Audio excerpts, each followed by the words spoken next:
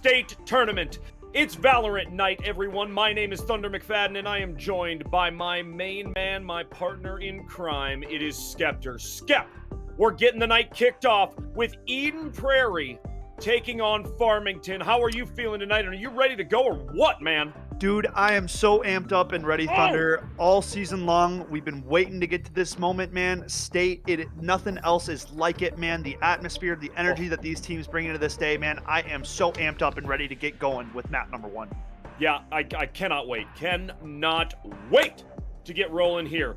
And it's going to be Ascent. We were just talking about that. Yes, Eden sir. Prairie Valorant Black taking on Farmington on Ascent. Folks, thank you all so much for being here. It's going to be an amazing Friday night of Valorant in our Minnesota Varsity League State Tournament. We're getting it kicked off. 16 teams will start off. Everything is best of 1 until we get to the finals, where we'll be a best of 3. Oh, cannot wait to get going here tonight, Skep. Oh, man, I'm so excited. Oh. Yeah, man, 16 of the top Valorant teams across the state, right? We went through the entire regular season. All these teams battled it out for these spots, and now, I mean, here we are, kicking it off with Eden Prairie and Farmington. 2 teams boasting some good records throughout the regular season, Thunder. I mean, Eden Prairie has that 6-2 record, and Farmington with a 5-2, right? The only difference is Farmington had a bye win. So, frankly, these 2 teams are identical, coming in at the number 8 seed for Eden Prairie and number 9 seed for Farmington. I mean, this is really anybody's game. Both these teams working through the pick ban. We're on Ascent, right? We've seen this map throughout the regular season all the time. I think it's probably our most played map, if I'm being honest, throughout Valorant. So I would say so. I'd agree with you. I think, yeah, I'd say both these teams are comfortable, and we should have a really close matchup in our first match of the day here. Yeah, very excited for it. Very excited to see exactly what these teams are bringing to the table here. Now, on Ascent, you mentioned, it is probably our most popular map here at MNVL, right? Very, just kind of a great equalizer of maps out there. For sure. So excited to get onto it. But again, as I mentioned before, the one and done, right? There is no losers bracket. There is no second chance. There's no nothing, right? So how, for you, I mean, you know, what are your thoughts on this, Skep? I think that it's going to make the pistol rounds a whole lot more important. And I think that it is going to make, we always talk about economy, but really focusing on economy through the mid and latter part of each half, that's going to be key for me. Surely, dude. I agree with you, Thunder. You know, we're already playing such a, Valorant is already such a punishing game when you make mistakes. And to top it off, we're adding in the fact that we're playing best of 1s throughout this tournament until finals. So, yes, there are so many things that could honestly cost you your chances at a state tournament, right? Just a few key rounds lost could mean your team ends up not advancing, not moving any further, right? Whether it's the economy falling short and not being able to keep up the rifle buys with the other team, or whether it's just simply losing out on those pistol rounds. Like you said, I mean, you know, winning that pistol round almost guarantees a translation into that next round, right? Like it's like a 2-for-1 special when you win those pistol rounds. So these teams got to have game plans coming in on the attack side from the get-go on these pistols. I'm looking for some play calling. I'm looking for none of that static stuff that we were running into in that regular season, right? It's going to be on which one of these teams can adapt every single round and come at it with a fresh look, right, Thunder? That's what I'm looking for today. So most certainly. Yeah, Farmington going to have to show us up with this attack side. I mean, I believe they're starting on attack, so going to be on them to really lead the tempo of this game. It is definitely. And, you know, Ascent is one of those that if you are attackers and you get out to a good run to start, it can be really demoralizing for a defending team. Yeah. You know what I mean? So I think that is going to be key. I also think, you know, you were mentioning it in there, right? As far as 1 or 2 rounds really can make a difference in not only your team's chances, but really the trajectory of the game, right? Yeah. You know, 1 or 2 lost rounds. Back in the day, the meta was that, you know, you could kind of get away with, you know, losing a round or 2 here. You could still get some Vandals and some Phantoms moving forward. Now that economy has kind of evened out, it's harder to be getting those weapons consistently. So players, in a lot of ways, have gotten more aggressive. You're seeing Vandals in the second round, right? You're seeing Vandals in the second round, a protected Vandal in the second round, where you've got 2 players right there, and if one goes down, the other one's picking it up. Right. I mean, what kind of No, move is yeah, that, right? I mean, these are big brain moves and dude. big brain plays that people are coming up with, and it's going to take some of that type of action to really be successful in this state tournament. That right there, Thunder, is some Russian World War II strategy, if you ask me. I mean, the Russians back in World War II legit used to not have the weaponry for the amount of guys that they had. So they would send in one guy with a rifle and one guy behind him holding his ammunition. Yep. So if he goes down, he picks up that rifle. I mean, Yep. it's little things like that that can be difference makers in this Hmm. game. I mean, I'm so excited to get into it.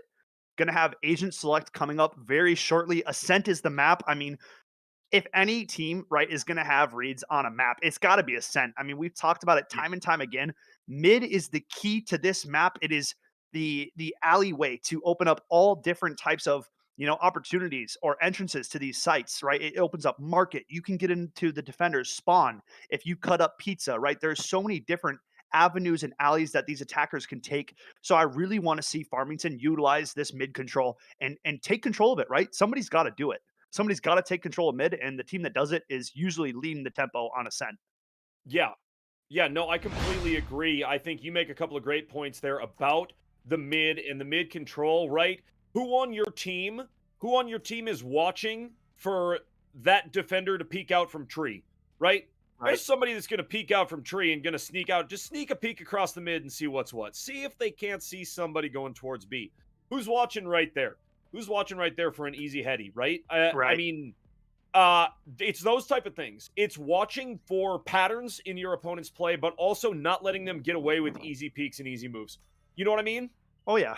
No, I agree with you, Thunder. I mean, I like the Sova coming out for the attackers, right? That is one of these agents that provides that ability to go out and get that information without necessarily peeking out and putting your own lives Choose your at risk, agent. right? So Sova, a very key pick on Ascent. Both teams locking it in. Not surprising whatsoever. So it's going to be on Death to really kind of find where these defenders are playing in these early rounds. I want to see him using that drone, using that utility with the dart, right? Finding where these defenders are, and then Farmington working as a team to take out the early defenders, right? That's really what I'd like to see from the Farmington attack side. But loading into game now, Thunder. Today is the day that these squads have been looking forward to for so long, and I am so ecstatic to be here right now, Thunder. Let's get it going. Yeah, let's get after it. Man, I cannot wait. It is State Valorant here at Minnesota Varsity League. Folks, thank you so much for being here. What an unbelievable weekend. This right here is our first ever state tournament in Valorant. And man, I hope it is not the last one. I hope there are many more to come. This has been an amazing esport to add to our rep. What a popular game. Skep, you and I love playing it. You know, Oh, yeah, you and I dude. get on the maps. We get on the maps. Very true, man. Woo! You and I have put in just about the same amount of gameplay as Call of Duty, right? So that's, I Yeah. mean, a lot of time on these maps. A lot and then some. Yep. Farmington opting for an A attack. No noise has been given. Kavoy has no idea what is waiting for him around this corner. An early peek comes out, Reina jiggles, and the dash away from Kavoy to safety. I like it. Yeah, a nice move there from Kavoy. That's classic Jet. Ooh, getting the intel and then dashing away. Yeah, Farmington approaching slowly now, and this full rotate coming in right now for Eden Prairie. Farmington opt to take the site. Going to be thrust into a 5v5 retake. So it's going to be on Farmington to find these opening picks now, right? They're playing post plant. Eden Prairie's got to walk into them. How will Farmington start this? And Oof, Kavoy's Karushko gonna go takes down. out the first. Ooh, and the flank kill from Aveli. And that's trouble. Swinging out, meets death. Up close, 2v3 now. Last player And standing. Eden Prairie members are dropping like flies. Helix Black takes one back though. Now, left in a 1v2. Concealment. Smokes off main, has one player to deal with on site. Oh, Gets no. chipped low and gets flanked. Round number 1 going the way of Farmington. And hey, man, like that pistol round, you know? Slow, methodical, moved up as a unit, forced that jet to dash away, and then move out and take site, Thunder. Yeah, really great work. I mean, listen, Helix was out there doing work. You know, Helix was trying, doing the best thing that he could. But at the end of the day, a very stout attack, and then just ready for the retake, ready for anything that they were bringing. And so, a great initial pistol round for this attacking squad. I love it. Yeah, and now Farmington looking at the complete opposite site. That dart is going to spot out some members. They take care of it quickly, but surely Eden Prairie knows that these Farmington players are loaded up right behind B main here, and the rotate's already coming in. 3 defenders move through CT, closing in on Market now, and Farmington slow to the approach. Another dart rings out again. Aries finds first blood though. T-Nell trades one out. 4v4. Nice shots from Carusto. Picks up another on the CT shot. This Jet is on a mad one. And Kavoy left with all to do, and it's not going to happen. A 2-0 lead, the way of Farmington. And dude, the slow approach is working right now for these attackers. Yeah, it certainly is. I like everything that they're doing. They're swinging well, and they're swinging together, right? Ready for trades, but they don't need to trade because they're just so quick on the trigger. They're so good. I mean, listen, that Jet, hold on. What is the, Carusto? Oh, man, what just a nice little clinic and crosshair placement there. Woo! Yeah. Loving to see that. That was fantastic. Thunder, these defenders now have rifles. This is that weird round where, you know, if you won the first 2, you're looking to save your money, save your creds, and you're sticking with those Spectres. However, on the opposing side, a full rifle buy coming in for these defenders. This surely has to be a round that Eden Prairie do some damage on, or take it at least, man. This is a round that you got to win, though, if you're on the defending side. Yeah, definitely. I mean, if you're on the attacking side, you don't want to give up the Spectres too early, especially with how well they've been playing. You know what I mean? So T-Nell lines up 2 headshots to start this round off. Aries peeks to Market, and they can't find anything. Farmington down to 1 member, just like that, and it's a flawless round. Oh, wow, it is. Oh, wow, it is. You know, we see this time and time again in MNVL, but we also see it in the pros too, right? Teams that will so often go down 2 pistol rounds, and then all of a sudden, as soon as they get rifles, right? As soon as they get a handful of a Vandal or a Phantom, they're a different team. And look at Eden Prairie turning it around. Great stuff as soon as they get guns in their hands. And now this is going to be key. This right here is where Farmington either says, nah, we're coming like we were in the pistol rounds, and we're coming correct. We're ready to go. Or, I mean, EP can tie it up here, right? Great stuff. Right. Yeah, no, excellent play so far. Now, Farmington back outside this A site, and now the past 2 rounds, Jet getting picked off early. Kavoy tried to dash away and accidentally dashed forward. Going to get taken out by these attackers, and now all 5 players lined up at A main. Death peeks out early. No trade just yet. Eden Prairie stacked up on this A site now and waiting for the attack. As they slow walk out, Astra leads the charge, will get dropped. 2 at the switch, 1 goes down. Caruso to follow. And it's Pro Robo Ninja by himself at main, getting tagged up. Shade laying out some nice shots there. And now tucked at Wine. Sage by herself. This is going to be a tough round for Robo Ninja to pull back, Thunder. A 1v4. Yeah, it certainly is. And Shade right there almost caught Bro Robo Ninja through the smoke.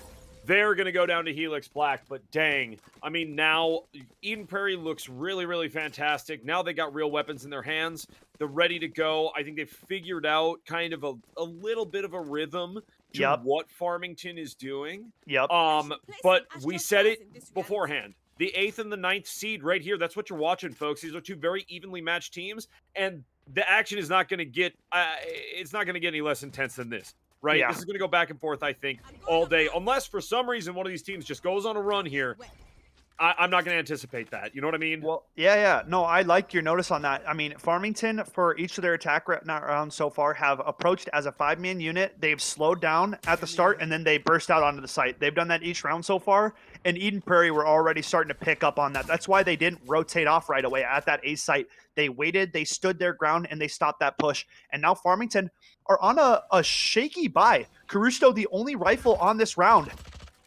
Peeks out early, does not find T-Nell. And all 5 players again from Farmington stacked up at B main, and they're just going to go. The attack starts out quickly. Caruso dashes into Boathouse.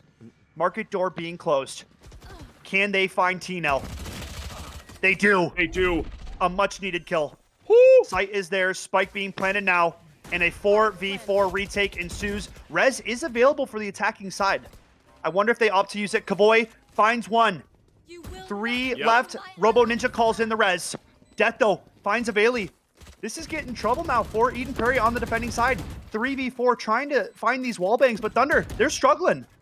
Yeah, they certainly are. I mean, look, Farmington has proven if they can get a site, they hold it really pretty well. But Kavoy, what is Huge that? shots! Kavoy dashes the backside, and that'll do it! Oh, The retake comes through, the 3v4 retake. I didn't think Eden Prairie had it in them. Those shots ring out for Helix Black. They find the heads, and they get the job done. Huge round going the way of Eden Prairie, and that's 3 unanswered now for Eden Prairie. And you see that finisher at the end. Wrap that present up. It's almost Christmas time, my nerds. Wowza. Wowza, wowza. That was fantastic stuff out of this defending squad at a disadvantage, too, at one point. You know, I mean, with the res coming in, the res getting called in on that Reyna, they were ready for it. They played patient. They got into it. Kavoy did a great job. Everybody on the team participating. And dang it, they take a lead. Nice work out of this EP squad. Yeah, dude, really, really nicely played. Well-timed retake. They waited for their squad to be with them. And, I mean, dude, you just can't say anything else than that. Eden Prairie, well played on the retake, getting the job done. That res was huge, too. I really thought Pro Robo Ninja and Farmington were going to pull that round. But it was not to be. Now, looking to answer back. And they have a little bit better of a buy here, Thunder. We got to remember that that was on a shaky, shaky buy. So, props to Farmington for making that round so close. Yeah, 100%. 100%. I think that's a valid point to make, and that's something I had forgotten because of the action in that particular round. But yeah, they rushed in with not much as far as weaponry and did a good job holding the site. They only had 1 rifle at the start of that round. If they keep that mentality, it's going to be good for them, right? That kind of go-get-'em mentality, right? I agree. W key. We talked about it. W key. Oh, no! Shade peeks out, finds the first, falls back. That's wall bangable. Farmington letting Shade hang out a little bit longer than expected there. And gets away scot-free. A nice opener for Shade, and now Eden Prairie with the man lead. Walled off. They peek market. They're not ready for T-Nell, who rings out for 3 in a row. Make it a 4K. T-Nell just went off from the market position. Gotta clear your corners, man. Gotta clear your corners right there. T-Nell goes unchecked, and he rings out for 4, Thunder. A massive round for the defenders. I mean... Listen, there are, on this map in particular, there are a couple of stanky little hiding spots. And T-Nell was in one of them. Oh, yeah. They're in market if you're not ready and you're not looking. I mean, market, or if you're across the hallway, or you're across the way, you're in pizza, and people aren't checking their corners. Oh, man, that Vandal is going to start ringing, and it sure did. Or did he have a Phantom? I think it was a Phantom. Was it a Phantom? Nonetheless, either rifle's going to get the job done right there. Yeah, either way, ripping it up. Yep, T-Nell, nasty shooting on the Phantom. 6 shots out of him, and Eden Prairie up 4-2 now. And Farmington thrown back onto this light buy, forced by Carusto, the only one with a Vandal. Pro Robo Ninja gets taken out for first blood. Shade holding it down on this catwalk position. Farmington's been having success with their group up rush attacks. And Shade, that was just nasty. Finds that heady and eliminates the target. Death now up next on the menu. Does he peek into this crosshair? Shade is holding it down, man. Knows where that head's going to be. Opts not to. Looking for a little bit of a dart lineup. I mean, I mentioned before the game, you know, who's gonna have the guts to go and peek? Oh no, gonna get taken. Death, nasty spot there. Catches Shade, not ready for it. Yep. And that's an aggressive peek. I mean, Farmington might even be able to punish off of that. Now it's a 3-on-4 scenario. They have 2 decent weapons coming into this site. Aries peeking out first. Gets dropped by Kavoy. Kavoy is going to farm them as they come through that smoke. 5-2, Eden Prairie in the lead. Kavoy, a fantastic effort. Man, that is great stuff. And they're in the middle, or right at the beginning of that round, we talked about it, the Reyna coming peeking out from tree and just taking out that jet so quickly. That jet was ready, or should have been ready. No way. No. The Reyna taking advantage, and there you go. 5-2 here for Eden Prairie, Valorant Black. I think they're playing fantastic, and if they continue on this trajectory, they're going to make it real hard on Farmington. Farmington, I think, just got to get aggressive. And as you say that, they are grouped up, and they are looking to take this A site fast. The Astro Wall comes in insta. But Farmington slow it down. They get slowed off by the Sage. They get smoked out, and they put the brakes on. Sage walking out top mid now, trying to get some info. Sova calling in the Hunter's Fury, and the attack comes out now. Farmington leading the charge. Aries trying to get over to switch to close that market door. Nice opening for Caruso. They find a second. Kavoy trades one out, but the defenders are dropping. Only 2 remain, a 4v2 for Farmington. And this could be a Farmington round now, Thunder. In a great spot to take it. Yeah. Death rings one out with a shock dart. Excellent utility in T-Nell. Maybe thinking about a save now. 1v4, and that was a great attack for Farmington. It really was great. Yeah, T-Nell doesn't necessarily have to save here, but, I mean, when you're talking about a 1v4, I'm probably out of there. Yeah, man, it's so hard to retake these sites on Ascent if you lose your team like that. I mean, such a Right. well-executed attack for Farmington. Thunder, you were just saying that you wanted them to get aggressive, come together, and that's just the game plan. It's Mina worked. calls in that Astro Wall, man, and they follow it up. It was excellent play for Farmington on this round. And that's and I think at the end of the day, right, you have to be smart about how aggressive you're going to play and when and why you're going to play aggressively, but when I look at this matchup, I have seen it now twice on the A site and once on the B site. Farmington getting aggressive, making quick moves, peaking as a unit, right? Doing your trades like you should, and getting onto site fast. When they do that, they're successful. That's what they got to do to keep it up, I'm telling you. Yep, I like it. And Farmington going right back to the scene of the crime. All 5 players waiting outside of this A site. And Eden Prairie are stacked over towards B. They have 3 players over towards this B site. So if Farmington can get out on this A site early before these rotates come in, they might have a good chance at getting some kind of a stronghold or a foothold down on this round. But the slow take again, taking their time. And Sage is hearing all this up close. Surely going to get this wall off momentarily, and she does. And now Farmington have nothing left to do but to fall back to top mid.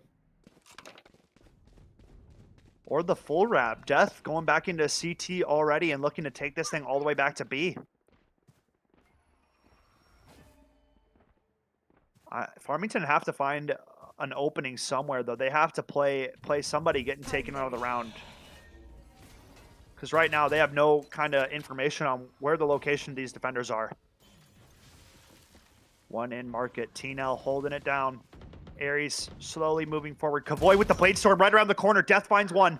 And Aries takes out Kavoy. The attackers are on to something here, Thunder. But Aveli with the trade out. 4v3 now. Eden Prairie picks up a res. And I like the chances for this retake for Eden Prairie. 4v3. All 3 players are stuck on site for Farmington. This surely is going to cause some trouble for the Farmington players. I think it is. Oh, boy. As the retake starts now, they're up close. Death had no idea. Kavoy finds the first, make it a 4v2. Both back sight. Mina takes out the first, gets traded. 1v3 now. Left with it all to do and not gonna happen. 6-3 scoreline. Eden Prairie with the bounce back round.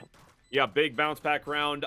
Look, when you have the site like that, and you've got 3 people on it, you can't think of it as being stuck there. You have to think of it as being like, no, I have the opportunity to cover every single angle, and they just didn't quite do it well enough. Yep. Right? Yep. I mean, it's not like they were, just like screwing around back there. They certainly weren't doing that.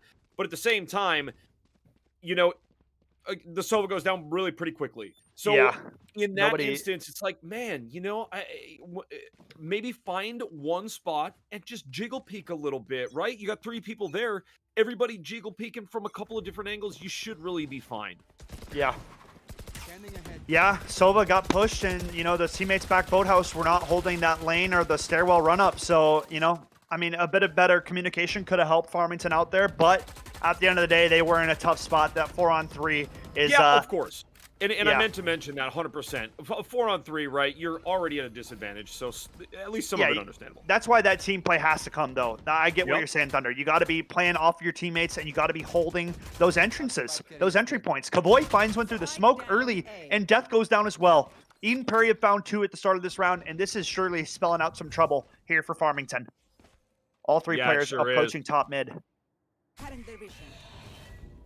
Nobody home waiting, but look at T-Nell, man. Such a sneaky player over here. Pushed up tiles, and he's waiting for him. Oh, nice find for Pro Robo Ninja. But T-Nell from the backline, they go for a res. T-Nell's just got to peek out from tiles, and he has so much damage, but he does it too late. Stop! How? The frags for Ares are ringing out right now. Such beautiful shots and making it a winnable round for Farmington. Yeah, you're 3 on actively 2 kidding now. me. You're actively kidding me with this. I thought Farmington was for sure down and out, but no. No. Now they have called in 2 ults, right? They have. They've rezzed, and Reyna is ready to go. Everybody's looking just fiery red. So it's a costly round in that way, but still, whoo, what an effort out of these players. Great stuff to turn it around. Helix Black peeking under, can't find it. Farmington with a robbery of a round. What a massive round to win, man.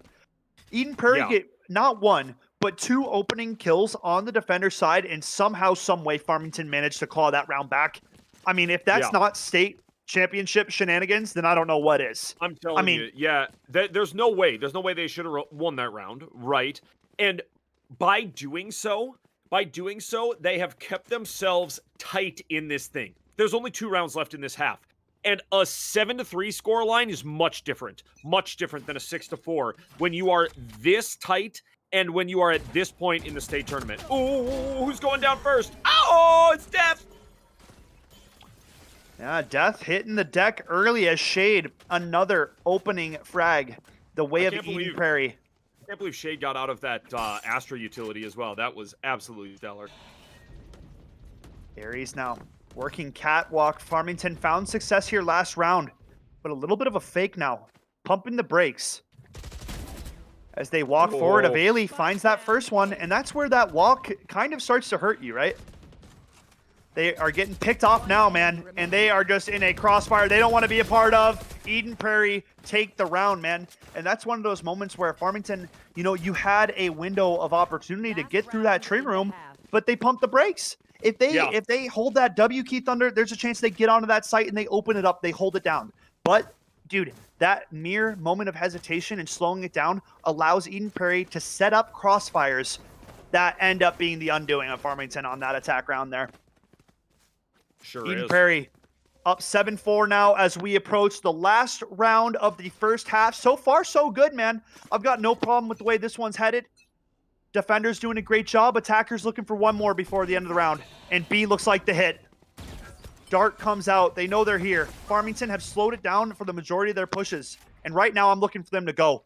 All 3 defenders rotating over now. They are on a time frame, and they are running out of time for this attack. All 5 Eden Prairie defenders are here now. And now they go. But they're in a stack, Thunder. They are running directly into a stack right now. And T-Nell through the wall. T-Nell, what was that wall bang, T-Nell? That's absolute nonsense. The anticipation, knowing how this squad was pushing in there. What? 1 at logs. Does he get found out? He does. Shade finds another 3v2 now. Astra walls are available on both sides. Mina calls in hers now. Let's see how they hold it down from backside. These guys got to peek out. They don't have the numbers, but again, opt in to play backside. Pro Robo Ninja alone, and it's not going to happen. An 8-4 half, the way of Eden Prairie, and what a great way to start out the state tournament. Yeah, they do a great job. Great job starting out on defense. They go 8-4 against this Farmington squad, which, you know, Farmington looked great in the pistol rounds, right? And had a couple other kind of, you know, flashes of brilliance here and there. So they're not out of this thing for sure. They know how, you know, they know what the stakes are, right? But I will say this, they have to be ready and they have to have very, very clear and precise comms for the rest of this game. Otherwise, Eden Prairie is going to take advantage of them. They are. Eden Prairie has, I think, a little bit hotter hand, and they got a little bit tighter crosshair placement. So, at this juncture, you got to play some extremely, extremely tight and physical defense. Yeah, I agree with you, Thunder. I mean, you know, both teams now are looking for this pistol round, and Farmington are in a need-to-win position, frankly. 4 rounds is definitely one where you're aiming for that pistol round, right? You need a couple rounds to kind of start chipping away at this lead that Eden Prairie have built up over here. Yep. It looks like an early fake out towards A. Drone comes out. Eden Prairie starting to move forward. Shade throws out the Lear, and they dash onto site. 1 at the generator gets traded out. Kavoy, nice shooting there. 4v4 now. Spike being planted at default. Kavoy gets tagged, but finds a head. 4 on 3 now. Door is broken. Kashuto Caruso on the flank, though, finds a Bailey, and now it's a 3-on-3, and this is winnable again for Farmington. Sure is. Pushing forward, they find one, Death finds another, and it's a 3-on-1 just like that. Farmington, what a retake, and they take the pistol round. They get right back into it, and again, that is essential for this squad, right? It's one and done here. We're not best of 3, it is one map, and that is it. Loser goes home. So guess what? For the side of Farmington right there, they do what they did in the first half. They take a good pistol round, right? Just rely on, again, placement, right? Agent placement, calms, and just slaying with the pistols. They do it, and they get themselves right back into this thing, because if Eden Prairie takes that on the attack, it's 9-4 and could very easily be a 10-4. And that right there is a hill you are not trying to climb. Right. No, I agree entirely. And that's why Farmington, man, a very much needed pistol round to claim, and they did exactly that. Now, they have to hold off this eco round 2. They cannot falter and give away a thrifty loss here. That would be just detrimental for this squad. Yeah, it would be pretty bad. It would not be a good situation. Oh, wow. Oh, Death. I like the shock dart lineup. Does not find any damage, though. Maybe a tiny chip onto that Sage, but other than that, I thought way more damage was going to ring out from those. You know, and I wonder if maybe you send the Owl drone first and then the shock darts, right? You know, I mean, at the end of the day, get the intel first and then send those shock darts so that you know that they're maybe going to do some damage. But either way, Death has got the lineups. I appreciate it. I am not a player who has lineups. Yeah, I think Death honestly just got unlucky, dude, because those looked good. I thought he was honestly going to insta-kill somebody. I think it was more on the unluck side, but because he heard all those footsteps, and they still haven't left Thunder. They're waiting outside this B site. We're only looking at 30 seconds on the round here, so this is going to have to be a very fast execute for these classics. Lining up the smokes now. Helix Black looking to pull the trigger, and Eden Prairie will approach B site just like that. Aries finds first blood at market, though. Make it 2. As he doubles down, Death finds 1. Aries on the 3K. Kavoy trades it out, though. 1v3. Won't be able to find it. It's 8-6. Farmington closing in on this Eden Prairie lead. Yeah, they are. Kavoy right there. I mean, man, the sensitivity on that mouse has got to be super low. It seemed like he had to flick about 3 times to actually get all the way around to get a look on the Sova. But either way, you're looking at this Farmington team getting themselves back into it. You know, it's something that you sometimes have to tell yourself when you get to the end of a half and you're down, right? If you're down 8-4, you kind of got to tell yourself, all right, that was the hard half, right? All right, we're done with the tough half. Let's get to the easy half. And that is the way that Farmington is playing right now, right? They're playing like, oh, all right, we got to the easy half. We're good. We got through the tough stuff. Now let's just handle business. Our drone coming out, and nobody is playing on site for Eden Prairie. Farmington have a free site right now. And they dash out just like that, getting that market door closed. Gotta watch this Heaven peek now. Helix Black finds first blood, and Farmington are off to it. Oh, not Farmington. I mean Eden Prairie. I'm so sorry. No, you're good. You're good. Mina finds 2 from Heaven. Beautiful shots out of her, though. Trying to make it a winnable round. 3v3 now on the retake. Farmington pushing out forward. Helix Black on a 3K, though. Uh-oh. Huge shots for Helix. Can't find the 4th. Aries 2v1 now. And Kavoy goes down. Farmington pull another round, Thunder. That is 3 unanswered in this second half, and we're looking at an 8-7 scoreline. It's 3 unanswered, Skep. But you got to look at each of the individual 3 that were unanswered, right? They have some where they're completely denying a plant. They have a retake right there under their belt. This squad has got to be feeling really, really good about the way they're playing, right? Oh, yeah. At this point, they're almost to the point of tying this puppy up, okay? And on top of that, they're playing extremely well. They're playing extremely calculated. I love what I'm seeing. I do. I agree with you entirely, Thunder, but I'm looking at the money right now, and this is looking like a tied matchup after this round, almost guaranteed. 2 sheriffs, 3 sheriffs, 1 classic, and a Spectre on the side of Eden Prairie, compared to Farmington's 5 rifles, Thunder. This is trouble for Eden Prairie, and we're almost guaranteed looking at an 8-8 scoreline, unless Eden Prairie make a miracle happen in this round. Yeah, I mean, Kavoy's got to get out and do some real jet things with this Blade Storm, I'll tell you that. You know, if you're in this position and you're in a thrifty round and you're deciding to use that ult, get in there and do some flashy jet stuff. Let's see it right there. Eden Into Prairie, the smokes. Why not? Right back to Boom. the A bomb site, and they are out. Kavoy up top. Jenny jumping into heaven. Gets one, but gets traded. 3v2 now on the retake. Death and Ares. And the fact that Eden Prairie put themselves in this close of a winnable round is props to them, man. This was a full eco going into this, and right now, they have an advantage in this round. Oh. Nice info out of Death. Oh! Trying to look for a wallbang, can't find it. Ares finds the first of the round. 2v2 on the retake, and Death jumps out. One left on the generator, can't find it. T-Nell with the Sheriff, and it's 1v1. Swings out backside Ares with the 4K, and he's gonna get the defuse at 8-8 round. You're telling me it's a right click to tie it. The Sova comes out with the Vandal, and no, it's Ares right there. Little right click out of the Classic, and that's that. Tied at 8. Wow. Wow. Dude, the Folks, are you watching this heroics. state Valorant? Are you watching the state tournament right now? You better tell your friends, because this is crazy. Wow. Dude, what an what- effort on Farmington, man. What a 4K from Ares Thunder, and 2 of them with the pistol. Crazy. He shot so many bullets with the Vandal, he didn't have time to reload, had to switch to the Classic, and still got the job done. Farmington are finding a way. Whatever it takes is the motto and mental right now on this squad. 4 rounds in a row, and we're all tied up at 8.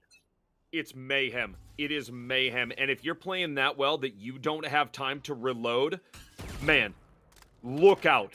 Look out, any opponent. Just look out now. I'm telling you. Wow. Death spotting out early attackers towards the B site, but Eden Prairie slow on really deciding on where they want to go. Playing that default round, fanning out and looking for some early picks. As these Jets might cross paths here. Karushto potentially peeks into Kavoy off this. We'll see. Playing off of the smoke now. How many times have we seen these Jets go face-to-face, right? I mean, one of them has killed the other one like probably 6 or 7 times. It's been pretty crazy, actually. Yeah. Yeah, I mean, the duelists are doing their job, man. They have been looking for these opening first bloods all game long on both sides of the table. So, and look at Helix Black snuck out in a tree, and he finds Karushto like that. What Very, a very timing and a sneaky. play. And just like that, all the Eden Prairie players rotating back over to this A site, but immediately calling a stop, and they know this B bomb site's open. What has Helix Black done this round? All 4 Farmington defenders are over here at A. Nobody's at B. Eden Prairie can get out on site for free right now, Thunder. Oh, now And you they see do the just that. rotation, but boy. Oh, no, the spike isn't there. Oh, the defenders are going to get to it. Oh, but wall goes up and everything. Oh, yeah, look at that utility usage. They are going to be on site shortly, and that Sova's going to plant that thing. Yep. and Nice Kavoy's got work such a out of nice this EP angle with this squad. operator, Thunder. Look at this. Sees the head of one. Peeks out. Finds the first. Kavoy now looking for more. Finds the second. And he's got a shooting gallery in front of him. Can't find the third, but it's Mina left with it all to do a 1v5, and that isn't favoring anybody in that scenario. Eden Prairie, a much, much needed round to find. Yeah. You know, I don't know if they intended to have that type of like fake happen. It seemed like maybe, but what an unbelievable fake it was out of Helix Black, right? Yeah. I mean, Helix Black, that fake made all the difference in the world. It was a free site on the beat. They didn't know it quite, but once they figured it out, then they were just there, and the retake was way, way, way, way too tough to execute. Oh, fantastic. Shade, nice opener. Yeah, great opener. And the drone to follow up as these attackers are moving forward hastily. Pushing out now. Shade with the Lear. Lots of util coming out, and Karushto finds one through the smoke. Kavoy trades it out, though. Death now tucked in this cubby. They gotta clear him. Shots will not find their mark. T-Nell opens it up, and there's 2 defenders left. And I think Eden Prairie have found themselves round number 10 here, Thunder. Yeah, I think they have. Yep, they just, you know, they came in with much better firepower, you know. It makes a huge difference, obviously, in this game. But I think that this is okay for the side of Farmington. What, you know, I mean, what you have to do to get the... Oh, no! Helix. Ares didn't look right. Helix playing that dirty little corner there. Finds round number 10 for Eden Prairie. Now they're only 2 rounds away, Thunder, from I mean, getting to 12, right? That's the magic number that you're looking for. Yep. You're looking for 12. 12 means 13. So these attackers need to do whatever they can to find a couple more rounds. And I'm going to be honest, Thunder, I like the slow, methodical approach out of Eden Prairie's attacks.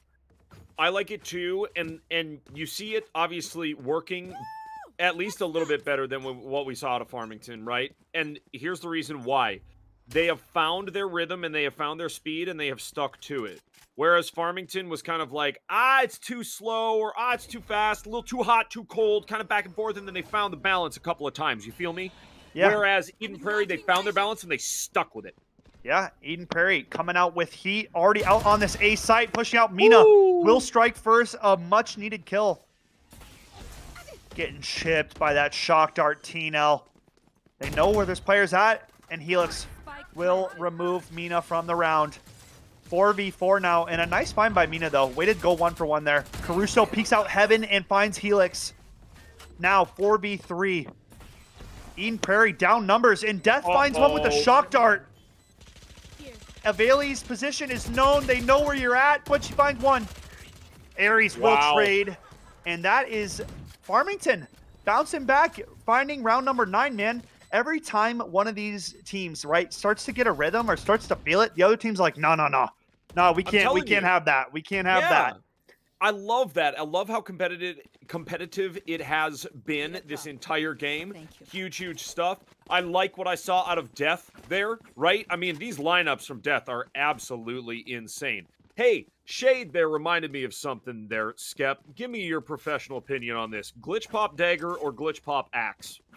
I'd say Glitch Pop Dagger over Glitch Pop Axe for sure. I just think there's a few axes in the game that look better than the Glitch Pop Axe, so if you're going to run an axe, make sure you're running something proper. I mean, the Prime Axe is sick, and I also think the Battle Pass Axe, the one that's like, you know, got the different chromas with it. Yeah. That one's pretty. The pink, the blue, the gold, pretty axe. It's like the firefighter axe. But hey, nothing wrong with the Glitch Pop Axe, right? If you want to rock it, you rock it, all right? This is your swagger, right? That's right. Doesn't matter what Skeptor thinks of your knife. Exactly. You got to rock what you want to rock. Do it to it.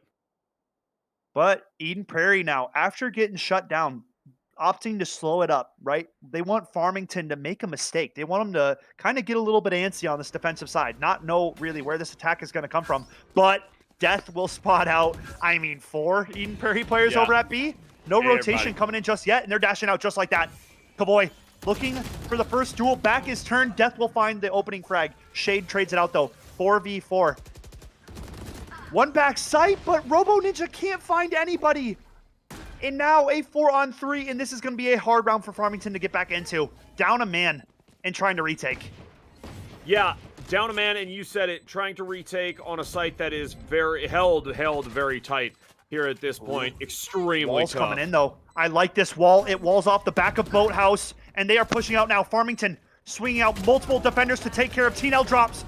Aveli goes down as well. Shade finds a 3K, but it is not enough. No, Shade rather finds the 3K for Eden Prairie, shutting down Farmington. That's right. Huge, man, huge. Yeah, no, it definitely was, and I forget who. I think it was maybe the Astra who was back in Boathouse there on the defense. That is, but I'm gonna give you a little bit of a hot take here, and that is on Ascent. I don't think Boathouse, if you're a defender, is the play. I don't think so. I don't think hanging out, especially in alongside that wall and just waiting for somebody, hoping that you can get that sneaky peek. No. You're giving the attackers too much of an advantage to let them get that far in on you. I think you got to be a little further out on the site, waiting, ready for a trade. Yep, no, I agree. I think it comes down to when these players keep playing back Boathouse, they're not peeking at all, and they're not holding the walkways, and that's just something you got to do if you're going to play back Boathouse. You got to help your teammates that are playing on site. But doesn't happen, and Eden Prairie find another round. And now, again, coming at a fast B take, Kavoy dashes out on the site immediately, looking for Pro Robo Ninja. In the same spot, Kavoy goes down. Yeah. Back turned again. Aries finds one. Death teams it up, and just like that, Eden Prairie are dropping like flies. 2v3. Mina finds another. 1v4 now. Aveli is getting ripped apart, and it's 11-10. Farmington adding another round to their tally. Wow. Yeah, great stuff. I mean, just the anticipation, right? Very, very clinical on the shooting. Great stuff I saw out of Farmington there. That's fantastic. And as I check the pocketbooks here, let's check the bank accounts. Yeah, man, the money is I'm strange. looking at yeah, but everybody's got full shields. Everybody's looking okay right here. This is basically do or die for either of these teams. Yep, right? This is such a key round right here, right now. Could decide which one of these teams will advance and continue in this tournament. This is a must-win round for both squads. And Caruso getting chipped low early. Kavoy finding a little shoulder, a chicken wing or something, and takes out a little bit of HP on the side of Caruso. Falling back towards tree now. And Eden Prairie completely hitting the brakes. No forward movement. I mean, playing a default across the map, switching it up, and I like to see it around like this. Yeah, keeping Farmington on their toes. Hustling back and forth over there. It seems like it's going to be a B hit, but who knows? You know, I think, and look, Helix Black over here on the A site. I like that. Walking I out, like not that. contested. It worked for him before. Yeah, this spot by Mina, too, is not going to see this. So, Helix now has timing, right? He can kill this Jet for free here if he peeks this. And he does it. And does. He does it. Helix, and now Mina is still on that site alone underneath. And Farmington have no idea what's going on. B site is free. Death is here by himself, and he is getting run down right now. Too many to deal with. Man, and that's 5 alive on Eden Prairie's side. Like, this is going to be a very hard round for Farmington to get back into. But this is match point if they don't. So it's do or die right here for Farmington. They got to check close. Helix waiting. The crossfire is in. Kavoy. But Pro Robo Ninja goes massive. Finds 2 huge kills. And now a 3-on-3 retake. There's still possibility for Farmington here. But you got to give up your position. The wall's there. You got to bang through it. Aveli, a much-needed kill, though, shutting down the start of this push. That bomb is ticking away, Thunder. They are running out of time. Mina swinging out the lane. Has to find something, goes down. And that's round 12 going the way of Eden Prairie. No more time for Pro Robo Ninja. Stuck. Just stuck. The utility. So good out of the Eden Prairie squad. It is the difference maker there. You see the wall go up. Something as simple as a sage wall gets overlooked all the time, but guess what? You have to shoot through it to get through. And guess what? It lets everybody know where you're at. Okay? Yeah. The rest of that utility as well coming in strong. Aveli, you said, I think it is. Aveli, big slow orb there at the very end. Just to stick it to him. Good stuff. What about Helix Black? This is 2 rounds now we've seen on the other side of the map, opening it up and almost single-handedly confusing this Farmington team. And frankly, they don't even know what's going on after Helix Black has gotten those 2 openers.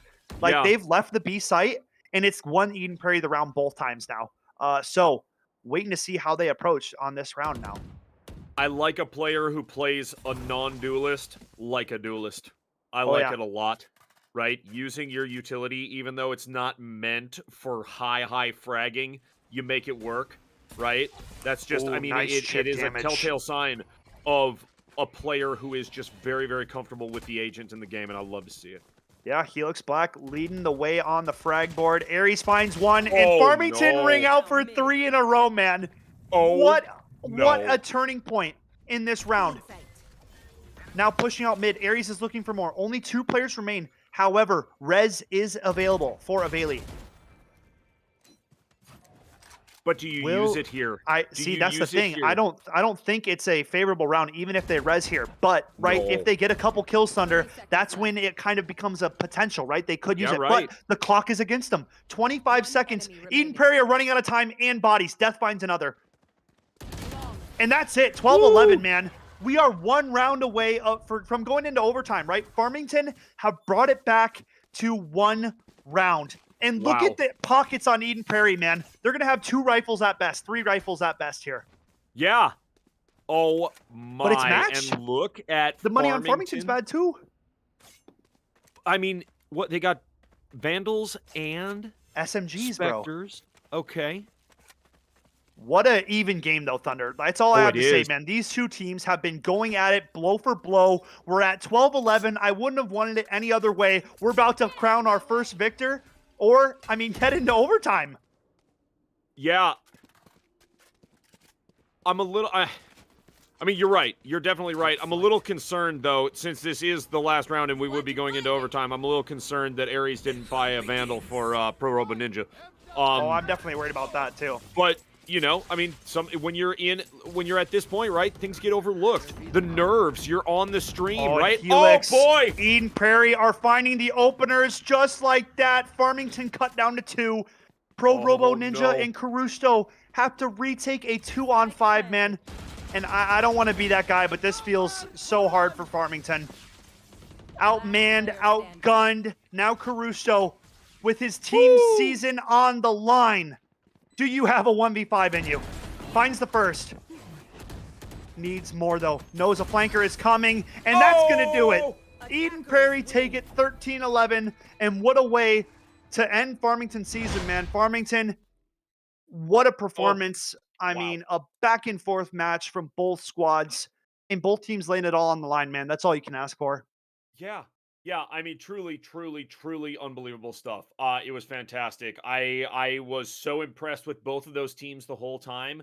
But at the end of the day, it's Eden Prairie coming out with a big dub, a couple of big brain plays. I mean, and when I say plays, I mean orchestrated across the map plays, right? Yeah. Sending Helix Black over to A when everybody else is at B and doing it multiple times, right? I mean, Helix Black, 23, what am I seeing? 23, 13, and 9 out of that Astra. And exceptional use of the utility as well. Using all of those orbs in the right way. I mean, what fantastic stuff out of EP to take a win in round number 1. It was amazing, Skep. Oh, yeah, man. Yeah. Yeah, man, I'm just happy that both teams had good positives to take away, right, man? Both teams showed up, they put in the work throughout the regular season, and that one, man, there's so many rounds where if we go back, so many key kills that make it a 1 kill, 2 kill round, right? Like both teams gave it their best look. I mean, hats off to Ares, was performing so well on that Farmington side. We saw so many multi-frag rounds, but unfortunately, I mean, they got so close, Thunder. They were 1 round away from OT, but it doesn't happen at the end. Eden Prairie just had a little bit better of an attacking side, right? I really felt like that was the difference maker, man. There were so many times where Eden Prairie just was a step ahead on that attack, and it ended up being the difference maker. Yep. Yeah, I mean, they only won by 2 rounds, right? That's just exactly how tight this matchup was. They win by 2 rounds, and those 2 rounds, you can't point to anything specific as to why they come out ahead that much, but there are a couple of things that certainly you could look at and you could work on, right? I know I mentioned it in that last round. When the rounds are 12-11, everybody's got to spend everything. Yeah, that's just the way it is. You're either going to overtime or it's done, right? So spend it all. Yeah, Spend it all. especially Get secondaries, man. right? I mean, get yourself some frenzies or some ghosts or something on the backside too, so that you are ready. So that you are ready for any circumstance. And there, you know, obviously some other plays in there that didn't go the way of Farmington, but a hard-fought battle to open up, folks, what is our state tournament of Valorant here at MNVL. An opening round, GG's to both of these players, but an opening round well played, and Eden Prairie will advance. Folks, we will be back in a few minutes. Stay tuned.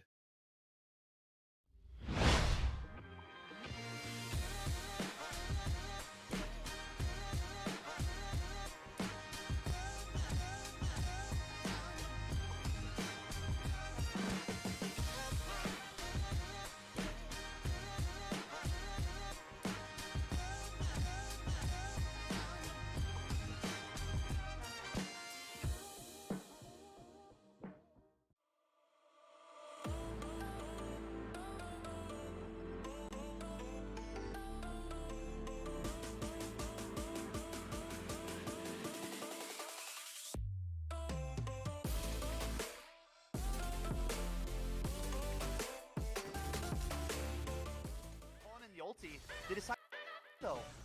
Apple Valley doesn't know rip off by the Aria on 1, and now Rosemount. 3 Xers left. Aria peeks back. Nice jump up top. Out the foot on the stage, but I don't that peeks out. Gets dropped by Reyna. And the nice blind jumping away. Buys another. Gets it. Ow! Reyna's starting to fall back now. Waiting for the side. That will They can. Do you have an idea that they are there? Ding, split Reyna. Right above. Brimstone, Brimstone up. pick it up Oh, first. Bud takes Cookie. gets the first. Nice shot. Keep And on. Kavoy now. Kavoy. Great shot at this point. Silva moves up. Will catch the angle.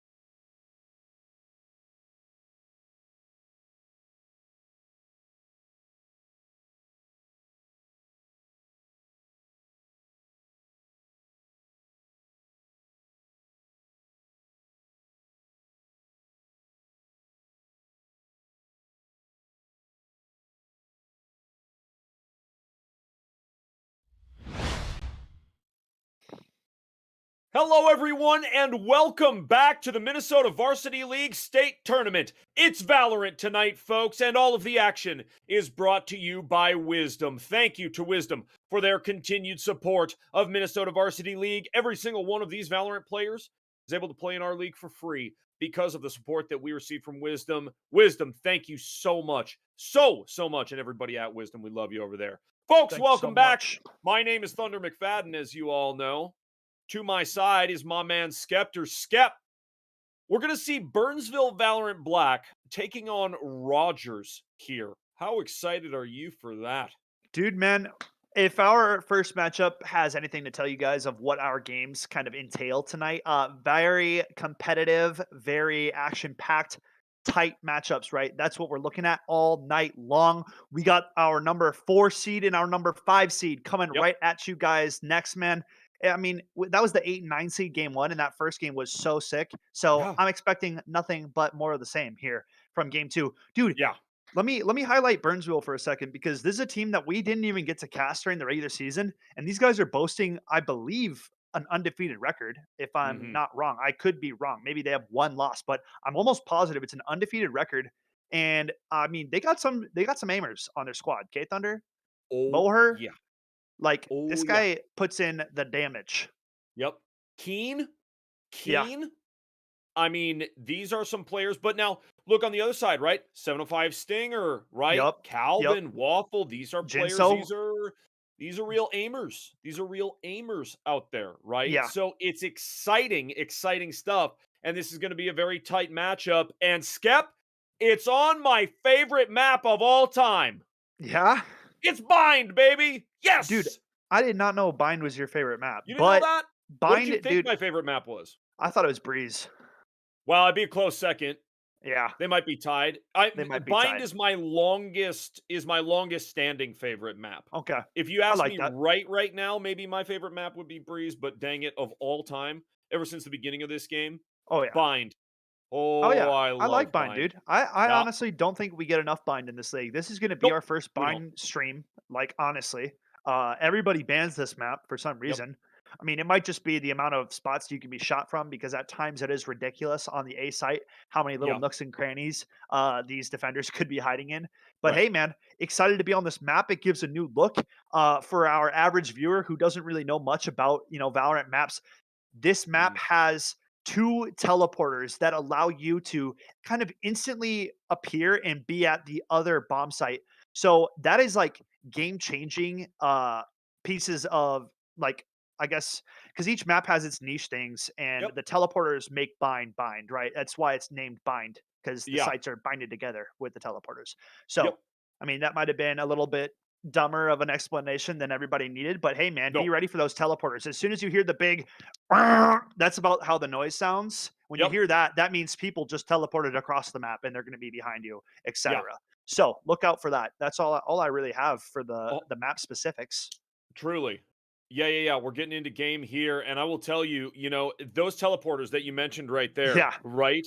The TPs are so crucial in this game. You can fake through the TP, you can make major Yep. moves through the TP, or you can do my favorite thing of all time, which is the double rotation. I think on Yeah. Bind is maybe where it was developed, but the double rotation, take a teleporter and then swing back to the other site, right? Yeah. I mean, if you're popping yourself out into hookah and nobody's there, take a look around. If you're taking that main teleporter, right? There you can very easily loop back from that long teleporter around, hit A right away, or go all the way back to B, whatever it might be. There are a lot of opportunities on this map. I like to see Waffle on that Astra. Now, will our opposing squad here, will Burnsville take themselves an Astra or somebody else as well for the additional smokes? Because you mentioned, Skep, it's key on that A site here with Bind. It's Mhm. key to make sure you got enough smokes and enough utility so that defenders are not just looking at you from four angles at once, Right. right? Heaven Yeah. on the A site, ooh, you can do some damage from up there if you're looking the right Select direction. your agent. Yeah, You I feel mean, me? Burnsville, I do feel you. Burnsville's hovering the Viper and the Omen right now, so they're going to have smokes covered and then some on this squad. As JT's Cartafel locks in that Omen, we got Oh, we got the Harem Jet as on well, the yeah. Viper. I mean, these are two different compositions for sure. But at the end of the day, they got your basic two duelists. They got your initiator in the Sovas on both sides. The Yeah. only real difference is one team's got a hardcore Sentinel, and the other team's got like the Viper, which is your hybrid smoke / controller. So And excited to get into it. Burnsville on the attack side, Rogers holding it down on the defense. This is if surely I'm going to being be some honest, fireworks. I like that difference in between these two teams because, right, you see Calvin here on the KJ. You have got, and who is it on the Viper? It is Harem, right? Yep. Okay, so you got Harem over there on the Viper. On this particular map, I love a Viper on attack. I love a Killjoy on defense. So I think those two players, as far as their utility, going to be pivotal here. Going to be pivotal, I will say. But again, it's going to come down to where is the best utility placed and who's getting onto site and maintaining the site. This map, it can be really, really hard to retake. It can be really, really hard to hold a site, though, too, after you planted, Skip. Yeah, man, I agree. We're going to see how Burnsville approaches as the smokes come onto the A site right off the get-go. But Burnsville not taking any unneeded steps forward. 2 players approach the Showers position now. And like that, Rogers already thinking about one of their players rotating, but Killjoy just opts to go up to heaven. Keen starts the drone up. Jinso waits in short. One of the star players on this Rogers squad. Jinso is lining up the paint shells. Moher drops onto site right away. And the Burnsville attack commences. Moher finding first blood. Onto Waffle, and the plant is going down. Jinso finds JT and picks up Harem as well from the Showers position. Falling back, Calvin finds one as well. 705 Stinger pushing up, but Keen, a much needed kill, now in a 1v2. And goes down. What a pistol round win for the side of Rogers. That was nuts. So much action there in U-Haul and just around the truck. Man, I love it. I love it. And again, I keep mentioning, I'm so glad we're on this map. I'm so glad we're seeing this because this is the type of action that that Bind provides, right? That's it. What a great effort out of these defenders to go ahead and retake, get that defuse, and take that opening pistol round. Looking fantastic. Did anybody buy a Vandal? Did anybody get ridiculous and buy a Vandal? No, but they got a ton of Spectres. I like the buy up. I do. Yeah. But they got that plant, man. So, you know, they can force up. They sure can. But you want to watch out then in that third round. Are you going in with a bunch of Spectres and everybody else going to have Vandals and Phantoms? Right. Very true. That is something that, you know, they're going to have to think about once they... First, they got to secure this second round, right? You run into some trouble if these classics find a way to sneak onto a site and get a plant and get a couple of Spectres in their hands. So it's going to be on Rogers to make sure that they kind of do it pretty flawlessly, right? You don't want to lose too many guns either. So 705 Stinger going to be up to the task first as Burnsville slowly walking into Hookah. He catches the head, though. Swings out and sprays, but doesn't find him. JT with the jumping shots finds first blood. But Keen goes down. Quan is a stinker now, playing this elbow position and sends in the drone. Nice smoke off for elbow. Moher's Sheriff going to be spotted. Walking forward, might have a timing. Quan is a stinker, back's turned. Some damage is done, but nothing else. Calvin finds JT. Oh, nice shots for Jinso. And that is that. Rogers clean him up. But props to Burnsville for getting that plant down. Yeah, I mean, definitely props to Burnsville. They get on site. They do nice work of it. And I was a little worried after they took down that Reyna right away there in Hookah, you know? I mean, that is the last thing you want to see if you're a 705 Stinger, is you see 2 people come with pistols and you're not able to take one of them out, right? Yeah. I mean, again, not necessarily a mistake, just you're getting overwhelmed. And at that point, looking maybe a little bit rough, but you still got 4 people left with the Spectres. They all do their work, and yeah, Rogers up 2-zip, and they're looking fantastic, man. They are up against a full set of rifles on this Burnsville side now, so a round that should be going in the way of Burnsville's favor, but it's going to be on them to execute, right? I mean, it's not a freebie. It's not a gimme, right? Those Spectres can still do some damage if they go unchecked. It's just on Burnsville to find these opening duels at a longer range since they have these rifles available to them. So we'll see how they approach. And also think about, too, the amount of utility that does damage out there, right? You got shock darts. You got boom bots. You got paint shells. You've got all kinds of stuff. You've got, I mean, Viper, right? You got some snake bites out there. Right? So you have got all kinds of stuff at your fingertips. Taken out. Jinso finds 2 early frags. Massive. Calvin gets traded by Moher. Swinging out backside. Finds another. Nice shots out of Moher. And now a 3-on-2 for Burnsville. This is surely a round they have to capitalize on, Thunder. Yeah, they do not want to lose this one. Not at all. You lose a bunch of weapons. And probably just a lot of your mentals if you go down at that point, right? You know, that's a concerning loss. So 705 this will be Stinger big. creeping up. Does he catch him? He does. 705 Stinger is on a mad one right now. This Reyna is doing some nasty stuff. Gets blinded up now in a 1v2. They got a lot ahead of them right now as this Reyna peeks out. Oh. Can't find Moher. It's a 4K to the Jet, and Burnsville secure their first round of the game.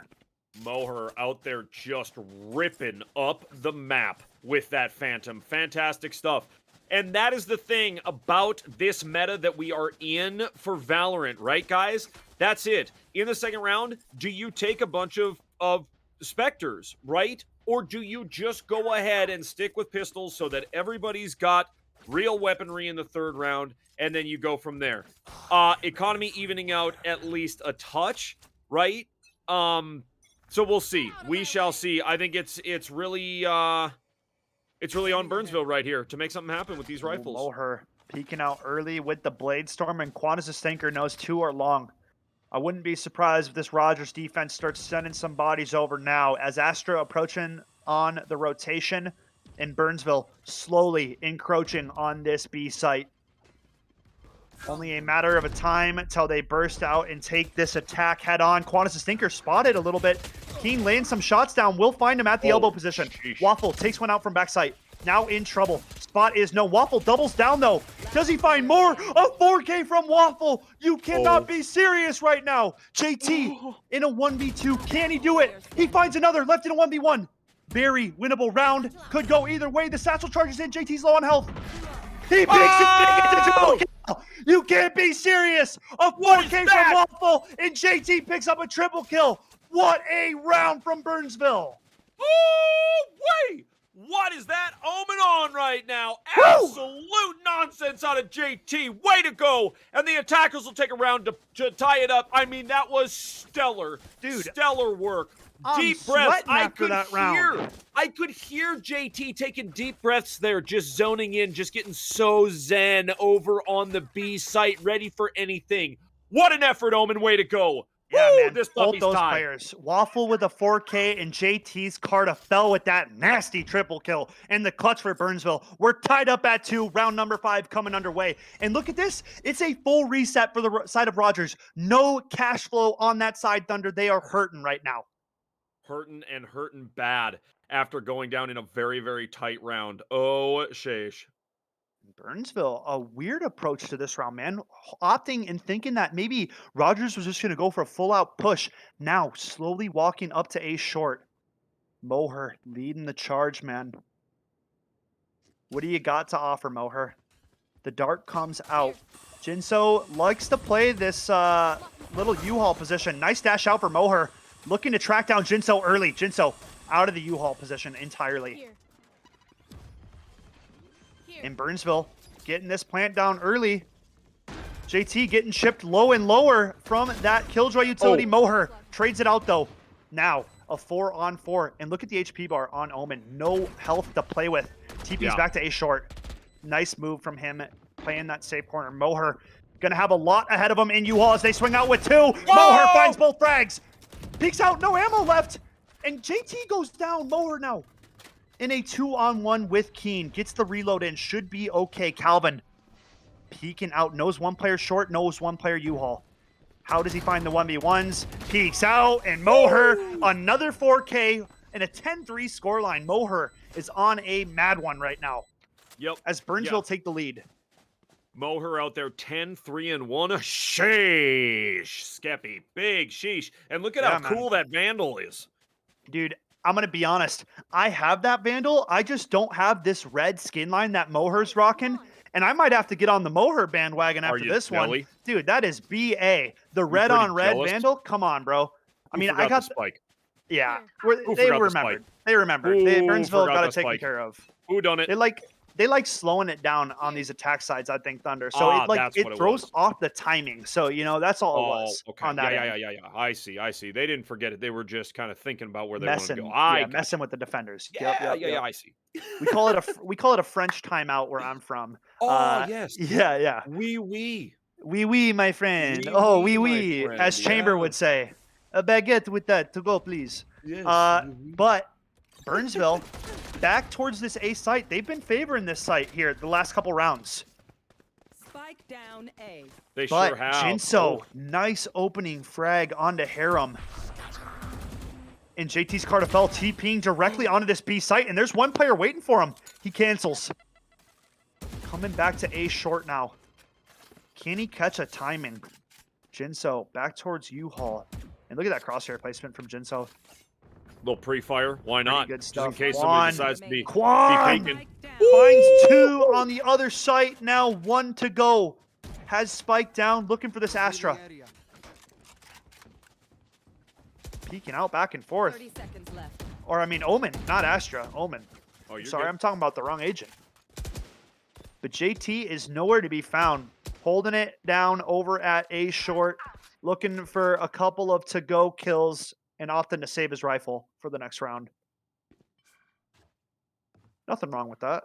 No, 10 not at seconds all. left. No. I would, if I was in the same position, I'd do the same thing. Definitely.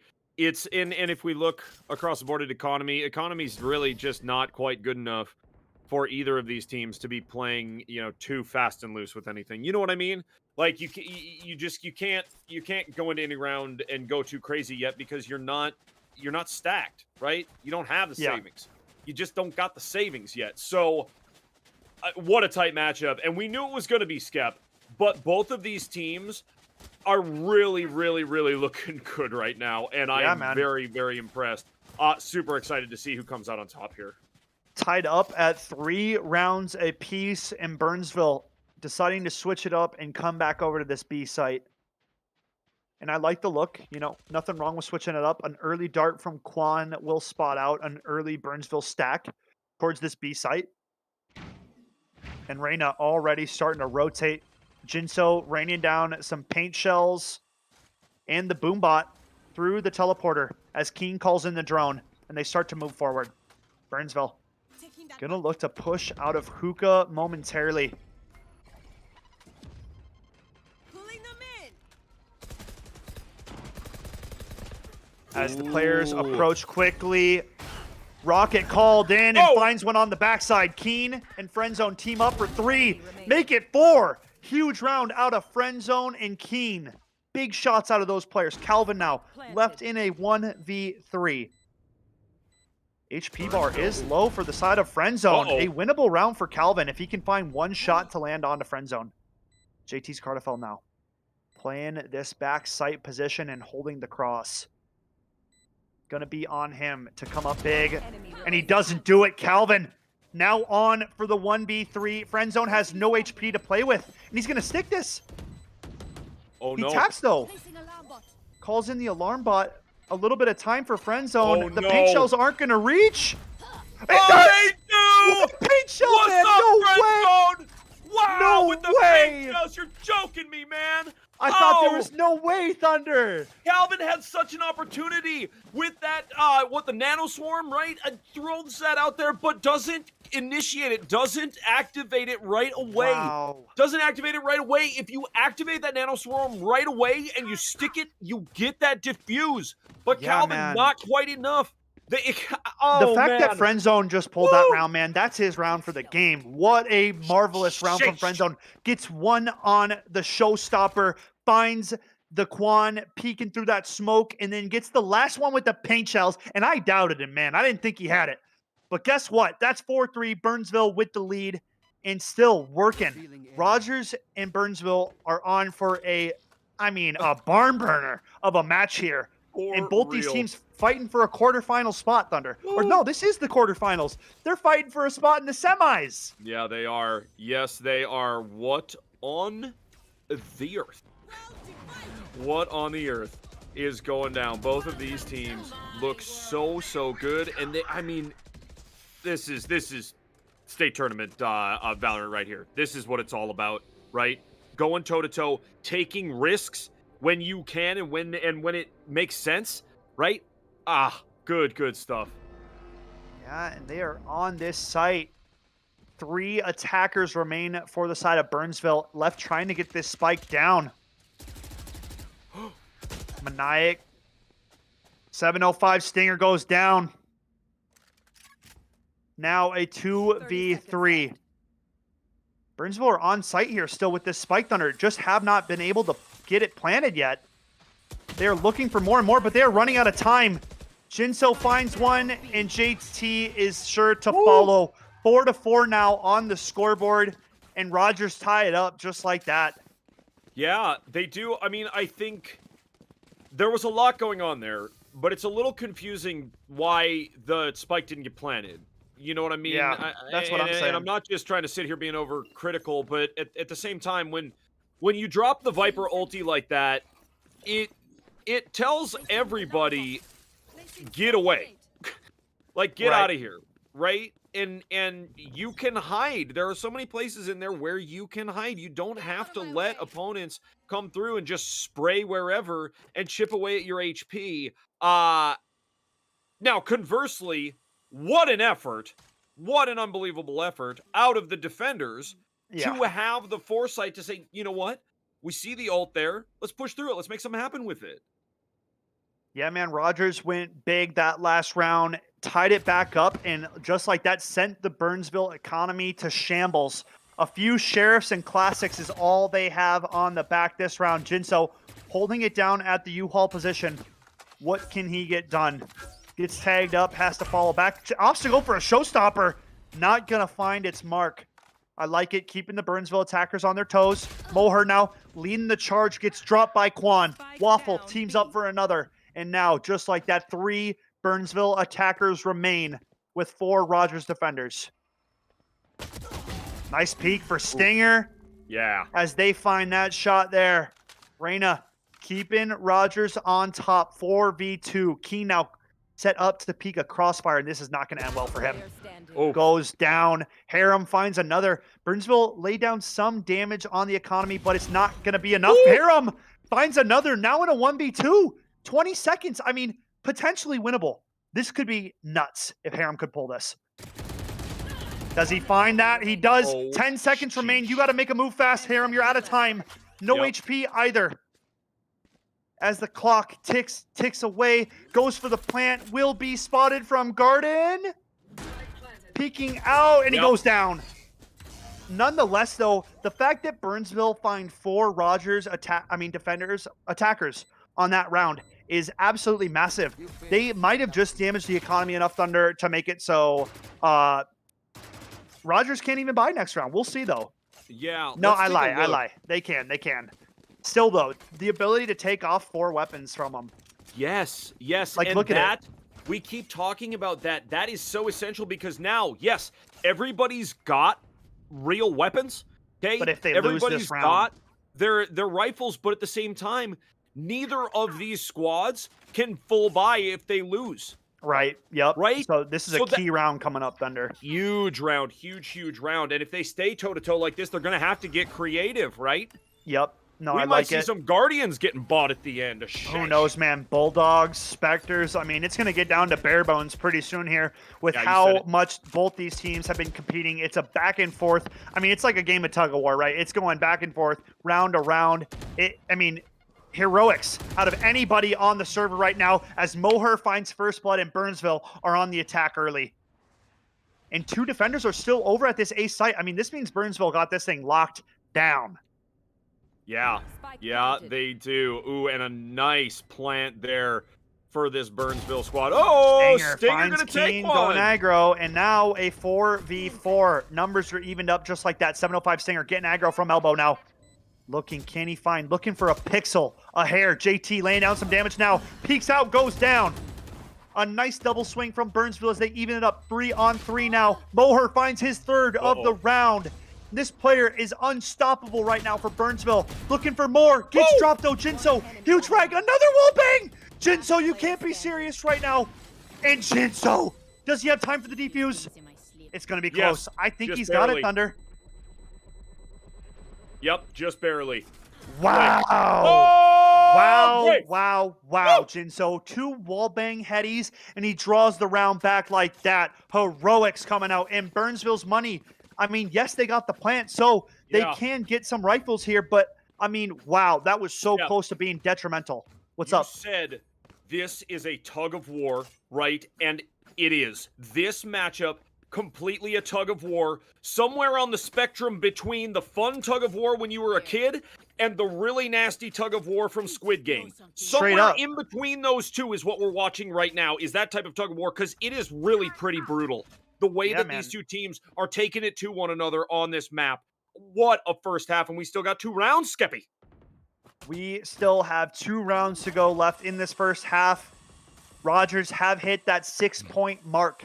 So it's on Burnsville now. Are we going to have a tied up half? Are we going to go with that 6-6 into the next half? Or will we end with something favoring this Rogers squad? Burnsville approaching this B site early. They ping one out. Paint shells rain in, but don't find the damage. Waffle picks one up early, and Moher is on top of the site again, goes down. Oh! Quad is a stinker! Quad! Finding so many shots. Harem picks up for 2, though. Now a 2v3. Harem and JT have to go massive if they want to win this round for the side of Burnsville. Oof. Harem, though, Quan is a keeping it stinker. winnable with that 2-piece. Yeah, Quan is a stinker, just being a stinker, big time. Ooh! Yeah, those shots were huge from Quan. Harem getting aggro, going forward, Oh! gets dropped by Stinger. JT now left in a 1v3, dancing around the site, finds the first, can't find any more. Goes down, and that is Rogers putting up point number 7 on the scoreboard. That is beautiful stuff. Jinso sitting on a 14-6-2 right now. What a raise out there, just finding the frags all the way across the map. It's 7-4, folks. Rogers up on the defense. I like what I am seeing out of the Rogers side. And if you are Burnsville right now, if you're Burnsville, you want to do everything that you can to take one more off of these folks, right? 8-4 versus, 7-5. Big difference here. So if you're Burnsville, calculated attack. Very, very patient. Not too patient, but patient enough is key. Yeah, man, Burnsville, they have been favoring this B side. And now look at this. Rogers stacking that 3rd member over here. But Reyna opting for that early rotate. I like the original look from 705 Stinger, but not hanging out for long enough as this drone is going to be popped in. And now Rogers going to realize that these Burnsville players are right back to the scene of the crime as they were last round. Waffle getting pinged out by that Sova dart. Moher jumping up on top of the site and looking to lay down that damage. They know Quan is a stinker plays here, and they finally get that guy traded out. 3-on-3 now. Retake for Rogers. Jinso finds one early from Hookah and gets another with the paint shells, and now is the showstopper out. Keen left in a 1-on-2 and gets dropped. An 8-4 half the way of Rogers, and Nano Man Jinso having some disgusting rounds at the end there. Talk about disgusting. I mean, oh, wow, Jinso. How on earth, with that heady, followed up by the paint shells, taking another one off of these attackers, or rather the attackers last round. I mean, wow. Wow, Yeah. wow, what a half for Rogers, and now they are on the attack, so it is going to be key that they come out with that tenacity that they showed in the first half, right? Couple of pistol rounds right now would feel super, super sweet if you were the side of Rogers, I'm telling you. Yeah, man. I mean, if Rogers could secure a pistol this round, I mean, they could end up putting the nail from that, right? Like, you're looking at maybe round 10, right? If you win these next 2 rounds. So it is on Burnsville to hold them off on this defense. Can they do it? Rogers approaching this A site very, very quickly. And Moher will find the first of the round, but 2 ring out the way of Rogers. Moher with the 3K now, 2v2, JT and Harem against Waffle and Calvin. Harem peeks out and gets tagged up, knows the location of both players. And now look at JT sneaking up on this Showers flank. Will they be able to read this? He's starting to walk up now, getting ready to peek out. Yeah. Harem finds one with the snake bite, and now Calvin left in U-Haul. Has some utility down on that spike. So, gonna pop it early. Full swarm grenades used. Now sneaking up the back of U-Haul. Are they ready for this? I don't think so. The shots are going through. It's half, And Calvin finds them. It's halved. Harem gets on it. Instantly swings out. Goes down. What a clutch for Calvin. What a clutch. Real. Wow, Calvin. Killing it out there. Great stuff. And look at that floor gun that Calvin found. That's a pretty little number right there. I like that ghost. Calvin picks up that ghost, does big work with it to take the round for Rogers. They are up 9-4. I'm loving what I'm seeing out of Rogers right now. And did they all buy Spectres? They sure did. Yep. Sometimes in man. this position, I like the call for everybody to save except for one person. Your best shooter gets a vandal. Hey, man, that's nasty. That's spicy stuff. I know it's a spicy take. I'll tell you.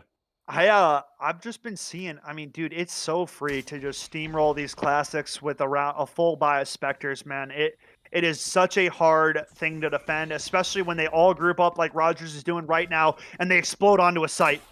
These B players are in trouble on the side of Burnsville, trying to do what they can with these classics, but that's just it. They have classics, and it is not gonna do it. Quan, 705 Stinger, and Jinso teaming up for 3, and now Friend Zone left in a 1v5, and this is round number 10 going the way of Rogers. Flawless. Oh, Burnsville a good try. gonna get a solid look at some rifles here, Thunder, though. That's the next thing, right? It's got to be this round. Otherwise, I'm scared for the future of Burnsville. I am too. At this point, though, you are sitting at the Spectre rifle round, right? Yep. You know, that's what this is. You've got your attackers still on all of those Spectres, saving the money like you should. There's no reason to overextend yourself if you don't have to, especially at the advantage that you have if you're Rogers, right? Why would you go in and waste your money and buy right now when you can totally give up a round and then come back? I like the play, and they're playing so well that with a little bit of strategery and a little bit of creative utility usage, I think that they can do a lot this round. Yeah, no, I agree. The rifles are in for this defensive squad. Now all they got to do is find a way to get an advantage, right? Absolutely correct. And the attack is coming in quickly. Rogers wasting no time, sprinting on to this A site. Killjoy getting that utility down early. Spike being planted. Burnsville starting to aggress. Moher finds the first and dashes back to safety. Looking for more Waffle in the U-Haul position, looking to get some damage done. Burnsville find another. Now 2 Rogers players left. The blind comes out. Remaining. Make it 1 left, and Burnsville might have done enough to find a round. JT spraying like a madman goes down, but Harem trades it out, and that is round number 5, going the way of Burnsville. Staying alive. Yeah, if you're Rogers, not too mad about that. You can kind of give that one up and then come back into this here with some solid weaponry. But again, right, you don't want to be giving up rounds as much as you can. That one, another, not a particularly tight one, but there have been a few tight rounds here. So exciting stuff out of both of these teams. I think that Burnsville, they're going to need to go on a really solid run here. Yep. But I think that they can do it. I do think so. You got Moher. I think, does Moher have an ult right now? Yep, he's got the Blade Storm available to him. There you go. That's why we see no weaponry there. Good stuff. Early drone coming out. This attack is spotted very early. These Rogers players teamed up heavy over towards this B side. And look at this spot from the Omen. Finds Waffle not ready. A nice opener for JT. And 705 goes down as well. Burnsville finding 2 opening frags in a massive start to this round. Now Rogers trying to get out of dodge, but look at JT. Pushed up long now, waiting for this peek. Is he ready? Finds some chip damage, but gets tagged low himself. Waiting for the push. Calvin right around this corner. Who wins this gunfight? Line comes out, pushing him back. Friend zone with the 3K on the flank. Massive stuff for this Burnsville squad in this round here, Thunder. But Calvin finds 2. Calvin finds 3. Not going to happen, though. Scary for a second there, but Burnsville manage. 10-6 as we move forward. Yeah, not only do they manage, but they really manage pretty well, all things considered. I like it. Now setting it, BHS. Burnsville, as far as economy goes, they are looking good right now. They're setting themselves ahead, and another round or 2 is going to make things extremely difficult on Rogers here as we progress through this half, Skep. Yeah. An operator? Ooh, that is spooky stuff. Moher with an operator. This is no money on the side of Rogers, so gonna have a hard time. I mean, they're just trying to get a plant. They're trying to do anything they can to get some cash flow back into their accounts this round. Moher up top here with this operator. The one way is out, and Rogers already starting to look back towards this B site, it seems. 2 Burnsville defenders at the ready farm. Spike still over towards A short. Now Quan trying to get a little aggressive, trying to peek something out towards showers here. Friend zone's waiting for him. Oh. Wow, Quan. That's an Whoa. opener. Sheriff to shot. the skull, and friend zone is out of the round, just like that. I like the fake TP there from JT. Quan definitely on notice now. Waffle, another Sheriff headshot. Don't tell me Rogers find a way to steal this round away, Thunder. Now boy. a 3v4. JT left with a lot to do. His spike being planted on his site. He hears it, calling out towards the Burnsville squad. Moher at CT with this operator. Gonna have to find some frags here, Thunder. Yeah, definitely. Here's one back site. Gets chipped low. Oh. Getting ripped from hookah as well. What can you do? Wow. Moher's getting shot from everywhere. JT finds one but goes down. A 3-on-1 now in a heartbreak round for Burnsville. They get Oof. thriftied, and that's round 11 going the way of Rogers. That's the money is. gone too, man. That's is. trouble for Burnsville. And I say, listen, I say this in my own personal games plenty, but it rings really true here. Sometimes the operator is just a liability. Sometimes it is. Sometimes you are in a position like that, and Moher, with a Phantom or a Vandal, a much better shot of survival or of at least taking one of Taking those some players lives, out yep. before going down. And on top of that, you're saving a bunch of credits for your team. So I'm not saying it was a mistake to get the operator, certainly not. But it is definitely a valuable lesson in, okay, is the operator the right move? Is it the right thing to save up for? Or do you save the credits for your squad and continue to have yourself with some rifles, right? Oh, friend zone with a Bucky in Not the this showers, and Bucky. it won't find any. Moher goes down as well. Keen finds one, but it's a 4-on-3 for this attacking squad. Make it a 4-on-2, and they're looking to put match point up on the board right now. Rogers is doing some scary work. Harem and JT have it all in front of them. A 2-on-4 retake. And this is hard, Thunder. This is really hard. Yeah, it is really difficult. I don't think that there were any really massive mistakes made. I think that at the end of the day, this Rogers squad has just played some Ooh, a absurd 2-on-2. Valorant. A 2-on-2. Burnsville put it back into winnable numbers now. Both players waiting off towards showers. The blind comes in and it hits both. A nice blind for JT. The smoke in as well. They got to get on this defuse. Got to bait out the utility of some sort. Spray through that smoke. The reload's in. JT's got the classic out. What's going on? The defuse. One enemy remaining. It gets dropped and that's it. It's halftime. Oh! My goodness. Milliseconds away from taking it, but it's round number 12 going the way of Rogers. Man, such a close opportunity for Harem and JT. Bringing it back, a razor-thin close opportunity, man. Like, it doesn't get much closer than that. They even almost snuck the defuse. Dude, if they didn't get off that defuse, Thunder, they win that round. I'm telling you. And they could have stuck it, right? They could have stuck it. They could have. They got nervous. But they didn't. And at the end of the day, right, a fantastic effort, too, out of Calvin. We have seen now a couple of different rounds really be taken full advantage of by Calvin, right? There have been a couple where Calvin has been completely the difference maker, and it's been just fascinating to watch. So great stuff. It's a fast attack for Rogers. They want to end it right now, and they want to punch their ticket to the semifinals. One player down on Burnsville. 4 remain, separating Rogers from a semifinal state appearance. Jinso looking to lay some damage down. Harem goes for an early ultimate and finds a huge frag. Now 3-on-4 retake, but goes down. 2 is all that remain. Moher and JT make it a 2-on-3, and the weaponry is so poor for the side of Burnsville. It would take a miracle for them to clutch up and take this round. JT goes down. Moher in a 1-on-3 finds the first, but he can't do it. Rogers punch their ticket to the semifinals. GG's all around, but a 13-6 scoreline is what we end with. Woo.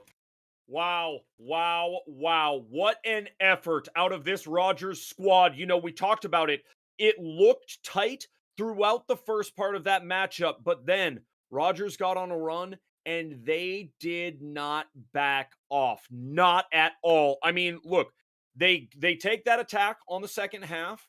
They do great work with it, and as soon as they get that train rolling a little bit, that momentum is hard to stop.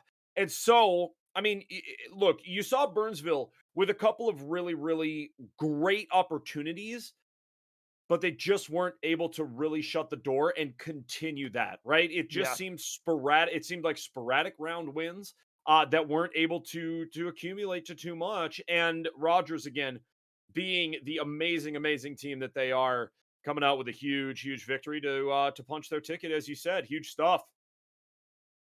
Yeah, man. I mean, Rogers showing up, playing consistent in that second half, and they put up some good numbers, some huge rounds, man. Some big key takeaway rounds that Rogers was able to pull off, and that felt like the difference maker in that matchup. Yep. Really, really good stuff, folks. All of the Valorant action here tonight brought to you by Wisdom. We thank Wisdom for their support of our Valorant League here at MNVL, and with their support, our players are able to play in this league for free. Unbelievable stuff. Thank you again to Wisdom for that continued support. Folks, thank you for your support. If you're not following Skeptor, why don't you follow Skeptor? If you're not following me, my name's Thunder McFadden. But most importantly, you should be following MNVL on all social media, on Twitch, YouTube, on everything, so that you can keep up to date with what we have coming forward, not only for the state tournament, but for our winter series, for All-Stars, all of that stuff.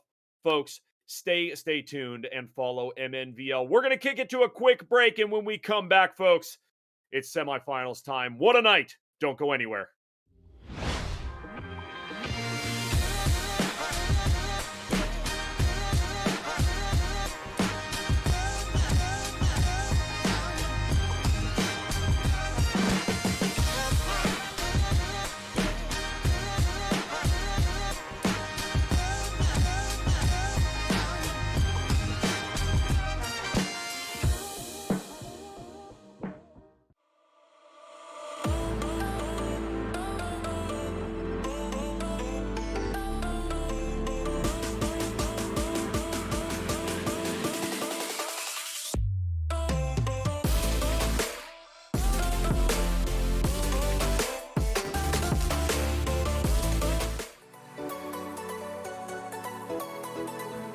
Hello, everybody, and welcome to the Teamfight Tactics North American Regional Finals. It's time for the grand finals in the battle for the Rift by Hello Giant and Slayer. welcome everybody to Lumia Mania 2 Squads Invitation.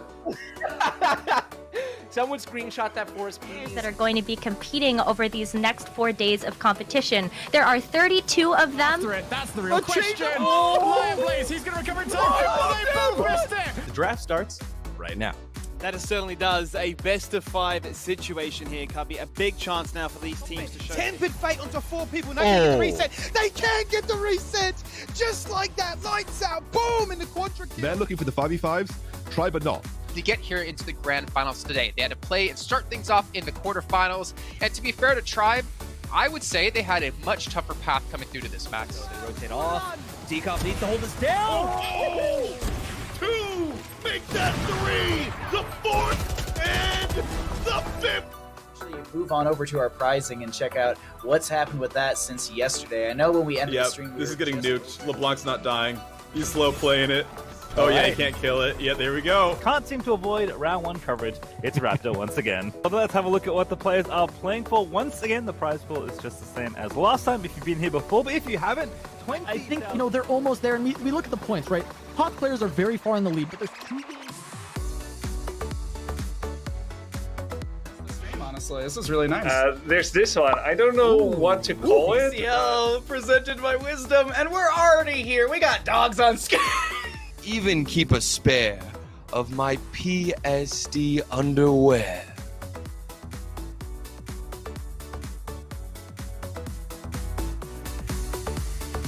Three, two, 3, 1. 2, 1, and you guys are live. Fly names. Nameplates are up.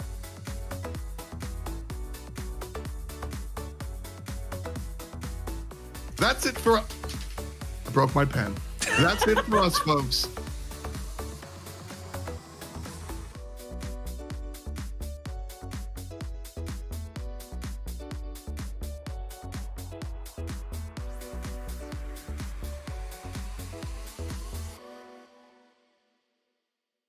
On in the ulti, they decide though.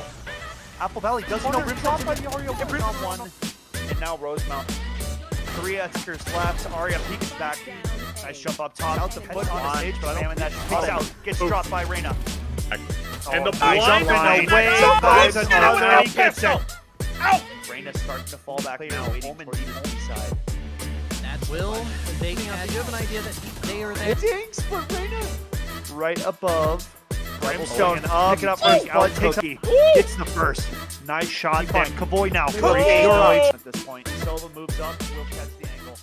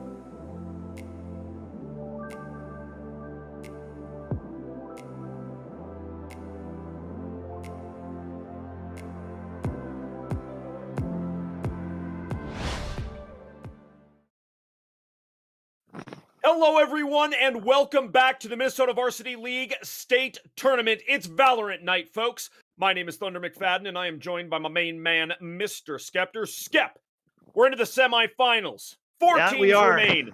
Minnetonka taking on St. Louis Park. That is what we will be streaming here momentarily. The other matchup is going to be Apple Valley, AVHS taking on Rogers. That's your number 1 seed taking on your number 6 seed. Number 5, I believe. And then Minnetonka is number 2, taking on the number 6 seed of SLP. St. Louis Park and Minnetonka up next on the stream. Folks, Skep, I know you're excited.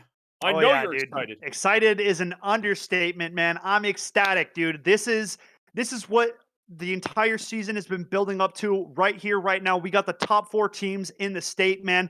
And I cannot wait to get in and feast on this semifinals, man. This is going to be good stuff, Thunder. It's going to be fantastic. Both of these matchups are going to be awesome. The one we have on stream, as I said, Minnetonka taking on SLP, and this is to go to the finals. If you lose, only at this point, are you finally at a point where if you lose, your day's not done, right? Up until now, that has been the fact. If you lose, see ya. If you lose now, if any of these 4 teams lose now, they will have that opportunity in the consolation matchup, playing for 3rd place. And again, folks, all of the action brought to you by Wisdom. Thank you again to Wisdom for their continued support of us here at MNVL and our Valorant League. Wow, what a pleasure it has been to do these streams and to have their support. It's been awesome. So, Skep, oh boy, it's all on the line here. It sure is, man. It sure is. Big dance is coming up. You know, both these squads are fighting for a spot in the finals right now. Like that's what it is. I mean, there's some high ranks on both these squads, right? This is top of the heat competition. I mean, and I know both these squads are going to be bringing it. Minnetonka has been a tough team to take down all season long. Everybody that has run into their path has, I believe, faltered. I think Minnetonka put up a flawless season. If not, they lost 1 game to Apple Valley Alpha, who was the undoubtedly number 1 seed, without a doubt, right? Like that team has been so dominant throughout the regular season. I think we saw the best performance against them in an actual match was 6 rounds that the other team put up. So no knock on Tonka for that. St. Louis Park, 2 losses through the regular season. Definitely avoidable losses. But hey, at the end of the day, they've been fighting their way here, and they found themselves up against the number 2 seed in Tonka. And dude, this one can go either way, if I'm being honest. Both these teams are talented. Both these teams have leaders that are, doing their best to bring these teams to victory today. And I mean, I'll be honest, I couldn't give you a clear winner coming out of this matchup. Just like the whole day, man. Just like the whole day.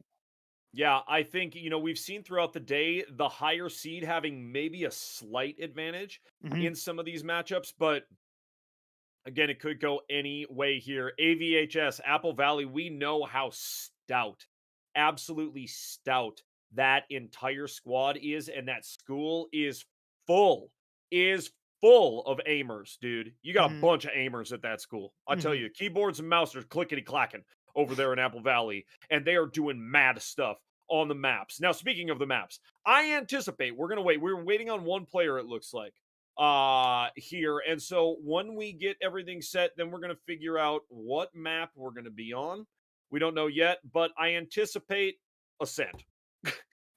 Ascent's not a bad prediction. if I'm I not, know. you know, Yo, you're good. I mean, dude, that's right. Like, that's the best thing to put your money on if you have watched MNVL Valorant throughout the season. Yep. Ascent has been such a common trend for teams to go to. It's such an even map. We talk about it all the time. We don't even need to talk about it because of how much we've talked about it. And map bans coming in now. Split taken out by the side of Tonka, and SLP ban away bind. Yep. Looking for what's next. Potential maps still available. We got Breeze, we got Icebox, we have Haven, and we have Ascent. So out of those four, which will be our lucky map? Only time will tell. Yeah, I'm trying to and keep an eye on the bans here as they go. So yeah, continue. definitely. And let's see. Again, I think we are still waiting on one player, but the fact remains. We talk about Ascent so much because we play on Ascent so much. Mhm. I think something that's factoring in is obviously partially what we have already said about the map, but let's let's also look at this map as one that, okay, we're doing best of ones primarily. Our Mhm. competition throughout the season and now throughout these playoffs so far has all been best of one. Right. So if you're only gonna pick one map, I mean, which of these teams are actually gonna pick Bind, or sorry, I mean not Bind, but Breeze or Right. Icebox or something like that, right? I mean, unless they think it really gives them a distinct advantage, kind of like, why would you choose it? Right. So I do anticipate seeing a pretty run of the mill map, which would be Ice, or sorry, I mean Ascent, maybe Haven. I guess we might Well, see Haven, it's going to be maybe. a center Icebox. I'll tell you that right now. We've gotten through 4 bans, Mhm. and we are looking, and it's Minnetonka has picked Ascent. Wow, Thunder. I mean, I don't know if you shook up your Magic 8 Ball before this map pick ban and then looked into it and saw that it was Ascent, but hey, man, we ended up on Ascent. The pick ban goes the MNVL way, as we'll call it. The Yeah. MNVL way, which means we're on Ascent for a best of one. Nothing Yes. wrong with that. Yeah, Nothing wrong with that. Nope. I mean, listen, we love it, and we are here for the competition, right? Yep. It's not about the scenery, it's about the Yeah. competition, and it's about which of these teams is going to make it to the state finals. Right, So man. I mean, it makes sense that they want to play on a map that they have played a lot, neutral map, whatever, I mean, this is to make it to the big dance. This is to Right, make man. it to the big show, the best of 3, the finals, folks, here at MNVL for our Valorant League. What a season it has been, and we got some heavy hitters here. The last 4 teams alive, final 4 here, heavy hitters: Minnetonka, St. Louis Park, Apple Valley, and Rogers. Yep. All teams, well, not all of the teams, but I do believe 3 of those teams were undefeated through the season, and SLP, as you said, had 1 or 2 losses, but Mhm. I mean, winnable games there, and stuff that they definitely learned from. I think this SLP squad is really very good. I'd agree. Yep. I'd like to say that as well. I know how talented this side of Tonka is, though. For sure, the number 2 seed coming into today. Like I said earlier, the only team I believe they lost to was the number 1 seed, right? So Yep. you take away from that what you will. Apple Valley Alpha has honestly, I don't want to say the word embarrassed, right? But they have, I mean, not been kind to their opponents, right? Yeah. Most of the score lines we saw, especially early on in our Valorant season, was we saw a 13-0 the first time we saw Alpha, Yeah. Apple Valley Alpha, and then a 13-2, I believe. And we saw a lot of similar score lines to that, right? Apple Valley Alpha plays at their speed. They play fast and furious, and they get the job done quickly, right? They waste no time. There's no dilly-dally. There's no playing around, having fun, man. They have been on a one-track mindset of coming in and taking the state title, and that's been that team's goal the entire time. So I'm sure that other semifinal matchup between Rogers is going to be an absolute banger. We just got our 10th player into the lobby, and we are about to get into agent select for semifinals of the Valorant State Championship, man. I am so pumped up and ready. Man, this game has been such a good addition to MNVL Thunder, and it's been a pleasure to cast it with you. Oh, yeah. And when you and I found out that we were going to add Valorant into the mix, I mean, I will speak for myself that I was definitely dancing around and screaming and hollering in my living room. I was so jacked and so ready because you and I love this game. We do. We play this game a lot together. And it is such a fantastic game that is continuing to grow and continuing to be interesting and unique. And it's a game that's worth it, man. It's a game that's so worth it to play and to grind and to have fun building a team and all that. It's huge. So I love it. Ascent it is again. Let's get into it. Let's get into it, man. We got the agent select going down right now. Tonka has already locked in 4 of their 5, the Killjoy, Astra, Jet, Breach, and a potential Sova to close them out. And now on the SLP agent side, we got Crone rocking the Reyna, Spaceman on the Astra, Changea on the Jet, Woozy on the Cypher, and Volo on the Sova. And man, oh man, if you're seeing something strange here, Thunder, I can go ahead and let you in on a little insight, okay? Sure. We've seen Crone all season long playing the Jet. Yep. But there's a little bit of laboratory work going on behind the scenes, if you will. And the change was made to put Changea onto the Jet and switching Crone over to a utility carry to kind of help out and push this SLP team into sights a little bit more and be more of kind of like the IGL leader-ish, right? So, and it's been doing well for them. We've seen some scrimmages go very pleasantly. I'll put it that way. I love that. I love everything that you just said, and I think that squad, I think that comp is looking good for them. I will say, though, as I look over to the other side, and I see what Minnetonka is bringing here, on Ascent, Breach, brutal agent to play against. I agree with you. 100% Astra, there. everywhere. I realize SLP has an Astra, but Astra, stuff everywhere. You have the KJ. And we saw what a difference Calvin made in the last game playing that KJ, right? Yep. I just think that KJ really could be vital to the mix up here. Let's make it happen. We'll have to see, man. Boy. A bit of a Sentinel difference. We got the Cypher on one side comparatively to the Killjoy, and it just comes down to team play, man. SLP on the defensive side. Minnetonka leading the charge on attack, and these attackers lined up over towards this B site. But a little bit of a split going on. 2 players up towards top mid, 3 over towards tiles. I'm interested to see how Minnetonka approaches on the attack. Yeah, most certainly. I like dropping that spike right there and getting into it. And a slow approach for the side of Tonka. Changea laying down some shots early, does not get tagged in return. And I'm surprised from the amount of patience Tonka is showing on this pistol round, honestly. A default spread across holding for pushes from SLP entirely. Yep. No aggression. This is unique, man. You don't see many attack pistols like this. You don't. You're usually seeing this when you're playing with rifles, but I like it. I like it because it's a patient play. You know, it's sussing out the situation, feeling out where your opponent's at, and it's kind of this face-off, right? Where you're staring down your opponent. What move are you going to make? No, you move first. No, you move first. Walking up tree now. Crone in a corner. Does he catch him? Flanking, he does. And he falls back as these attackers approach this A site quickly. But Volo picks off another. Crone finds a third. Now 5v2 remaining for SLP. Spike goes down for Tonka. Crone with his third of the round. And 1 player remaining for Tonka. SLP swarming the bomb site. Jumbo finds 2, though. Potentially winnable, a third. Jumbo, my mumbo. You gotta be kidding me right now. 2 players to find. Gets tagged up, and Crone with a 4K on the pistol. And SLP find their mark. Notching round 1, but wow, dude.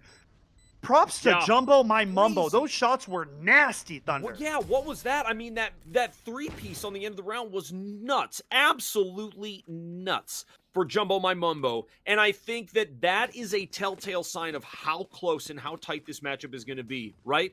Jumbo My Mumbo, you give that Jet a Phantom or a Vandal under there on the A site, ooh, that could be a bad situation for a lot of attackers. I mean, or a lot of defenders, rather. So that is a great first round to get things kicked off. I like what I'm seeing, and Dude, SLP to a strong start, that Vandal, considering that they Thunder. are at a little disadvantage seed-wise. Look at that Vandal, man. You were talking about it earlier. That Vandal round 2, and if anybody's gonna pull it out, Krone's the guy. Okay. I love it. I love it. What an aggressive play, and what a you gotta have your teammates backing you for that play too. Because you got to ask your team if it's okay. That's not that you don't just make that move yourself. You got to be like, hey, everybody good with this? You guys cool with me? Yeah, Krone at this pizza spot, locking down mid entirely. Gonna get peeked here momentarily. Sova jiggling out and gets dropped. Nice opener for Krone, picking up first blood of the round. And falls back, man. Look at that. Falls back, plays it smart, plays it right, knows the weaponry is low, and just playing those long duels. Volo up towards heaven now. And this Jet is sneaking out. Look at this timing. Jumbo My Mumbo might have an opportunity to pick up a frag here. The stun comes out, and Jumbo with a beautiful shot onto Changea. Now Tree is open, but Krone drops him dead in his tracks. These 3 Minnetonka players approaching this market site fast, moving up the middle. And there's only one defender here. Spaceman gets peeked and dropped. And now Tonka have a window to get onto this site. Oh, and they're moving quick here, Skep. They make quick work of that. And when they figure out that they're all alone, boom, let us have it. 3 on 3 now. 2 players on site, 1 towards logs. SLP have to find this lurk, and Woozy's onto it. Spots him out and drops him. But Chrome goes down. A 2-on-2 ensues. Volo finds 1.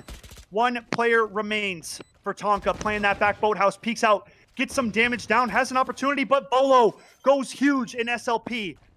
Make it round number 2. They sure do. Krone already 6 kills on the day, and we talked about it right there. How much do I love the Vandal pickup in the second round? Pff, I love it big time. It's awesome, and it works for him, right? And so now you're going in here. You have got, let me see, I'm looking across the board. You got some more real guns, right? You got a Vandal and a Phantom for SLP right now, and I think that they are looking just so ready to take this thing all the way. SLP looks fantastic right now. I think it's a matter of finding a way for Minnetonka to really just play with a different speed. Changea dashes in away early, spots out those early attackers. This is a round that Tonka should take, though. They have full rifle advantage, and they are approaching this A site fast. Getting that market door closed right away. Chrome peeking out, getting a player very low. Volo looking for some 4 wallbangs, not going to find any. And Changea has almost no HP on this retake. A full 5v5 retake, though. Oh, and huge frags come out for the side of Minnetonka. Krone finds 1 with the Sheriff, looking for more, can't find it. Spaceman in a 1v4, and it goes the way of Tonka. A nice round for them, and a great way to get onto the scoreboard here. Yep. Yeah, beautiful stuff. Out of Tonka, you said it, they come in with the big guns, right? They come in with the big weaponry, and then that is the difference. And we see it out of so many teams, right? As soon as you factor in the rifles, you're going to see a little something different. And they didn't even have a full set of rifles there. They just had 2 of them. So now, economy is looking really good for them. An operator's coming out, man. Oh, this is that axe we were talking about earlier. Look at Joshy. Such a pretty axe, man. Shout out to that thing. Gorgeous. See, I have the glitch pop axe, so the way that it curls out when it flicks out, that's my jam. I like it. I like it. But, dude, yeah, Changea busting out an early operator. This might be the earliest operator we've seen on the day today. I don't think we've seen an operator in the first half in any other game, though, honestly. I think we've only seen an operator like 2 or 3 times, maybe 4 times throughout the day, and it goes back to what I said about, like, the operator kind of being a liability for teams. Or for individual players, right? If you don't get a kill with it, then was it at all even worth it? Yeah, a couple Tonka players going towards top mid, shying away from the A site and now starting to walk over to this B site. SLP stacked up towards A right now. Ooh, the timing. Jumbo catches a glimpse, but what a wall bang from Changea. Opening up the round. Now, Minnetonka down a man, and I'm interested to see how they approach, because they are split Thunder. They have 2 attackers on each side of the map here. They're going to have to regroup at some point. It's on SLP to kind of pick them off in their little bunches of 2 right now. So we'll see how they approach. Yeah, most Spaceman certainly. spots one mid. And the call is to cut over to A. Breach lining up some utility now. SLP going to have to start to rotate. The Astra Wall comes out. Changea looking to see if he can find anything. Rings out a shot through smoke. Does not find the mark. 10 seconds on the round. Volo and Crone getting up and close and personal with this wall. Plant comes out now. The Lear is through, and these 3 players are going to push out. SLP going for the retake now. 2 bodies drop. Breach trades 1 out, and SLP with a very fast retake drop the Minnetonka attackers. Wow, and do it as a unit. You said they tuck in right close up next to that Astra ult. They wait for the Nano Swarm to go down, and then boom, Lear out, pushes a team. Make it happen. Man. SLP looking fantastic on that retake. It was awesome. Yeah, up 3-1, and now Tonka's in a tricky situation now, Thunder. If Tonka goes down this round here, this is a key round where SLP have the opportunity to start to build an economy and take away Minnetonka's entire savings in 1 round. Right. This could be a breaking point in this match if SLP could pull it. Yeah, absolutely. But it goes the same way for Tonka, right? If they win, SLP have no money. So, key round coming up here, Thunder. Yep, very, very much so. The economy of this game is just so brutal sometimes. Oh, so Spaceman rips Jumbo through the smoke. A nice piece of utility. That suck pulls him right in, and Spaceman lines it up through the smoke. SLP out to an early opening frag. And Tonka shaken up a little bit by that. They have Breach ulti and Killjoy available. Still, key ultimates to crack open one of these sites. But now, I mean, SLP has been playing so patient. They're surprising me, Thunder, man. I didn't think this was going to happen. No. They are not giving an inch. And no, Tonka, they're playing with no fear. How do you respond, right? That's what I'm trying to figure out right now, honestly. Crone and Volo are absolutely popping off right now, doing big work. And Crone finds there's another. More. I mean, just add it to the list, right? Another notch.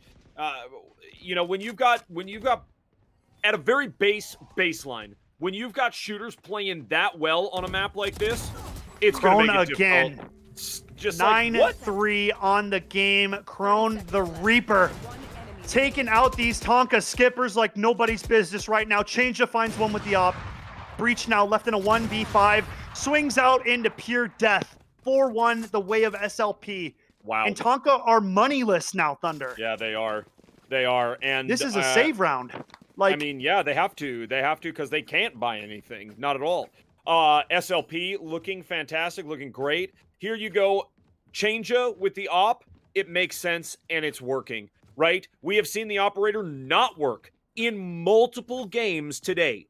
But if you have the right player, right? And as we were talking about, Crone was the one who used to play the Jet, and now Changea finding success with this Jet and the operator Jet combo. We know it's classic. It's a classic one, and it's pretty nasty at the end of the day. Blade Storm, Changea getting aggro, doesn't peek out towards tiles. These Minnetonka players had to have seen him cross here. The drone is out, he hears it. But does he peek? Crone gets tagged mid. Falls back for now. Tonka. I want to see Tonka group up and go aggressive together, man. There's so much spread happening, and they're getting picked off one at a time, Thunder. When is the change going to be called? You can't keep playing this far apart if you're not getting any kind of trade fragging between your team. Exactly.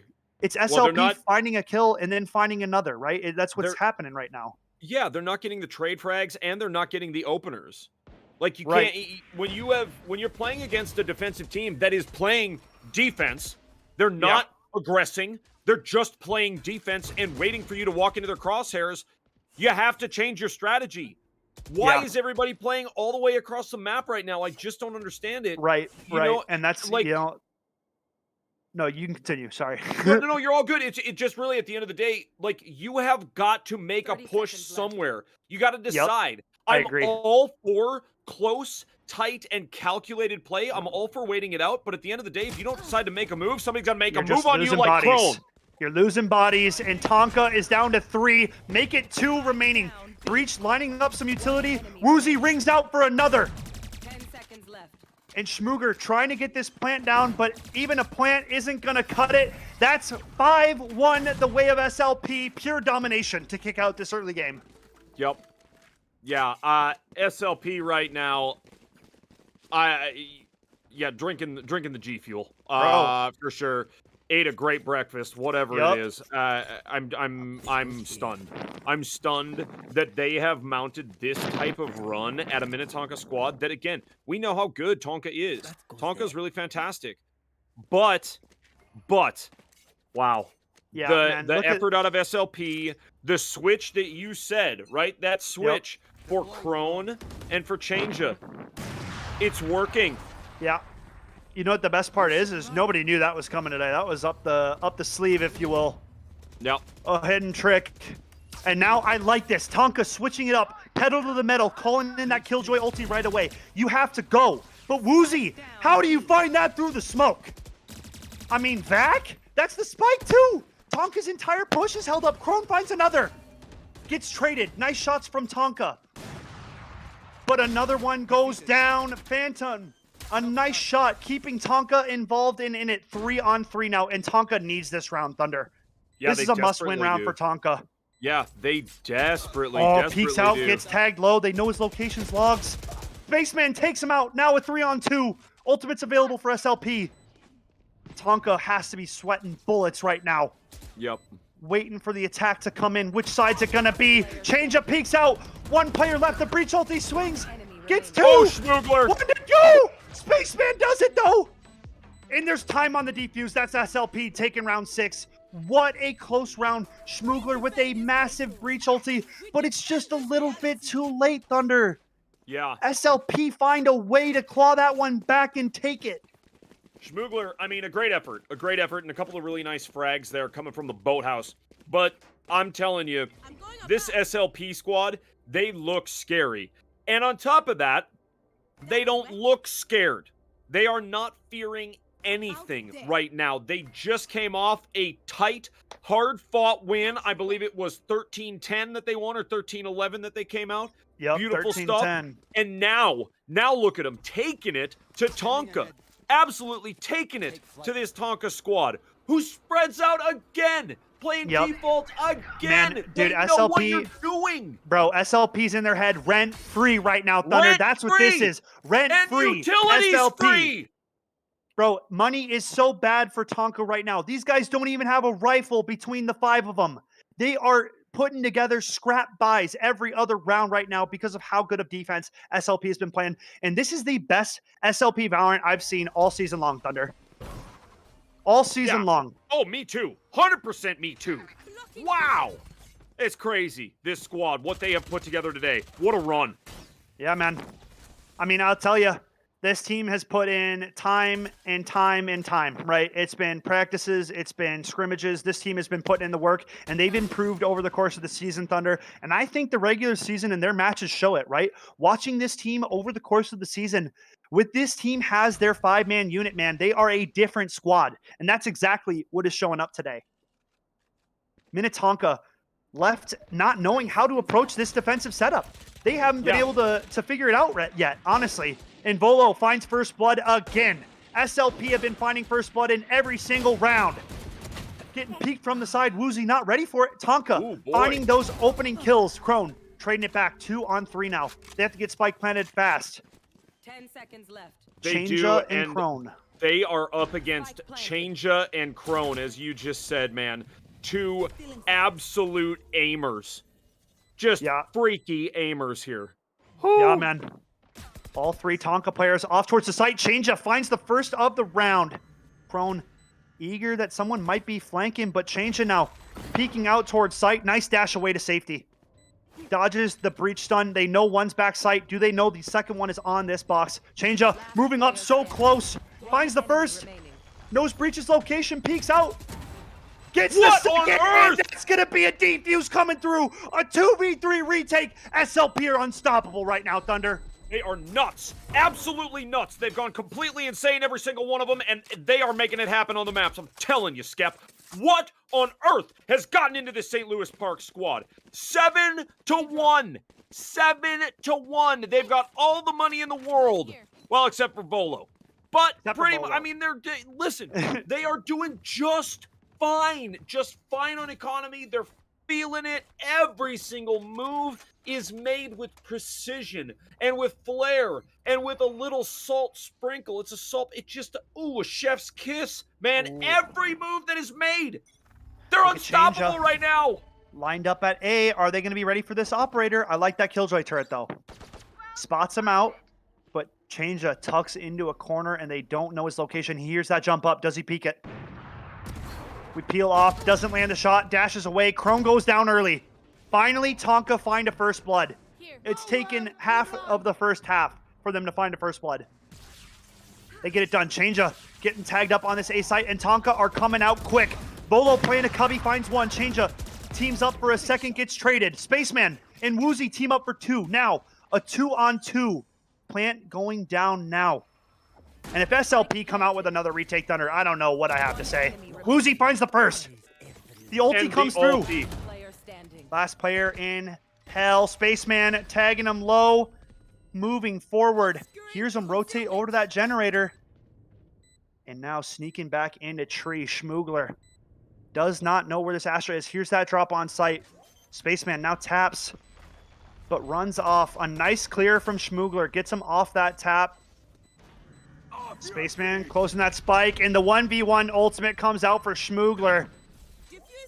A luck stun, though, doesn't knock him too far, but Spaceman running out of time at this point, and round's going to go the way of Tonka. A nice ultimate use. I mean, you know, they made it close. Tonka getting that round, a very much needed round. Good on them. And now 7-2 on the scoreline, right? Now they have an ability to kind of draw a couple rounds back if they can. And the economy is just bollocks on the side of SLP. You lose one round and you have no buy. Like, look at that. Isn't that insane, the way that Valorant is right now? I mean, I'm telling you, it was really not that long ago that you could go round after round after round after round of getting good weapons, and now you just can't. You just can't. If you want to get your utility too, it's just not how it works. What is this dash forward from Changea? Gets picked insta. Don't know if that was a misclick or what, but Tonka surely in the driver's seat now. A huge shock dart from Volo. Look at how much damage that got off onto the Tonka team, bro. That's at least 200 damage spread across 4 players. Yeah, that's craziness. That's massive damage. Look at that wall bang. What is that from Jumbo? Chip and Volo so extremely low. Tonka finally getting into the swing of it, but Volo takes out one. Woozy now from heaven. Can he find anything else? 3v4. Trades one out. Jumbo picks one up from hell. Can he find more? Finds another now. Jumbo so low underneath. Cronin a 1v3. And the timer is ticking away. Surely this one feels impossible. But if he pulls it off, I mean, I don't know. Picks up the first, but Jumbo might mumbo with a 4K and going crazy when Minnetonka needed him the most. Huge rounds for Jumbo the past 2 rounds. Yeah, beautiful stuff. Really beautiful stuff. I want to look at the scoreboard here. Yeah. Oof. Jumbo Mumbo, 13, 8, and 2. Beauty. Schmoogler playing a great game, too. Everybody participating and making things happen. 7-3. I'm looking at monies as well and thinking, man, well, that's pretty even across the board, but I think Change's got the Blade Storm available, too, so it's like a full buy on both sides here. Yeah. Yeah, I mean, look, whoever wins this one potentially has a one-way shot to winning the next one. Oh, for sure. And that could mean great things for either squad, obviously. Yep, big I like that.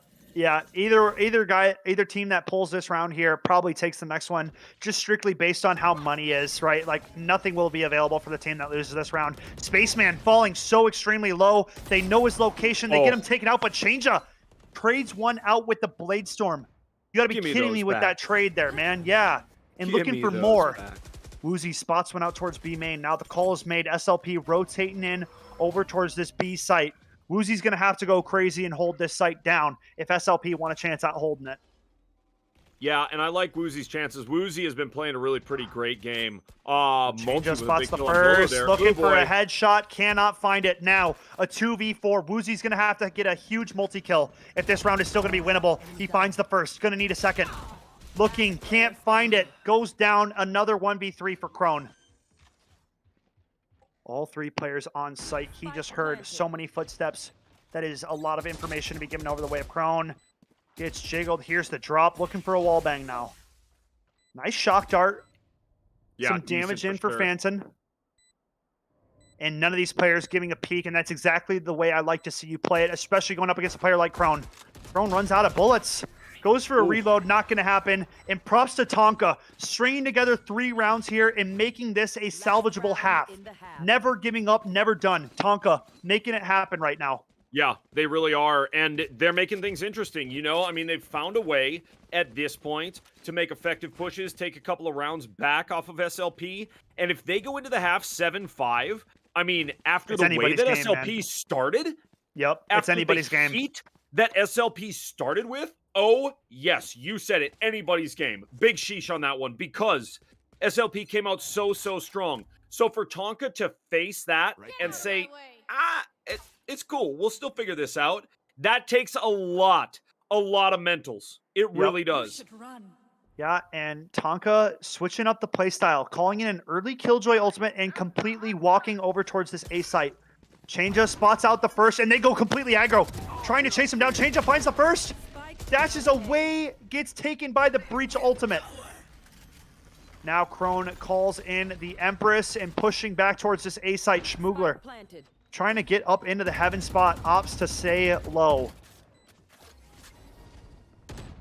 Man, Schmoogler just does great work with the utility. I'm telling you, what an amazing Breach player.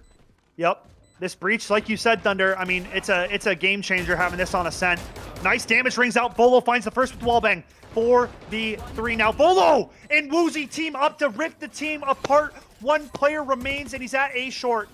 Holy cow. The location is known, and Crone's going to stick it, and SLP take the first half 8-4. Tonka is stringing together some rounds at the end, but a dominant half on the defense nonetheless from SLP. And boy, oh boy, we are in for an exciting second half of this semifinal.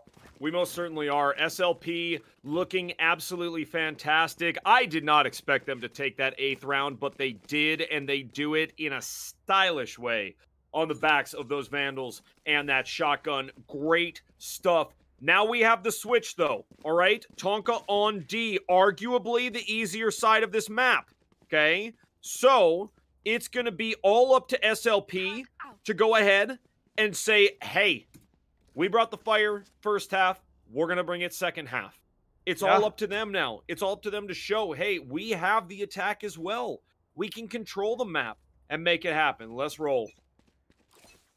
Yeah, as you can see here, SLP, a little bit of the same kind of spread that Tonka went with, man. This is such an interesting setup to start out these pistol rounds, Thunder.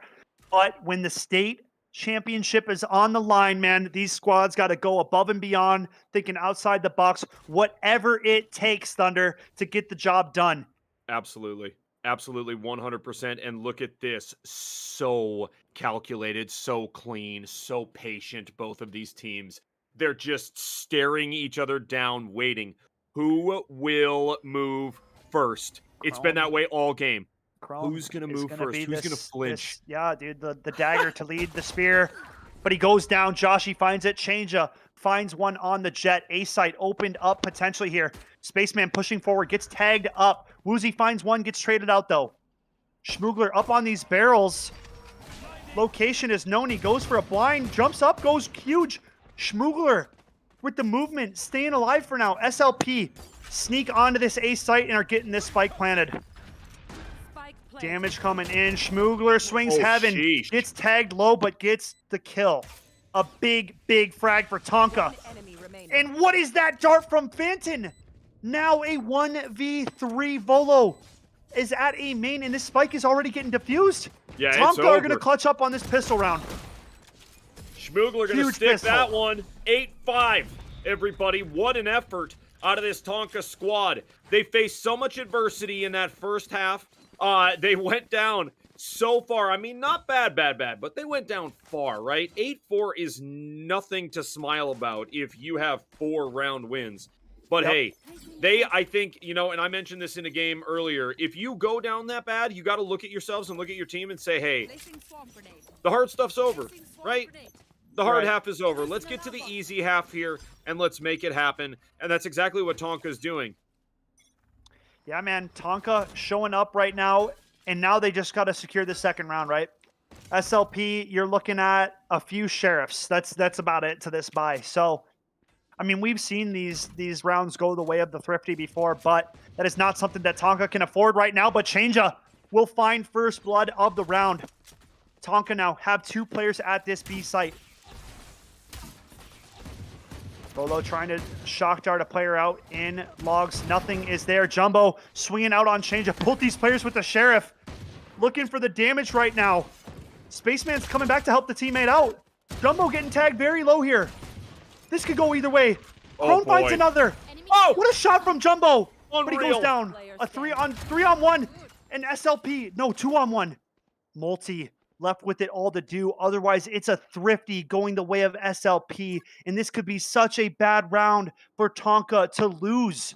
Multi waiting towards spawn here and just waiting to know where to go. But that glass break right there, that's the sound cue. That's all he needs to know, that this site take is going over the way of A.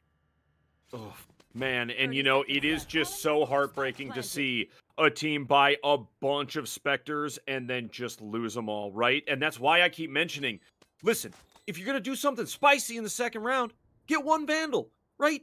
It doesn't impact your team nearly as much as 5 or 4 Spectres. Yeah, man. Multi now in this 1v2. The door's closed, so he has to give away his location if he wants to come through this, and that's what he does. SLP now know where he's at. He has a turret available to him. Up on the generator now. And Woozy walking around it slowly. Has the timing, and he gets the round. What a round to take away for SLP. 9-5 is the scoreline, and that's got to be a heartbreaker for the way of Minnetonka. No money now, and SLP with a full buy. Yep, SLP with a full buy, a lot of weaponry, and this defending squad looking worse for wear when it comes to the pocketbook. SLP, through both of these halves, that, you know, again, they let back a little bit of space, right? They let a little bit of kind of, you know, a little ebb and flow happen there for Tonka, right? They give Tonka a couple of rounds, not give them, right? Tonka earned those rounds, obviously. Big one for Jumbo. What a shot early, and that's a much-needed shot the way of Minnetonka. It is. You have no weaponry, and Jumbo My Mumbo going huge for the team and getting that opening frag. But SLP on the A site, looking to get this spike planted. Crone now underneath Heaven, and this player can put in so much damage from this position. And he's crept up to Heaven just like that. Schmoogler getting tagged low, gets dropped. The overheal comes out. Jumbo with a huge trade. Now 3v4 Tonka with a 1-man advantage, but the HP bars are low on the Sova and the Jet. Bolo finds one, gets traded out. Jumbo now out at Heaven. Woozy peeks out, gets dropped. It's only 1 player left, the way of SLP, and Minnetonka just did it right back to him. They did. Oh, but the first one goes Spaceman. Spaceman goes huge. 2 through the smoke. 1 player left. Jumbo pushes. Spaceman with the 1v3. What? What was Jumbo doing? Oh, man. Spaceman, what an effort to take that round for SLP. It's nonsense. Oh, my goodness, Thunder. Lining them you up. Can't be serious right now. Spaceman with the 1v3 to secure the round for SLP, dude.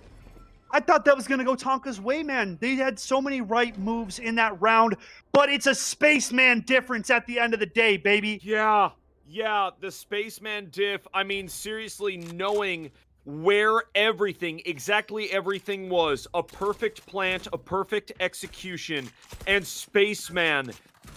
They just kept feeding Spaceman. It was Straight like, up. I mean, like, look. Oh, Jumbo, the opener, just but gets traded out like that. And I don't know if that's something that Tonka can afford. Jumbo is such a key part of this team. Yes, he finds that first blood, but now Tonka left with it all to do. Yeah. Jumbo has to sit and watch as SLP can potentially put up point 11 now, Thunder. Crone will find it. Into the backlines he goes. Always leading the charge for SLP. Schmoogler up close with this Odin has to go crazy right now, the way of Minnetonka. Phantom and Joshi team up for some frags back, and they have a man advantage. Crone, full blind, finds a 3K now. He's on for the ace. Oh my, Crone. What an effort. What a day for this Reyna player. I mean, absolute mayhem. Mayhem. What's Crone sitting at? 19, 11, and 1? A sheesh. Big damage on to Phantom. He is so low. A 4K, and Crone's on for the ace. 30 seconds left. Last player walks out market now. Joshi has to 1v2 for Tonka right here, right now. Or this one might be done. Joshi finds the first. Volo in a 1v1, and Volo clutches up. But man, oh man. Crone with the 4K, and he did so much damage. Like, I don't know what else to say. It's 11-5. What massive rounds. The way of SLP, and those rounds could have gone either way. That's the best part, Thunder. Like, it is such a close match between these squads right now. Precisely. SLP looking absolutely stellar. They came into this map, they came into this semifinals ready. Really, really ready. And honestly, Minnetonka, I don't think...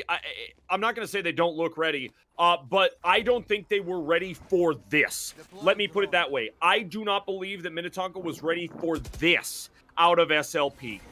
Yeah, man. I don't think anybody was, to be quite frank. I mean... This SLP squad has shown... I mean, dude, that 7-1 was ridiculous. I know, that lead was just absurd. Tonka, not out of it. They, I mean, fighting just barely with a bye here. 2 judges and 3 specters is all this team has, but they continue to fight nonetheless. Phantom finds the first blood. That is huge, the way of Minnetonka. Absolutely huge, man. Even against all odds, they are still finding first bloods, but Crone, I mean, who else? Trades one out. This Crone on the Reyna as opposed to the Jet, I feel like it just makes so much sense. Crone is doing great work with the Leers, right? A really good Reyna is going to throw him way up or way down. Oh, Schmoogler! Finds the first, and Phantom teams up with the Hunter's Fury. A 3K for Phantom, and Tonka with no buy, bro. Two judges and 3 specters. That is not a real buy. Tonka find a way to shut SLP down in that round, and this is honestly a game-changing moment, and right at that moment, SLP call a timeout. They sure I mean, do. That's perfect timing for a timeout because, dude, that is such a massive round for Tonka. They stay alive, and they have a chance to, I mean, fight back into this round. I'm interested to see how SLP approach this attack, right? They can get a buy and be just as good on weaponry as Minnetonka. Thunder, what do you got? No, I completely agree, but if you are the side of Tonka right now, you're taking that and you're taking this timeout as a good sign. Right? Okay, we just did more with less. Let's continue that. Continue down that path. Set ourselves up for success and then attain the success. That's exactly what you got to be thinking if you are the side of Minnetonka. Now, if you are, conversely, if you are on the side of SLP, you're taking this time out to say, look, guys, just chill, deep breaths, stare down your crosshairs, and go for it. Right? Let's go. Everything is fine. We only need to win 2 more, and we are going to the state finals. That's what you say to your team if you're the in-game leader right now. That's all you say. Let's frickin' go. Because you only need to win 2 more times. LFG is what you say. And SLP approaching this B site, and we don't have anybody from Tonka over here. Nope. We don't have a single player on the B site for Tonka. Yes, Sova is in market, but that's not the same thing. No, it is not. Oh, and SLP don't even buy Thunder. They save their money and their economy. They don't want to play into this. They're deciding to take it the safe route. Yeah, that's smart. Looking to damage the opposition while not damaging themselves. An interesting approach. I like it. SLP are out and heavy. Crone's already in CT. He finds the first of the round, but Phantom has been going off these last couple rounds. Another 3K.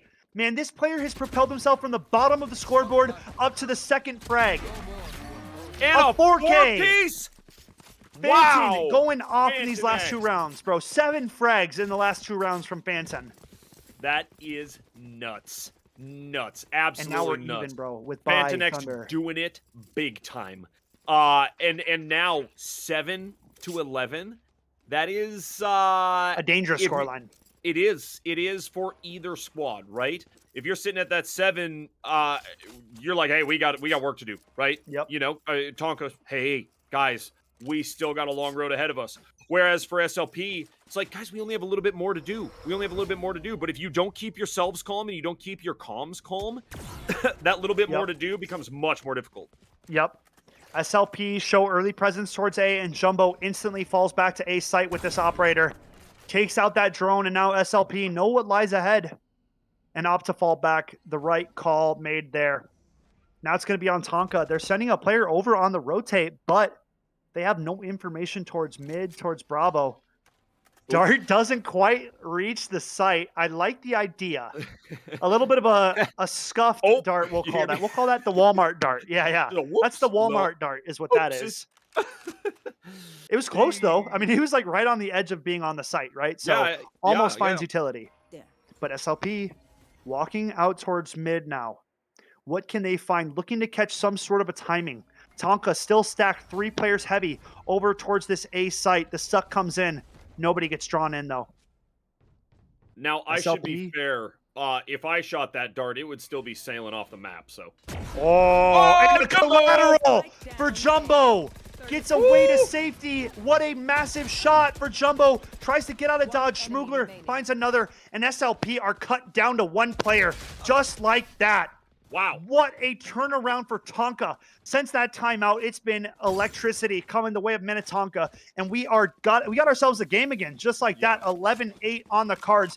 And SLP, I mean, looking at another save probably. Money is in shambles on that side right now.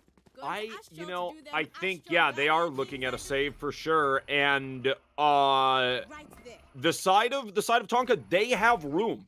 They have breathing room at this point for sure. Even if they lose this next round, they have definitely got it in them, and they have it in their pocketbooks to go ahead and buy again. So they're looking fantastic. And if you're SLP, you got to be saying, hey, let's get through this, and then let's really, really put in the work. We don't want to let them get within 1. Yeah, I agree entirely. Early dart comes out, pings out that the jet is here. They know this jet has that operator. Jumbo. And the ion operator, no less. A beauty. CT. Very pretty skin. Shush. SLP heading over towards mid now. Crone looking to see what he can find up towards the catwalk position. And man, dude, we are just a few rounds away from, I mean, either being tied up or game being over, right? Like, that's what we're looking at right now. As Crone pushes forward. A site on the horizon for this SLP squad, and they find first blood. Volo gets aggro, goes into tree, and Crone finds another. Now a 4-on-3. Weaponry still in favor of Minnetonka, but it's become a winnable round for SLP. And Woozy calling in the ultimate. That's a big location is known, Joshy. Yeah. Big find. Now 3-on-3 Thunder. This could go either way. They push out. Crone finds one, sprays for the second, can't find it. Joshy teams up for a 3K, and that's Tonka getting it done, finding match point number 9, man. 11-9 now. SLP's round fading away. Yeah, and Joshy gonna grab this op for the friend. Oh no, Schmoogler on the DC. I was like, when Schmoogler went down at the beginning of that round, I was like, why is Schmoogler looking at a wall? Like, why? I don't understand what happened there, right? Yep. And we do have a tech timeout here. We're going to just hang tight, folks, and wait for Schmoogler to get back in. I mean, look, Schmoogler DCs, and you're telling me Tonka still makes that win? Yeah, that's I mean, you know, you got to remember the weapons it was an eco round, the way of SLP. So, but still, I mean, nonetheless, massive that Tonka's able to clutch up and pull that round back, man. That is huge. Yeah, I mean, they did. Yeah, even with the DC, right? And a fantastic effort out of St. Louis Park. You see Tonka taking that win. The retake was fantastic. It happened quickly, too, right? It wasn't like they were hurting for time when they went to defuse that spike. So I like what they've done. Okay. We're taking a timeout. We're going to get Schmoogler back into this thing. Apparently, Wi-Fi, little DC. So again, thank you folks for sticking with us. As long as we have this little break, why don't you go ahead and follow MNVL on all social media? That way you'll be able to keep up to date on all the cool stuff we have coming up, and you're going to get to you'll see sweet highlights and videos, VODs, really great stuff that you can clip and you can enjoy with your friends and your family, you know, your grandparents. Which even just last night, we had a player who was shouting out to his grandma. He was saying, hey, my grandma helps me out with my Super Smash. So it's awesome, right? So we thank you for being here. Thank you for being here. Give us those follows there at MNVL. Follow Skeptor and follow myself, Thunder McFadden. But most importantly, follow MNVL. And again, folks, all of this action today brought to you by Wisdom. We thank them for their support throughout this season for Valorant. It has been an absolute pleasure. It's been amazing. So thank you. Thank you to them. Yeah, man, dude. And I'll be honest, the fact that this delay is coming in so long, the way of, Minnetonka right now, I feel like this honestly doesn't end in their favor, man. I mean, I saw this just a day ago watching Champions Tour, a technical timeout for a team that had strung together 5 rounds and they came back and instantly it wasn't that same, like, that fieriness, that morale and that wave of momentum that they had kind of got snapped. So I hope that this doesn't just put a complete stop to what Tonka has been building up over the last few rounds, because they've completely turned their game around, Thunder, and they've been playing really good. So it'd be a shame to see this technical timeout kind of put a dampen on their run right now, right? Because granted, SLP had a big lead, but that big lead is not a big lead anymore, Thunder. It's only 2 rounds. You're right. You're right. It's only a 2-round lead for SLP, so they have to be extremely, extremely, and excessively careful. Right? Mm-hmm. They do. There's no other way to put it. They had a fantastic lead that has now diminished. And when we're talking about money, weaponry, utility, all of that being, factoring in here for these last 3 rounds or 4 rounds, you got to worry just a little bit if you're SLP. On the other side, you mentioned, right? If you're Schmoogler and you're that team, right? You have a technical pause, you have an issue, and who knows, right? Who knows how long it'll be? Maybe we'll get back in. Maybe we'll make it happen. Couple moments here, it's going to look like. But I was just thinking about this as you mentioned the Wi-Fi going out, right? Yeah. All of us have at least one, if not a couple of things that we do when our internet goes out, right? Whether you're in a meeting or you're streaming or you're casting or you're just gaming, whatever, and your Wi-Fi goes out, right? Yeah. We all have something that happens. For me, it's no, usually followed by some sort of expletive maybe, and then after that, me going, dang it, and walking around my house like, man, okay, all right, great. Well, now I've been kicked out of my Halo game, or I've been whatever, and who knows when the Wi-Fi is going to get back. And since we live in almost, 2021 going on 2022, if we don't have internet, we all start freaking out and tripping. So yes, what does that do to your mentals if you are Tonka right now? If you are Schmoogler, who has been playing very, very well, been playing a great breach, how do you just kind of shake this off, right? How do you figure it out and say, okay, here we go, right? Yeah. So, I mean, and I don't want to say it, but like, dude, I think you get 5 minutes on the technical timeout. So, we are on a clock at the end of the day. Schmoogler's probably got a good 2-ish minutes left to get back before they're going to have to continue 4v5. Yeah. I mean, a technical timeout, you can only go so long. And yeah, I mean, at looks like they're saying he will be back in a second. So hopefully that happens. Hopefully, yep. Looks like he's logging back in here. So, and that's what we want to see, right? Obviously, we don't want to see, we don't want to see anything. Oh, for sure. No, yeah. We don't want to see a win or a loss happen. We need it to be 5v5. Wi-Fi, right? How That'd be whack terrible. is that? Yeah, that wouldn't happen, especially here at State. Schmoogler back into the game. Hopefully we can see his character moving around, and he's moving, folks. He's alive. Schmoogler is back and kicking, and we are getting right back into it, man. 20 seconds of warm-up time, and it's going to be – that was so much time for the attackers and defenders to kind of – I mean, think about what's going to happen. And everybody on this Tonka side lined up at B and looking like a quick – I mean – St. Louis Park lined up at this B side and looking for a quick B attack, it looks like, Thunder.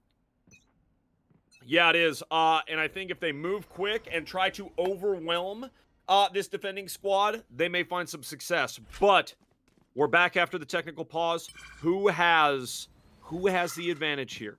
Huh? Spaceman grabs that orb and gets that ultimate online now, looking to call it in early, and that's exactly what he does. Wall coming out. CT is walled off. Changea finds one, but goes down. Jumbo finds one as well. Dashing back to CT in safety. Now a 3-on-4.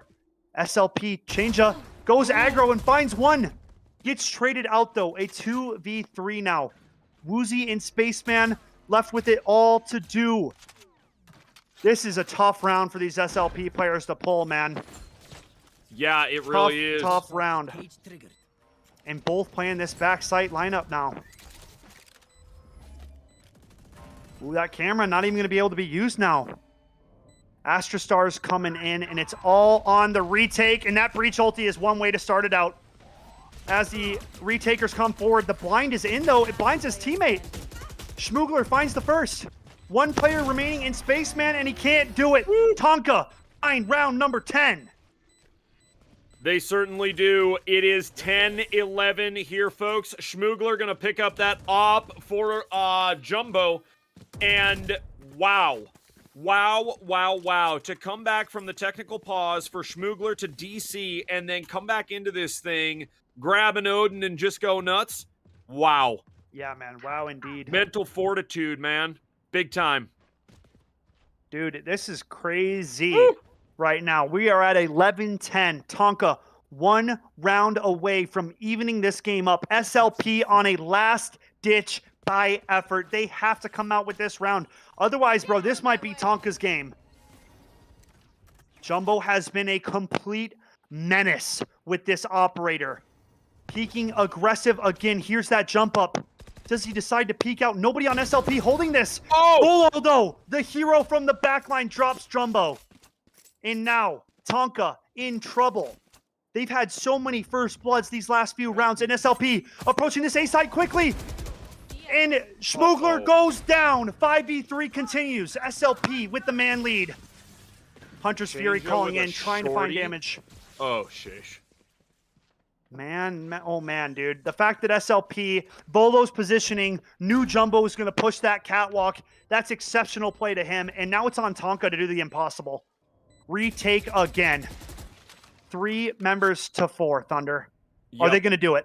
I mean, listen, I have faith in this squad because of just how talented they are, but when you're talking an Odin underneath for Changea. And it's 1 remaining. And that's 12. That's it. And that's 12 the way of SLP. Match point, folks. Match point. The way of SLP, they came out to a really, really hot start, gave some room back to Minnetonka, but now match point. You got Changea with that big Odin. Nope, never mind. An operator. Dish out the Odin to somebody else, but you know me. You know how I feel about an Odin. Oh, yeah. You love it. Oh, wow, man. Wow. 10 seconds. Both teams have a bye here, and this is a must-win round for both these squads, Thunder. It doesn't get realer than this. Right now, SLP trying to punch their ticket to the finals. Tonka trying to stay alive. Woo! It's all down to this. What does Tonka have up against this SLP squad that is making a Cinderella run right here?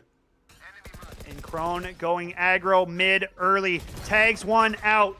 Finds the frag. Spaceman opening up the round early. Joshi goes down. 5v4. SLP with the man advantage. And now Tonka have to be sweating, Thunder. This is what it all comes down to. And Jumbo misses the op shot. That's a rarity to say that out loud, man. Jumbo has been on point for Tonka.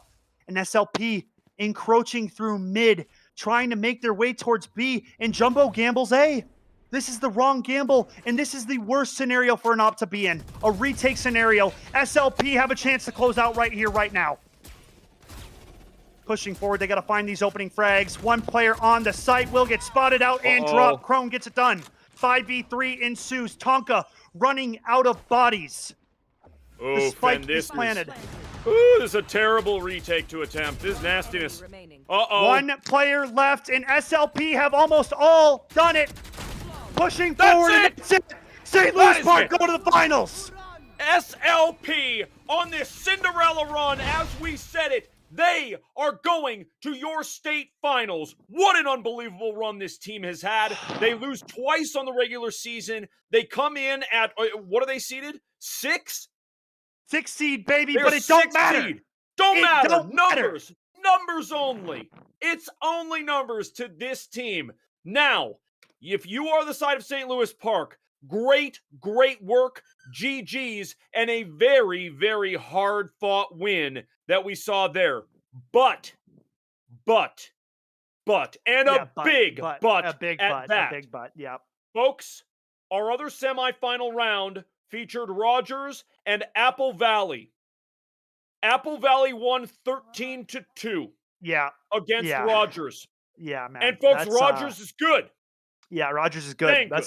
That's scary, right? And that's like, dude, that's what we've seen Apple Valley do all season long. So, you know, I don't want to say I'm surprised that they were able to put together a scoreline like that. They've been doing that to everybody they've played against all season long.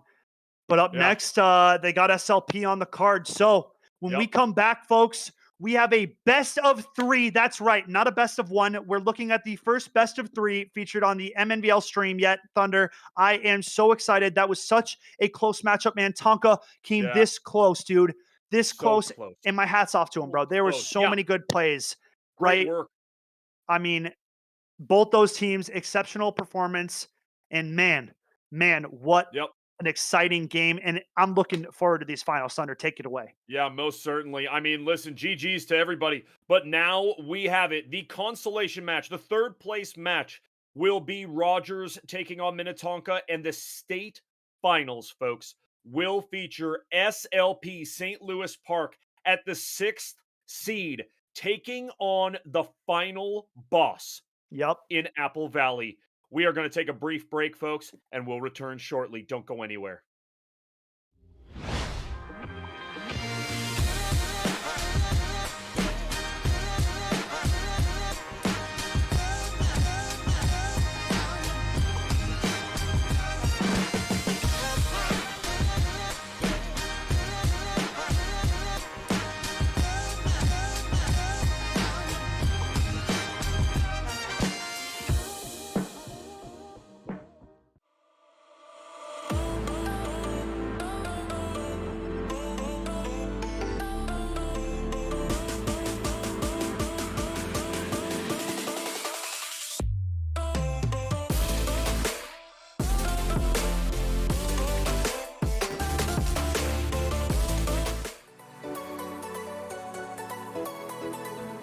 Hello, everybody, and welcome to the Teamfight Tactics North American Regional Finals. It's time for the grand finals in the battle for the Rift by Hello Giant and Slayer. welcome everybody to Lumia Mania 2 Squads Invitation.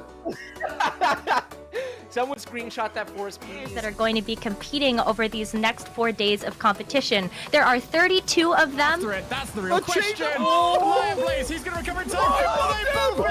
The draft starts right now. That it certainly does. A best of 5 situation here, Cubby. A big chance now for these teams to show. 10 bid fate onto 4 people. Now get the reset. They can't get the reset. Just like that. Lights out. Boom. In the quadra kill. They're looking for the 5v5s. Try but not. To get here into the grand finals today, they had to play and start things off in the quarterfinals. And to be fair to Tribe, I would say they had a much tougher path coming through to this, Max. So they rotate off. Decop needs to hold us down. 2, make that 3, the 4th, and the 5th. Move on over to our prizing and check out what's happened with that since yesterday. I know when we ended the stream, this is getting nuked. LeBlanc's not dying. He's slow playing it. Oh yeah, he can't kill it. Yeah, there we go. Can't seem to avoid round 1 coverage. It's Raptor once again. But let's have a look at what the players are playing for. Once again, the prize pool is just the same as last time if you've been here before. But if you haven't, 20. I think, you know, they're almost there. And we look at the points, right? Hot players are very far in the lead, but there's 2 games. Honestly, this is really nice. There's this one. I don't know what to call it. Yo, presented by Wisdom, and we're already here. We got dogs on screen. Even keep a spare of my PSD underwear.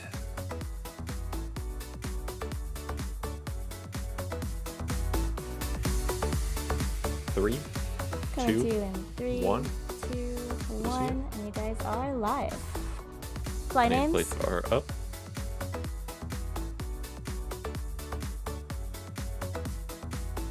That's it for. I broke my pen. That's it for us, folks.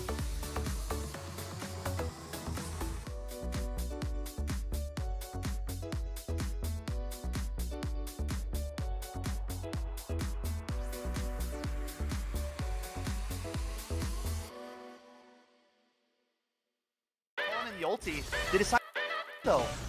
Apple Valley doesn't know rips off by the Aria on one. And now Rosemount. 3 Xers left. Aria peeks back. Nice jump up top. Out the foot on the stage, but spamming that peeks out. Gets dropped by Reyna. And the nice blind up and is away out. by Out. another. He gets Out. it. Out. Reyna's starting to fall back now, waiting for the ulti side. Will they catch? You have an idea that they are there? Dinks, but Reyna right above. Brimstone pick it up first. Out takes Cookie. Gets the first.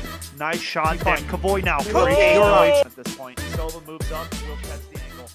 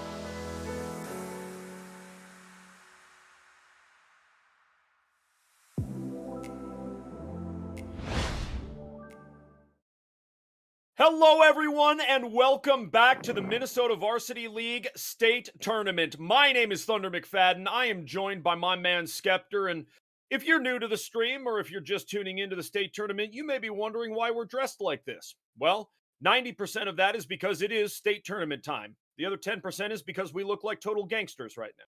So we are getting into these state finals. It's finals time, Skeptor. Let's go. It is finals SLP, time, dude. Apple Valley. It's time, baby. Straight up, dude. I mean, I'll tell you this right now. I've been saying all season long that Apple Valley Alpha was going to be the team competing for the state championship. And, you know, lo and behold, they are. The main question was going to be who is contesting this team for the #1 team in the state of Minnesota. And it's SLP, man. Somehow these guys clawed through a very tough competitive day, man. It's been comebacks. It's been almost throwing a lead. It's been all kinds of stuff. And let me tell you, man, it is going to be no easy task in this championship round. We already said it once. Apple Valley put up a staggering 13-2 against their opposition in the semis. And that it was not like that for SLP. That's what I got to say. No. SLP definitely a harder fought road to this point as far as the number of rounds that they had to put in. And man, I tell you, this this SLP squad, they are rearing and they are ready, but Apple Valley. I mean, Apple Valley diff. Apple Valley on the maps. It is just too scary sometimes. You know what I mean? Like I'm looking at this squad and I see very, very little in the way of weakness. I mean, there's almost nothing there. So to me, I'm looking at this as a very it's a Cinderella story still for this SLP squad. Coming in at the 6th seed to fight through this bracket. Cinderella story, and now into this is you know, to go back to old tales again, right? This is David and Goliath right here. Okay? This is Apple Valley, which is far and away the best team in Minnesota Varsity League. Mm-hmm. There's no other way to put that. Yeah, like they haven't lost, okay? They haven't given up more than 6 rounds in a live in-game match. So that's a stat, right? Like, come on. This Apple Valley team all season long, consistency has been their key to success, man. They always show up. They always play good. And frankly, it doesn't even matter the 5 stack that this squad is putting out there because the roster has changed up kind of significantly over the last couple weeks. And guess what? The results stay the same. This Apple Valley Alpha squad has had a winning culture all season long, and now it's up to SLP to create the impossible, right? Like that's basically what's going on here. You know, many people probably wouldn't even have thought SLP was going to be the team that was taking on this squad in the finals at the end of the day. But we got a best of 3 coming up. I mean, we can let you guys know about the maps. We got Icebox as St. Louis Park's pick, and the Apple Valley squad opting to defend. Second map will be Ascent, the way of Apple Valley. Don't really know where SLP will be at the start of that. But if and when we go to a map 3, because come on, this is the finals, baby. Give us a map 3. We will be on Haven to close out. I mean, this is mouth-watering. Best of 3 coming right up, Thunder. Yeah, I am super, super excited. Awesome stuff. And all of the action brought to you, folks, by Wisdom. Wisdom, we thank them again for their support and their support of our Valorant League. All of our players are able to play for free because of the support. From Wisdom. I almost said from Valorant, but from Wisdom, of course. Thank you to Wisdom. And folks, we just announced recently, I want to let you know as well, we announced recently that merch is dropping. MNVL merch is dropping. Each school will be able to build their own store with their own school colors, and all of those stores will be opening in February. So get your stuff together, talk to your teams, talk to your schools. You're going to be able to get custom jerseys. You're going to be able to get all of it. It's going to be really amazing. Really the first program of its kind across the nation for high school esports. So, I mean, we're making big moves here at MNVL, folks. We're making big moves here. And now, speaking of big moves, we're very excited to see what big moves are coming in this finals. It is the finals of Valorant here at Minnesota Varsity League, folks. Get hyped, get ready, tell your friends. If your friends like Valorant and they're not here, they had better have a dang good reason. Okay? Out to dinner with the family, working on homework, some sort of emergency. Those are all good reasons to not be here. There's a lot of bad reasons to not be here, though, Right. too. So tell your friends to get over here, all right? You Stop know- the nonsense. Get over here and watch MNVL. I mean, even if you're doing something, right, just pull it up on your mobile. Just, I mean, you 100%. can have it in the pocket, right? You don't even Come need on to be now. checking every time. I mean, a solid lurk never hurt anybody, okay, guys? I know that most of you out there are on the unlimited plan. I know it, all right? So let's see. A little bit of data usage tonight is not going to hurt anybody. You'll It's be not back gonna on hurt. Wi-Fi in no time. Come on, my nerds. Let's go. Here we go. St. Louis Park found a way to punch their ticket against the Titans of Apple Valley Alpha. We're getting into this best of 3 right now, folks. Icebox is the map in these teams, man. I wouldn't want any other teams in this spot right now. These have been my heavy favorites to be here, bro. Like, this is as good as it's going to get for the first season of Valorant, guys. I don't want to be that guy. This is as good as it's going to get right here, right now. Apple Valley Alpha taking on St. Louis Park Orioles, and it's a team huddle from Apple Valley Alpha.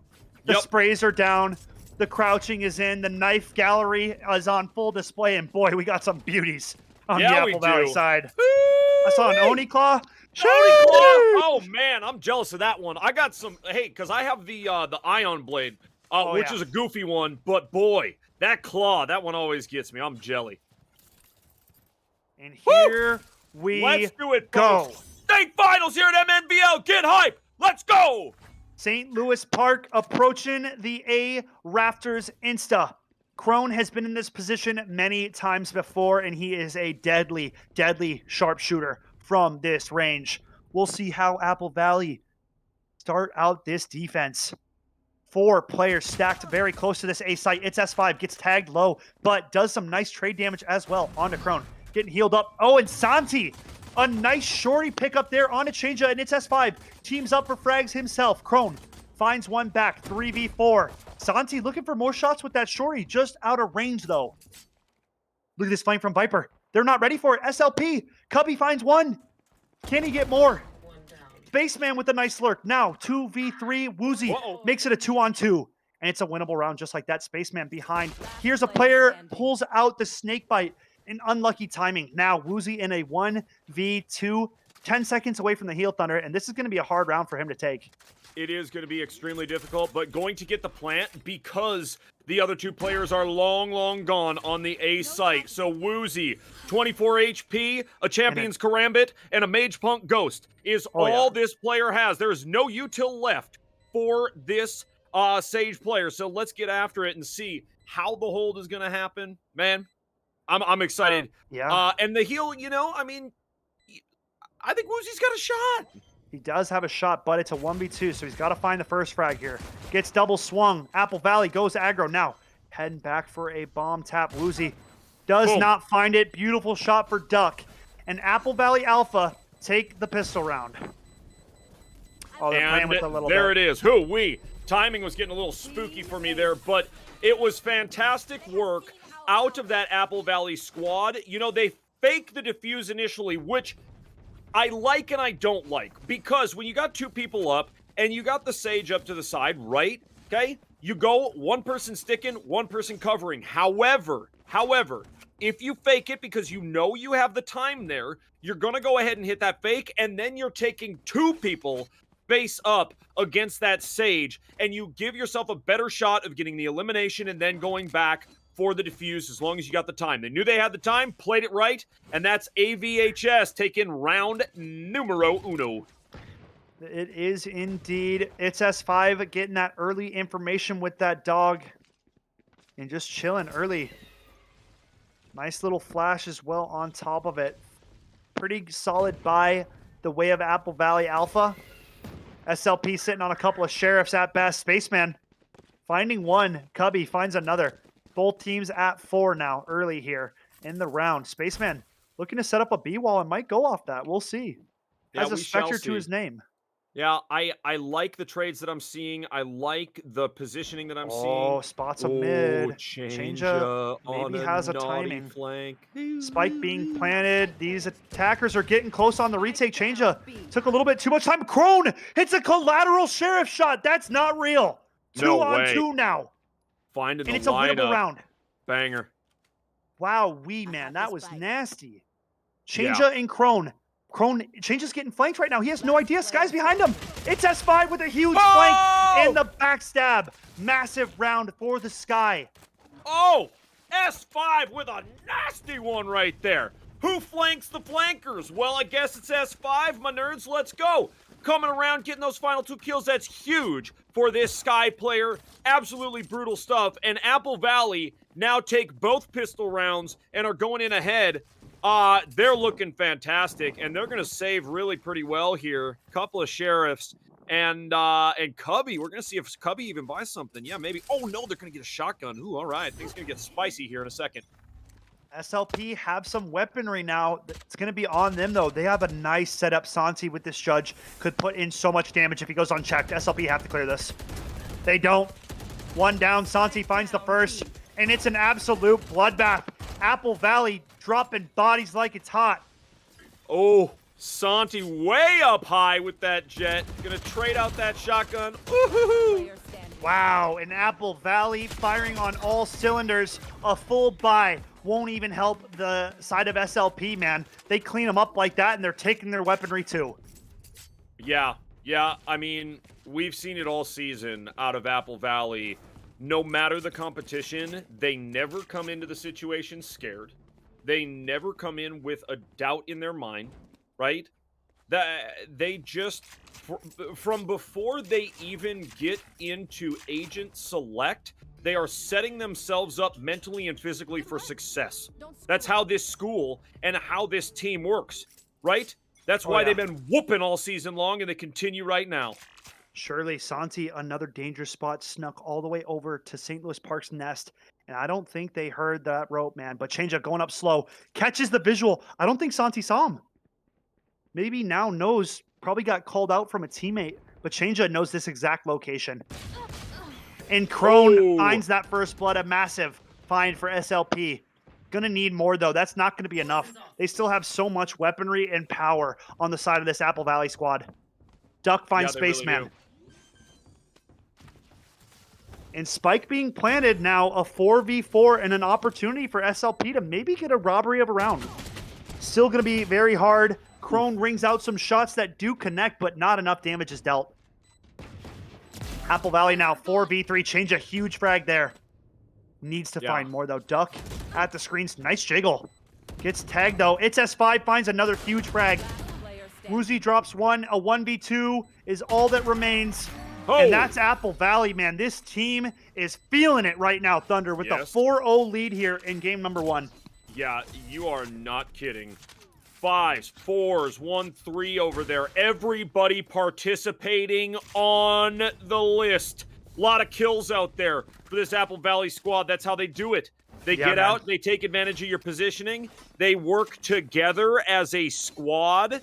They are always communicating, AVHS. They are always, always, always on the horn, letting people know what is up, where everybody's at, and why things are happening the way they are. They don't get down on themselves, and they never, ever, ever doubt themselves.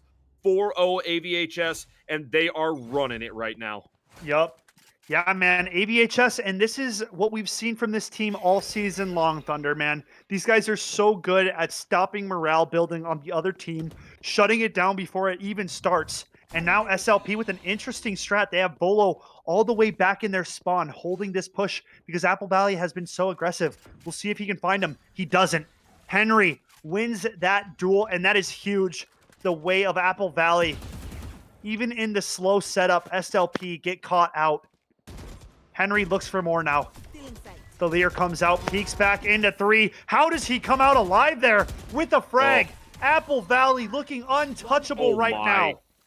The dismiss gets Henry out of the situation. Just so smooth getting along the side of that snake bite. Not scared at all. Oh my! Poor Spaceman is going to get run down here. Santi with that shorty has been laying down the damage so far, Thunder. For real. And Cubby there, hucking one of those snake bites in and bounce it off the edge. Just the razor edge of that door frame, man. Oh, beautiful shot. What do you need? I'm telling you. Everybody on this Apple Valley squad, super talented, super, super effective on the maps. You never know who's going to top frag on this team. You never know. Because all they do is take advantage of situations, Skep. They Thunder. know, every single one of them knows, okay, I got it here. Let me just handle it. Yeah, the team play is superb from this Apple Valley side. Also, everybody's even on the scoreboard right now. If you look at Tab, each one of these Apple Valley members has 5 kills. That means everybody is doing their job at specifically the time they need to do it, right? Like, everybody is showing up so far for Apple Valley, and SLP are in trouble early right now. Yeah, they are. They're gonna, mounting a comeback. It is something that they can do, right? And this map provides a lot of opportunities, especially when you switch sides and you switch halves, right? But, man, they're gonna want to take a couple of rounds off of this Apple Valley squad to try to at least slow down some of the freakish momentum that they have made for themselves. Yeah, dude. As you can see, SLP coming back towards this A site, playing it slow approach, and they breach out now with the Viper ultimate, starting to push forward. Changea goes down to Henry. A nice opening find the way of Apple Valley, and more shots coming through that smoke. Such dangerous shooters on the side of Apple Valley Alpha. Prone, though, getting cheeky through that Viper smoke, picks up a Phantom, and now can put in some damage. Finds one, a winnable round nonetheless. 2v4, but that's gonna do it. Apple Valley crack the site open. SLP find 1 frag and a plant for an eco, so yeah, it's decent, but Apple Valley, man, are just on 10 right now. This team is playing lights out. Yeah, they're really just running it. And look, a good ultimate and a good plant, the way of St. Louis Park.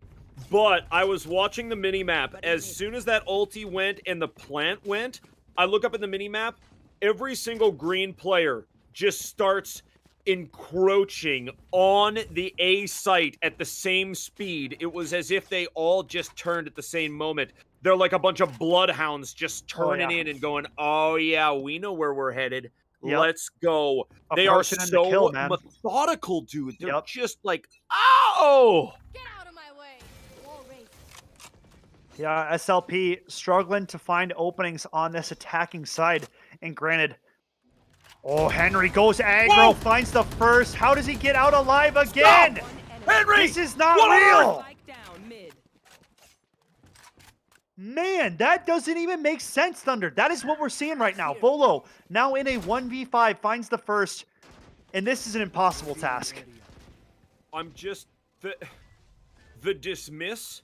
so quick and so perfect out of that Reyna, and Henry gonna take a 3-piece on the round.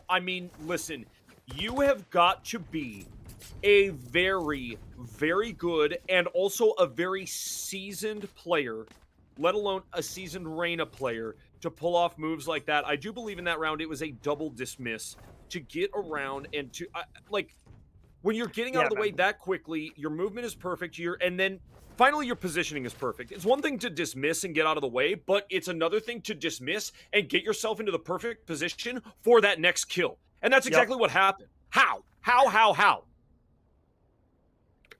Yeah, for real. This squad here, man. Putting in work. That's all you got to say, Apple Valley, man. Making the right moves. Henry finds one through the smoke. Crone trades it out, though. And an opening now. SLP trying to move forward quickly towards this B site. Crone gets dropped. Henry is on point, man. The headshot percentage. Santi teams up for another in Spaceman.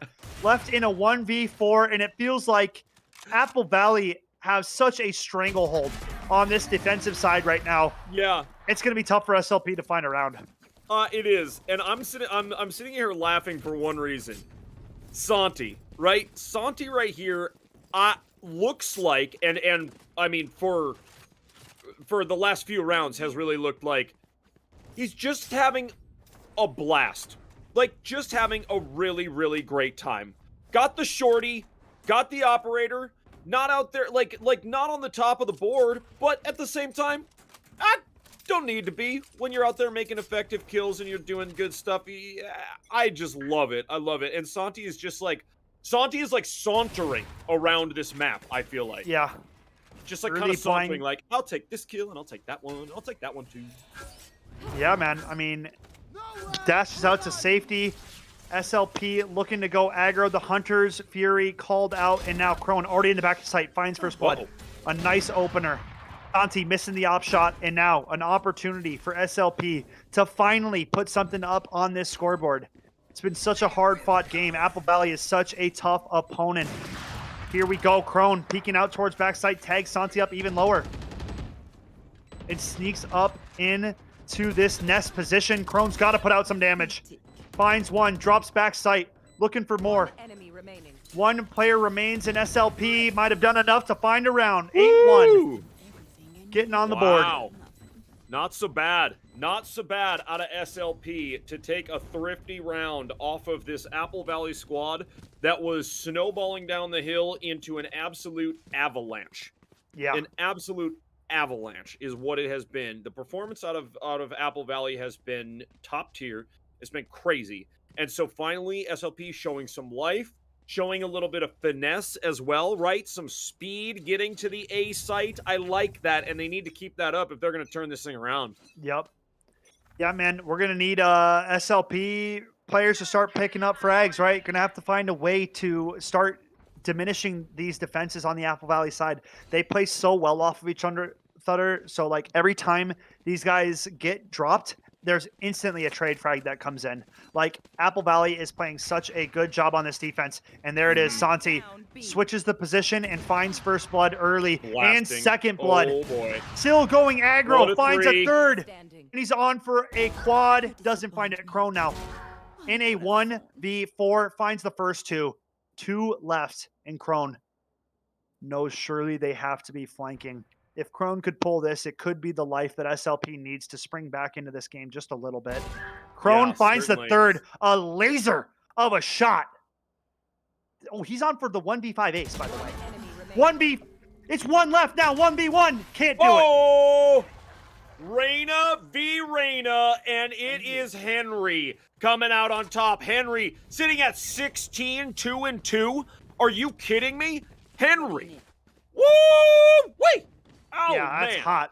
Hot Henry off the presser. Absolutely stretched out and got ready for this state tournament tonight. I'm telling you, that player is just on it right now. Absolutely on it. And to go face up against the other Reyna like that, Crone, who has been playing phenomenally, man, doing a lot of things right over there in Apple Valley, I'll tell you.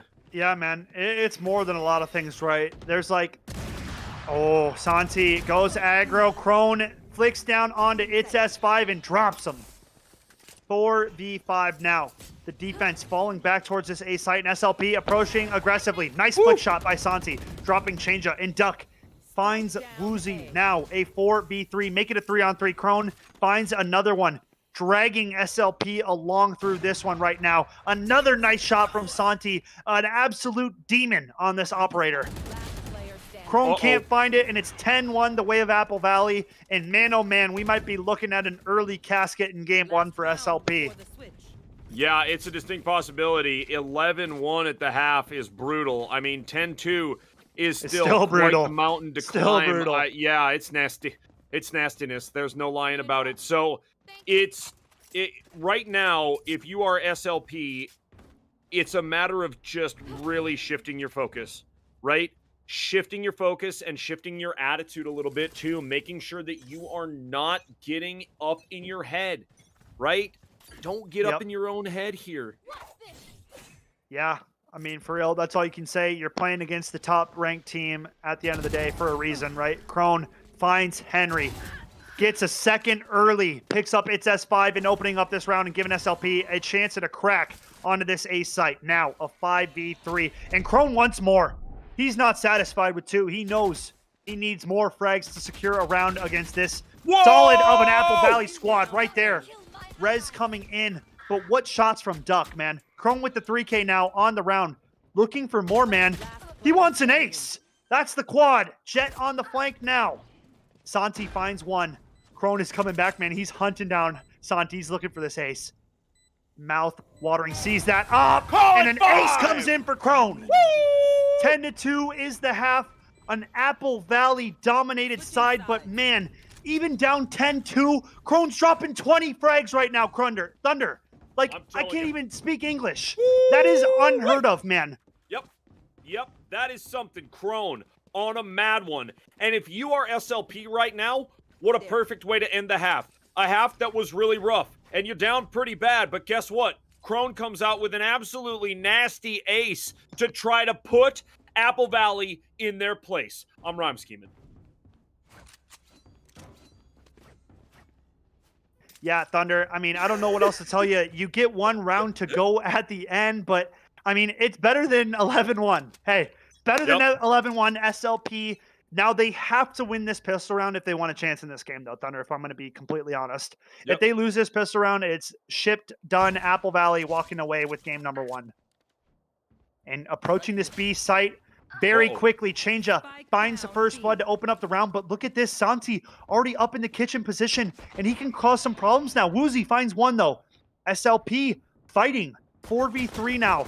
Santi gets dropped by Spaceman, a 4v2, and now SLP with a great opportunity at taking the defensive pistol round here. Cubby and its S5 left with a tall task of taking out 4 players. Yeah, most certainly, and especially when you consider Crone is still up, who has been just a freak, absolute freak on the map so far today. Yeah, at this point, if you are Apple Valley, I don't know what the move is. Wait it out, hope for a frag. You know, or maybe push, maybe just get aggressive here. You got 36 seconds left. Yeah, why not push it? It's a pistol round. Get in there. Yeah. Yeah, Apple Valley coming back towards this B site. Volo knows that dart was broken, calling out to the teammates, and SLP rotate accordingly. 4v2, it would be crazy if Apple Valley could pull this round. Yeah, most certainly. Oh boy. And it's close. 2-on-1. Make it a 1-on-1. Cubby has a chance to steal this round. Spaceman is up close and personal, though. And Spaceman clutches up with the 3K. Huge pistol, and it's 10-3. SLP, man, find the pistol round, and that's surprising. They do, but barely. What was that Barely, on a Cubby? bro. Barely, I mean, listen. Cubby. Hey, listen. I've seen the Fast and Furious a ton of times, probably a million bajillion times, and it doesn't matter whether you win by an inch or a mile, winning is winning. We all know this, okay? So listen. You win that round, you're going to take it. It doesn't matter if you have 1 or 5 people up. Forget it. You take that dub. It's 10-3. Let's go. This is the start of the comeback. That's what you got to be thinking if you're SLP. 100%. 100%, Thunder. I couldn't agree with you more. And it's a entirety save the way of Apple Valley Alpha, and all 5 players stacked up with their classics and approaching this A site quickly. Dog gets spotted out early, and now they slow up. Trying to get up top pipes. Volo trying to spot something out with this. God, I lost the train of thought. The attack came in so quick. Bodies are dropping like that. SLP find 2, and Apple Valley find 1. I meant to say drone. That's what I wanted to say, just so everyone knows. 4v3. Apple Valley still with the chance. They got some damage in. If they could get their hands on some of these guns, Thunder, it's a winnable round. Crone has to check close. He checks close. He picks up the first, and he dismisses to safety. Bolo trades in. Cubby all left alone. Finds 1 again, but SLP claimed the first 2 of the second half. A 10-4 scoreline. Not so bad. A couple of pistol rounds going the way of SLP. You like it. You love to see it. We've talked about Crone a lot. But the switch from the Jet to the Reyna, I am absolutely convinced of. 100% I'm convinced of. This utility is much better in the hands of Crone. Okay? I'm telling you, like, when you look at so many Jet players out there, like, it's the Jet and the Op, right? Always got to be the Jet and the Op. Crone is doing so fantastically well with this Reyna and a rifle. I know, dude. Wouldn't change a thing. I know, dude. It's it took a while to figure out the recipe for success, but Crone is a demon on any agent he plays, man. This kid's got the deepest agent pool out of anybody in this league, and if you don't believe me, try to play some games with him, and then talk to me later, okay? Like, this guy can play any position. His game knowledge knows no bounds. You're looking at a future professional, okay? I'll say it. You can quote me on it. I don't care. This kid's going to be a pro. Doesn't matter what he does. Even if it's not an esports, baby. But right here, right now, he's trying to be a Valorant player. And that's what he needs to bring, because this Apple Valley team is bringing the heat tonight, Thunder. Yeah, most certainly. I would absolutely love to play with Crone. Not against, but with. Not against. Not would be against. fantastic. No way. This Viper ulti is so huge for the way of Apple Valley. They're playing tucked. SLP trying to find him. 2-on-1 now. Woozy goes down, though. and it's Apple Valley to claim point 11. 2 points away from taking map number 1 in the state finals, Thunder. Yep. State finals it is. Map number 1 on Icebox, folks. Thank you for being here. Hey, if you're not already following MNVL on social media, make it happen. Follow MNVL and also tell your friends. I know you got friends out there who like Valorant. Hit them up. Hit them up however you hit them up. Snapchat, whatever. Message them. Say hi. Message them on TikTok. Whatever you do, and tell them to get here right now, because it's the state finals, my nerds, and we're having a time of it. What a night and what a weekend we've got here at MNVL. Yeah, man. It's been a pleasure to do the casting as always. Valorant, one of my favorite games out right now, dude. This is mad fun as always. And this is a great finals we're having so far. Apple Valley doing a number on SLP, but SLP still trying to hang in there, right? Like, it is tough to play against this Apple Valley team. This team is so good rank-wise. I mean, they could go and play in an amateur league if they really wanted to, right? Yep. That's the kind of rank caliber you're looking at this team.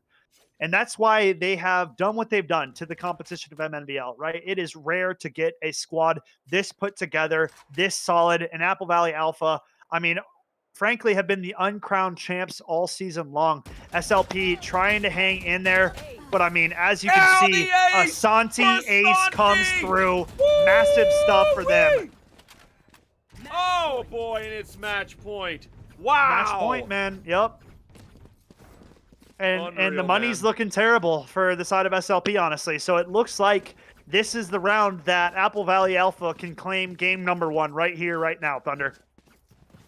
Yeah, they really can. I mean, it's such a dominant performance. Such a dominant performance out of this Apple Valley squad. It's the same that we have seen all season. Everybody at that program had better be really darn proud of themselves, because what they're doing here is something special. The first ever state finals that we have had in Crone Valorant. gets change up! The jumping Michael Jordan shut down with the judge.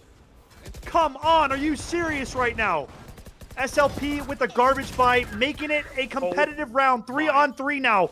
Woozy with this judge. Holding it down, they know his location. They keep crouching forward. Change up gets another, now a 2-on-2. Chrome with the flank, and it's a 2-on-1. And SLP find a way to stay alive. Crone with a Guardian. Ooh, that right there, man. I love that. Getting the Guardian to get them back after it. You gotta buy as much as you can. And Crone doing work. Picks up a Vandal. Nice little floor gun. I like that. Oh, yeah. Dude, those judges, though, kicking out for Changea and Woozy teaming up for 4 out of the 5 kills that round. That is disgusting stuff from those judges. I mean, they took one out of Apple Valley's book. We saw Apple Valley use those judges in that same spot, and they did a number on SLP earlier in the game. So, folks, take that one into your solo queue games, maybe. That judge on those cargo crates at B, nasty stuff. And especially if you're a jet main, right? Floating back and forth, up and down on those boxes. Oh, right? Henry. You can do a ton of damage. A one-tap onto Volo. I only heard one shot from that rifle. So, they talk about my one-taps. If you know, you know. Sure enough. Jeez, SLP now down a man, and Apple Valley coming hot towards this B site. They want to close out, and they want to do it now. Spaceman right up on this site. Spike planted.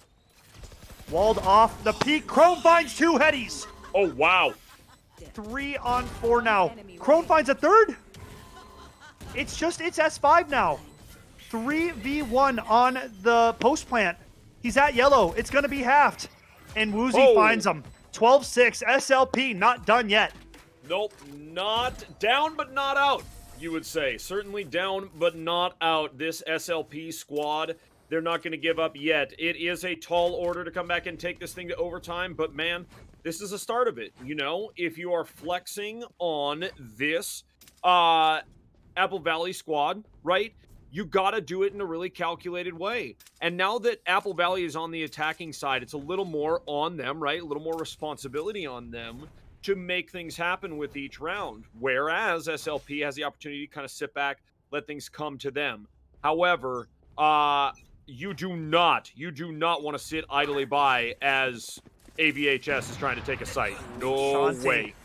It looks like a fast A take.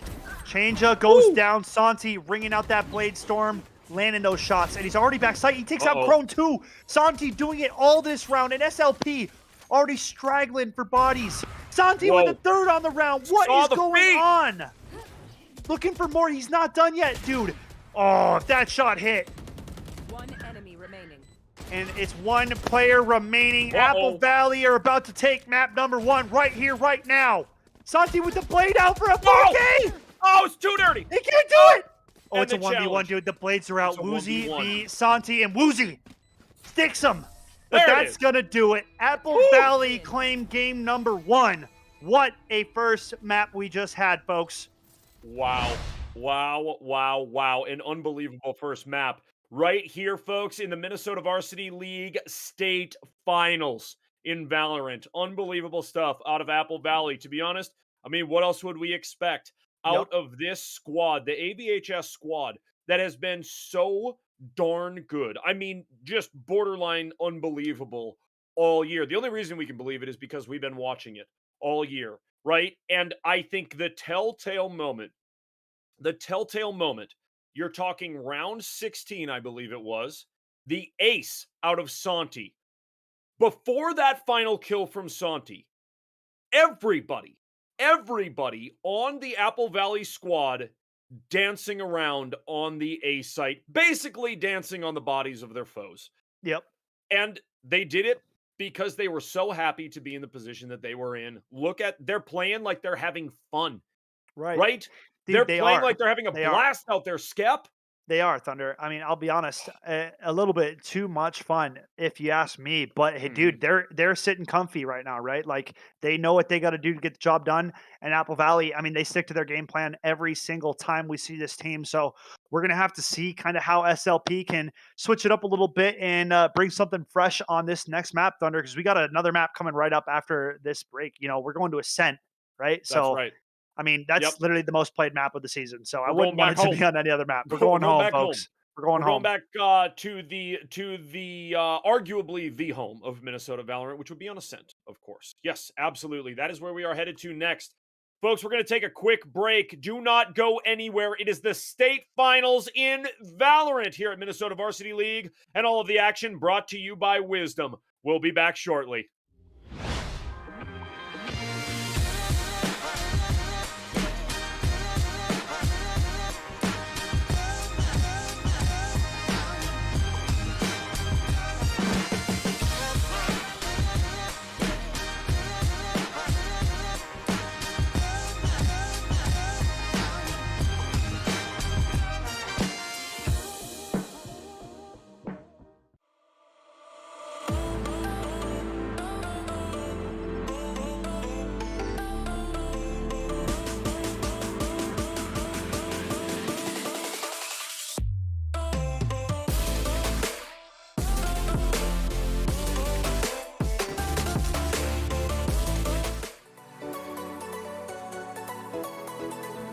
Hello, everybody, and welcome to the Teamfight Tactics North American Regional Finals. It's time for the grand finals in the battle for the Rift by Hello Giant and Slayer. welcome everybody to Lumia Mania 2 Squads Invitation.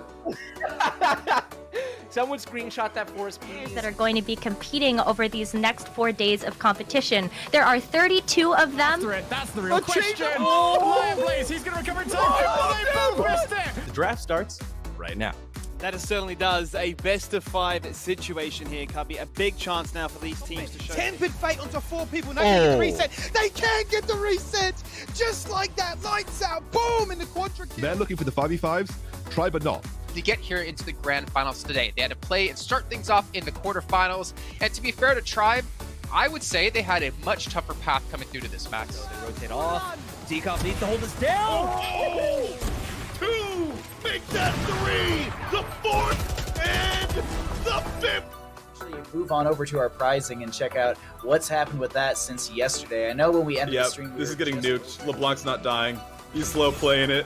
Oh yeah, he can't kill it. Yeah, there we go. Can't seem to avoid round 1 coverage. It's Raptor once again. But let's have a look at what the players are playing for. Once again, the prize pool is just the same as last time if you've been here before. But if you haven't, 20. I think, you know, they're almost there. And we look at the points, right? Hot players are very far in the lead, but there's 2 games. This is really nice. There's this one. I don't know what to call it. Yo, presented by Wisdom, and we're already here. We got dogs on screen. Even keep a spare of my PSD underwear.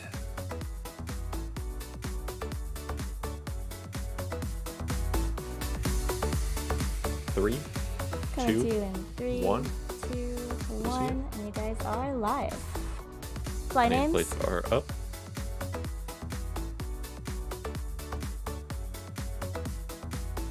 That's it for. I broke my pen. That's it for us, folks.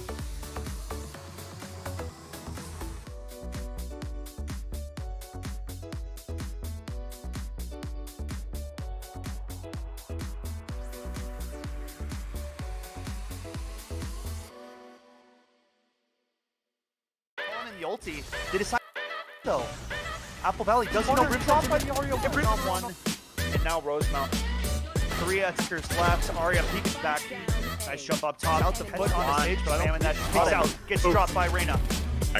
And the nice blind line. Away so by close. another. He gets it. Out! Reyna's starting to fall back now. Omen side. That will. They have you have an idea that they are there. Dinks, but Reyna right above. Brimstone picking up first blood, takes Cookie. Gets the first. Nice shot. Then Kavoy now. At this point. Silva moves up. Will catch the angle.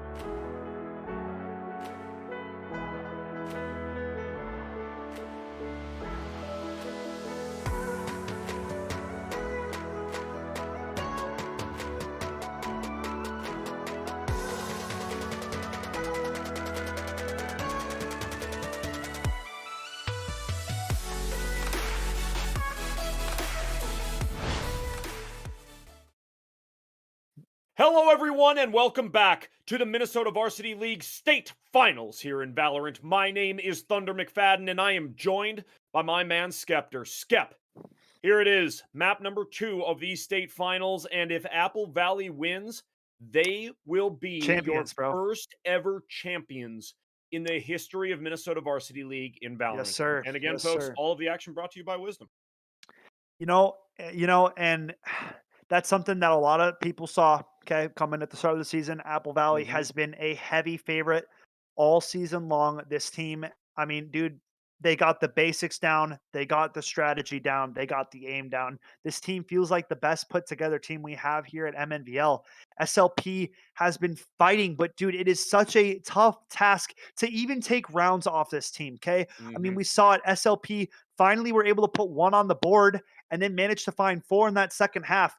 And if you want me to be completely honest, if SLP can show up and have a close first half, this is a winnable game. I know people might clown me. People might not believe me. I don't care what you think, honestly, because this all immortal squad of Apple Valley is a titan, bro. There is not a single team that is this stacked ranked wise in any of our leagues, bro. Like top notch is the only way to describe this team. Yeah. So, you know, and they've shown it all season long, man. They've done nothing but dominate everybody they play against. Yeah. And 6 rounds against them is a good game. So It is. we'll see how these squads come in on Ascent. This is Apple Valley's map pick, and SLP opted to go to defense. So I mean, you know, what do you got? That's it from me. Like I mean, you know, and looking at this matchup, I think right here, right now, we go to Ascent, not as punishing a map if your crosshair placement is not just pristine. Okay. As Icebox, I like that. You're right. You know what I mean? You're like for Icebox sure right is on one that. of those that your shooters are going to show through. And Yes. I would say that when you look at these two teams and the way that they play, right, there is a slight advantage crosshair placement and headshots wise you have the advantage a little bit on the way of Apple Valley, right? Yeah. But if you get on a map like Ascent, or if we go to 3 and we go to Haven, again, the angles and the length of the map not going to punish you quite as much as Icebox is. So if SLP is going to mount a comeback and reverse sweep Apple Valley, the best team in MNVL, it has to start now. Yeah, no, surely it does. I mean, defense, we saw how good SLP looked just a series ago. I mean, that defense side is what we were giving so much praise to them. They were playing it like a professional team, man. No unnecessary peaks, no over aggression. It was none of that, man. It was well played Valorant, and it was a team played Valorant. And that's the kind of thing that has been lacking every team that Apple Valley has played against, the team play. There's no team play. These teams have fallen apart. Every time they played against Apple Valley, teams have crumbled underneath the pressure, and basically Apple Valley just steamroll them. That's what we've been looking at all season, and that's what SLP is trying to avoid here tonight. They are not backing down. They're standing their ground, and they're making it a game. That's the best that this squad is offering. Man, they've been fighting all day long, and I just want another good match. It's been a blast casting this game all season long, and we're getting into Agent Select right here for map number 2. SLP down 0-1 in the series. Apple Valley can close out and become MNVL Valorant State Champions, Thunder, like you said. Yep, there it is, and we are a minute away from getting onto this map, folks. Thank you all for being here. As Agent Select comes in, we have a switch. S5 on the Astra for Ascent. Cubby gonna take over that sky roll. Santi on the KJ gonna lock down at least one of those sites. And Henry's gonna hover and then select that Reyna. Ooh, man, that Reyna v. Reyna action between Crone and Henry is going to be nasty. Nasty, I think. Oh, it's gonna be good stuff. Yeah, we're rocking that same setup from SLP. Just the series prior, we saw them do such a great job on this defensive side, and they're going to need to recreate that 7-1 run that they had against Tonka if they want a chance at taking down the Titans and Apple Valley Alpha. Yep. Let's see how. I want to see how Apple Valley decided to approach this pistol. Yeah. I think that if we know anything of Apple Valley, I have a feeling that this is going to be an aggressive push. You know, maybe they're going to prove me wrong here. They're splitting up just a little bit. But I think it's going to be aggressive. I think that they are going to come out strong. And even if they lose a round or two, they're not going to relent. They're not going to back up. They're not at all going to show any weakness because that's how they win. That's how they play best. Yeah, man. For sure, Apple Valley team play, the tradability, the aggressiveness, and playing quick, man. Like you said, the quickness that this team plays with, most teams can't really keep up with it. But off to a slow default early here. As Santi's up top at the barrel, looking for an early peek. It's S5 walking up catwalk, and Apple Valley looking to explode onto this A site. Oh, Crone boy. finds first blood. Changea dashing away into tree for some safety. Crone finds a second and a nice way to start out this pistol, but gets taken down. The double peek is too strong from Apple Valley. Nice shots there. As door being closed, Spaceman goes for the ghost, and Woozy coming in from the Heaven retake. A 2-on-3. HP low on the sky, but number advantage the way of Apple Valley. Yeah, it definitely is. They found a way to turn this thing around. Great work. Great job. And just a little bit before they may win this opening round. Spaceman getting tagged very low. Woozy peeking out, has 3 to find. Will not be able to do it. Apple Valley take the pistol. They sure do. And they do it very, very effectively. Not the most stylish round win that we have ever seen, but very, very effective. Very nice work. Oh, man. Oh, we're seeing it. Look at that. Santi with a phantom. Second round. The ultimate flex. $0 left in the bank account for that Killjoy. It's nasty. He baited us. He swapped over to a Spectre. Ow! Dang it. It was a bait and right switch when from I went Santi. away. No, it's there. No, it's back. He just swapped again. There it is. Let's go. Let's see what happens. He double swapped, man. He really is playing with us right now. Pulled the double rotation on me. I don't appreciate I made that. up that move, dude. Come on. What are you doing? Here they go, approaching the site quickly. Multiple players out. Crone spamming that sheriff through. Spots 2, crossing the site. Not much he can do about it, though. Apple Valley have this site on lock. Crone sees one pushing into CT. So many bodies in front of him. Can't find the shots, though. Wow. And the only way they're going to peek him is a 2-man swing. Oof. Wow, and they keep everybody up? Yep. Sheesh, what an effort. Weaponry coming out now, the way of SLP. Lots of Spectres on the Apple Valley side, 1 Phantom, and if Apple Valley can honestly steal this round right here, this is going to be a big telltale for honestly how the rest of the match might play out.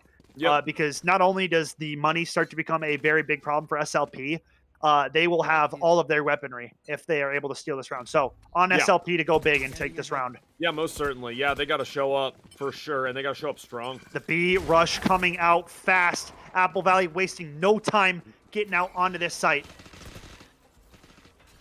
Baseman hiding back of site, gets tagged up by that drone. And now Apple Valley bursting out. Woozy finds first, Crone finds the second, Volo a third. Volo finally gets traded. 4-on-2 now. Crone makes it a 4-on-1, and SLP take care of the Apple Valley push. There it is, and they only drop 1 player. That is massive, massive, massive for SLP. You know, I mean, because, again, when we looked at map number 1 on Icebox, it was like, I mean, what was it, like 6, 7, 8 rounds before SLP got a round win? So now, to stick with this thing and to keep pace, I think that's the best way to put it. To try to keep pace with Apple Valley, that's what you absolutely have to do right now if you are SLP. I agree with you. You got to keep playing to this level, right? You cannot back down. The second you take a step back, that is when Apple Valley Alpha will have that advantage on you. It's S5 pushes through that smoke, gonna get dropped by Crone. Opener for SLP, and he spots Duck walking through as well. Nice information picked up by Crone, man. And everything this guy does, man, it feels like the right move. Henry sneaks up tree, though, and finds Changea. And Killjoy ultimate being called in insta. It looks like Apple Valley are pulling the trigger and executing towards this A site. Yeah, Henry it's a good ultimate in a good spot, too. Oh! And Henry going absolutely massive, gets tagged low by Volo, but finding key shots this round, finds the flanker, and that is 4 frags picked up from Henry. What a massive round from him. One to find. Ooh. And it's an the ace! The ace for Henry, dang it, what a job. Way to go. This Reyna player has been popping off all night, and that right there, woo, that does not feel good if you are SLP or any squad for that matter. Man, a Reyna ace like that is just demoralizing sometimes, man. Yeah, I mean, you know, there was trades involved throughout the round. It ends up being that timing, though. SLP, a lapse in the defense. Reyna able to walk up that catwalk for free and then just terrorizes the back lines of the defense through that trade position. A great macro play from Henry, finding what's open and taking full advantage. Apple Valley now slowing it down. Approaching towards mid and Bravo. Volo trying to find some information here. Spots the head of 1 and 2 players through mid. And now SLP know that this B hit's coming in. Crone again with the first bloods, man. Nobody is doing it like this guy. Somehow every round is finding a way to give SLP a shot or an advantage. They have 1 player tucked in at pizza. Volo and Crone approaching. Nice shot from Changea. Now a 4-on-3 SLP. Making it a tough round for Apple Valley. Now retreating towards mid. We'll see how they approach. Changea hears the shots, knows they're heading towards Cat, and SLP stacking up towards A. Changea pushes through the smoke and dashes back to safety. Finds the information, that's all that's needed. SLP now can stack accordingly as they all come towards this A site. Reina Empress used. Crone finds the first. Plant is canceled. Crone finding another in SLP. Find a Thrifty. And if that's not a slap in the face, I don't know what is. Yeah, What's straight up? up. What's up? Woo! What a job I mean, a out of Thrifty SLP. Crone against opening it Apple up Valley? strong. Oof. Oh boy, that is fantastic stuff. If you are SLP, you got to be feeling good about that, and you have got to keep that type of action up if you are going to beat Apple Valley. 100%. That's what you got to do, and that is clinical stuff, Skep. That's where they have to be. That's what they have to be focusing on, right? I'll tell you this right now. Apple Valley hasn't been thriftied before. I guarantee it. That was probably the first thrifty we've seen Apple Valley take. Like, this team is a team that does not allow those kind of lapses to happen. That's why they've been so dominant all season. And just like that, their money is back to garbage. But Santi finds one opener with that Sheriff. They are still always dangerous, Thunder. It doesn't matter Apple Valley's weaponry. We've seen them win countless rounds with these Sheriffs in the past. And Santi's got a Phantom now. So you made that comment about the first time that they have been thriftied, right? Yeah. How many times have they thriftied another team? I mean, True. So many. So many, right. right? That is so classic out of Apple Valley. So what I like here, though, is, again, that staying step for step, change a nice shot there as well. Keeping toe-to-toe with Apple Valley. That's what you have to do right now. Ooh, and creeping up top, Santi right on the other side of this glass. Who's going to catch the timing? Santi goes down to Volo. Now a 4-on-2, and SLP in means to tie this up at 3 apiece right here, right now. It's S5 moving up mid with Spike, but he's got to get to a bomb site, and he goes down. Crone finds another. Duck left in a 1v4. And Shirley going to be dropping a 3-3 scoreline after 6. Grabs Spike, gets some damage down, but no time, man. The players are too spread out. Even if he got a couple kills, I mean, nothing's going to matter at this point. Gets a Vandal, going to try to save it now. Getting wall bang tapped up. Woozy not able to find it. And Duck going to get away with the rifle, at least a positive. Yeah, not so bad. I mean, they go into that thrifty, or that save round, obviously, not expecting too much. And so for Duck to get out of there with, 2,900 credits worth of weaponry, I think you're calling that a win overall, even though it's not a round win, if you are that side of Apple Valley. 3-3 now, folks. Apple Valley tied with St. Louis Park. Unbelievable effort out of SLP to stay in this thing. They have got to keep it up if they're going to take it to map number 3. Early drone used right away. 2 players over here towards Bravo. The other 3 are all stacked up over towards this A site, but now coming towards top mid, Change just waiting for them. It's S5, doesn't show though. Smart play, opting to go all the way around through spawn. I mean, surely would have taken an op shot there. So smart play out of its S5 to not, the discipline to not show top mid right there is good. Yep. Oh boy. Spaceman hears him close. Orb being grabbed. I wonder if that's Killjoy ultimate. It surely is, and it comes online right after that. All of B site is taken up. You cannot hide on site. Spaceman gonna have to get out of dodge. The attack coming in. Lockdown destroyed though. Volo takes it out with that Hunter's Fury, and that's huge. Spaceman stayed on site now and has the potential to do some damage. Oh, wow. Woozy finds the first. 2 bodies drop, make it 3 though. Woozy finds another. Now a 2-on-2. Sky off towards B main. The dog is out. Woozy gets stunned up. 1 player on site, 1 towards B main, and Crone has to find this frag. A key pickup. Cubby though finds Woozy first, and now just has to tuck. It's on Crone to find this first one. Yeah, flash, and maybe. nobody has health left. Yeah, Crone pushing forward now. Knows 1 player's on site, 1 towards main. Spraying at the box, can't find. It's S5. Dancing around, gets 1. Running lower on the timer, has to tap soon. And not going to have enough time anymore, unfortunately. There it is. 4-3 the way of Apple Valley. Though. Oh, man. This is... Oh, wow, Cubby. just escaping there in the corner. I mean, What a hard-fought round. That is the story of this map so far. Trades going out, right? Both teams playing extremely smart, swinging together, working as a unit, and it's 3-4. Map number 2 of these state finals. I'm loving what I'm seeing. Everything, every move from both of these teams, very calculated, very much all thought through, and very effective in the moment. I love it.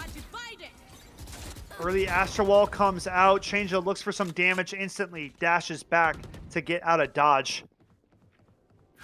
This is a pretty good Astral Wall, man. SLP don't have the ability to sneak into the back of the site like they did against that Tonka team. So already opting to rotate out and approach from a different position. But Apple Valley hasn't even stepped out onto the site yet. They're playing this one very slow. Spaceman's walking out. He might get caught from top mid here. A matter of timing. He saw him. Santi knows. Spaceman didn't see him, though. Or they did smoke he? And now out he's mid. waiting. And they're coming back towards A main, but Santi's wrapping back towards Bravo. Apple Valley still not sure how they want to approach this attack yet. The flash is A, and it looks like the main spear of the attack is coming through A main now. 3 players out on a site. Nice wall bangs for Cubby. But SLP trade for 2, make it a 3-on-2. And these other 2 players are nowhere near sight. SLP have spiked down. Both players coming through tree right now. Volo finds the first.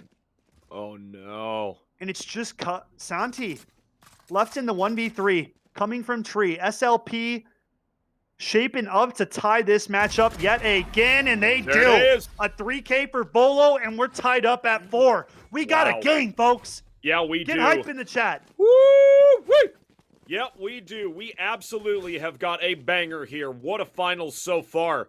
You know, that first map, SLP dropped it, and I think that they must have had a conversation where they really went over things and said, hey, we can turn this around, right? That's what they're doing right here. It is very, very tight Valorant play from both of these teams. Super exciting stuff, folks. Hey, if you're not telling your friends to come watch the stream, what are you doing? Get them over here because this Valorant is hype. 4 Apple Valley members coming out quickly towards the B site. Crone rains down the damage from Market and does a lot of it. Picks up 1 and almost takes out a second. And Apple Valley are stunned in their tracks. Slow on the take now and already starting to head back towards mid. Cubby has the timing and snuck up Cat, but Changea will be waiting for him. Now Henry peeking out towards Cat. Gonna be weary of Crone around that corner. Can't find it though. Crone with another, and Woozy adds on to the damage.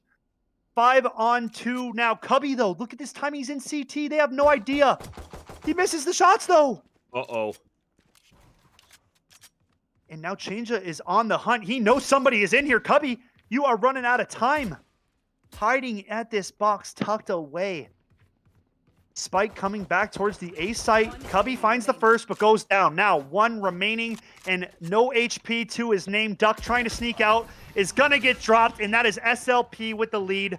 5-4 here in map number 2. Folks, I want to make you aware of something, and it's kind of a pretty momentous thing. I do believe this is the first time that Apple Valley has been behind in an MNVL Valorant matchup. Very possible. I would have to go back to the VODs and see if they dropped any pistol rounds at all to go behind, but I don't think it happened. SLP, what an effort to bounce back from that Icebox loss and to take the lead against the Titans of MNVL Valorant. Unbelievable. Really unbelievable, Skep. Yeah, man, they're doing it right now, making it happen. But Apple Valley are never done, never finished off. They are pushing aggressively through market and making a nice B split of their efforts here right now. Crone thinking that they might be lurking. I mean, that's something that this team has started to pull a lot more, a little bit of lurks. And Duck is in that, I mean, Santi in that corner. Crone not ready for him. Huge frags from Santi and taking that round back just like that. Apple Valley going to even us up at 5 rounds apiece here. Dead even between and they only these squads dropped right one now. player. They only drop one player, which is huge for them right now, because they're going to keep some weaponry and move into this 11th round.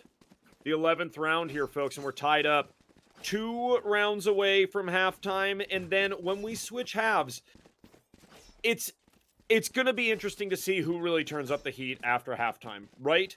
Is it an SLP run where they take us to a map number 3, or is it our AVHS varsity squad getting out there and saying, hey, we want to just end this puppy. Let's go home.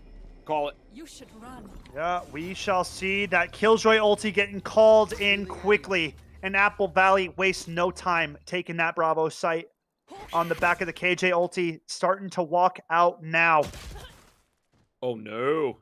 One player detained. Crone and Woozy teaming up for 2 early frags. Now a 4v3. It's S5 has no HP to his name, and he gets dropped. Spaceman finds him. One player towards CT, and Reyna coming back around towards A main right now. Santi gets taken out. A 4-on-1 now. Henry left with it all to do, but this player, very dangerous and always capable of taking a round away. Finds the first. Now a 1v3 pushing forward. Peaks Market knows a player is in there. Spotted out. Get some chip damage in. Not taking any trades back, but SLP make it round 6 into their bank accounts. 6-5 is what we got. 1 round left in the first half. And man, I guarantee you, none of you in the chat saw this one coming. Nope. We're looking at a potential dead even half in map number 2. Which would be absolutely insane. It would be insane to see SLP hold right with AVHS, right? And we keep talking about it. Apple Valley, so unbelievably good. So unbelievably calculated. They don't falter. They just don't. But they are showing, maybe not weakness, but showing some cracks in the armor here for SLP. Oh, yeah. Cracks inevitably show through when you're playing up against a player and a squad as talented as Crone and this SLP squad, man. These guys have put in the work over the season. And I'll keep saying it. I don't think any other team was putting in the amount of work that this squad was.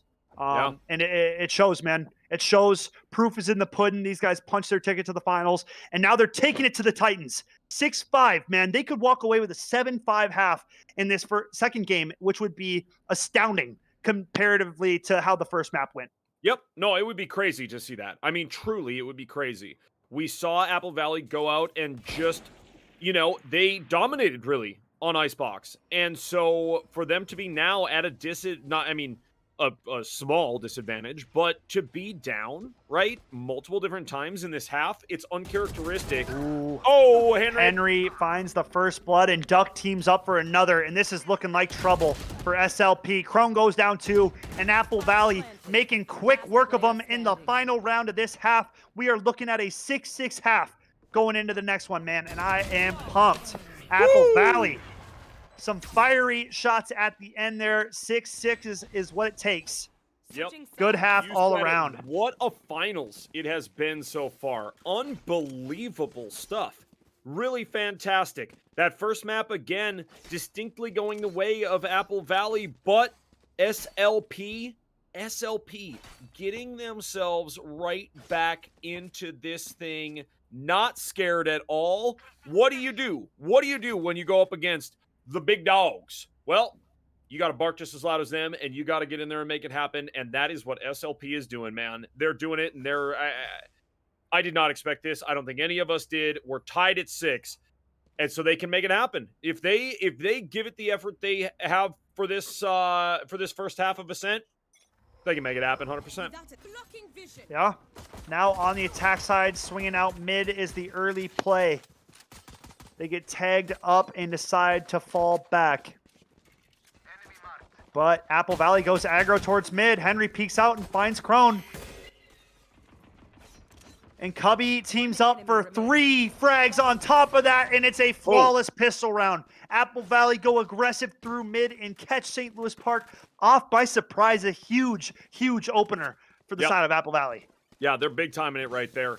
And for Apple Valley to go 6 rounds, 6-6, right, in that first half, and then now to be able to switch over to the defense, they don't have any time to chill. That's not what I'm saying. They don't get to chill on defense. They don't get to relax at all.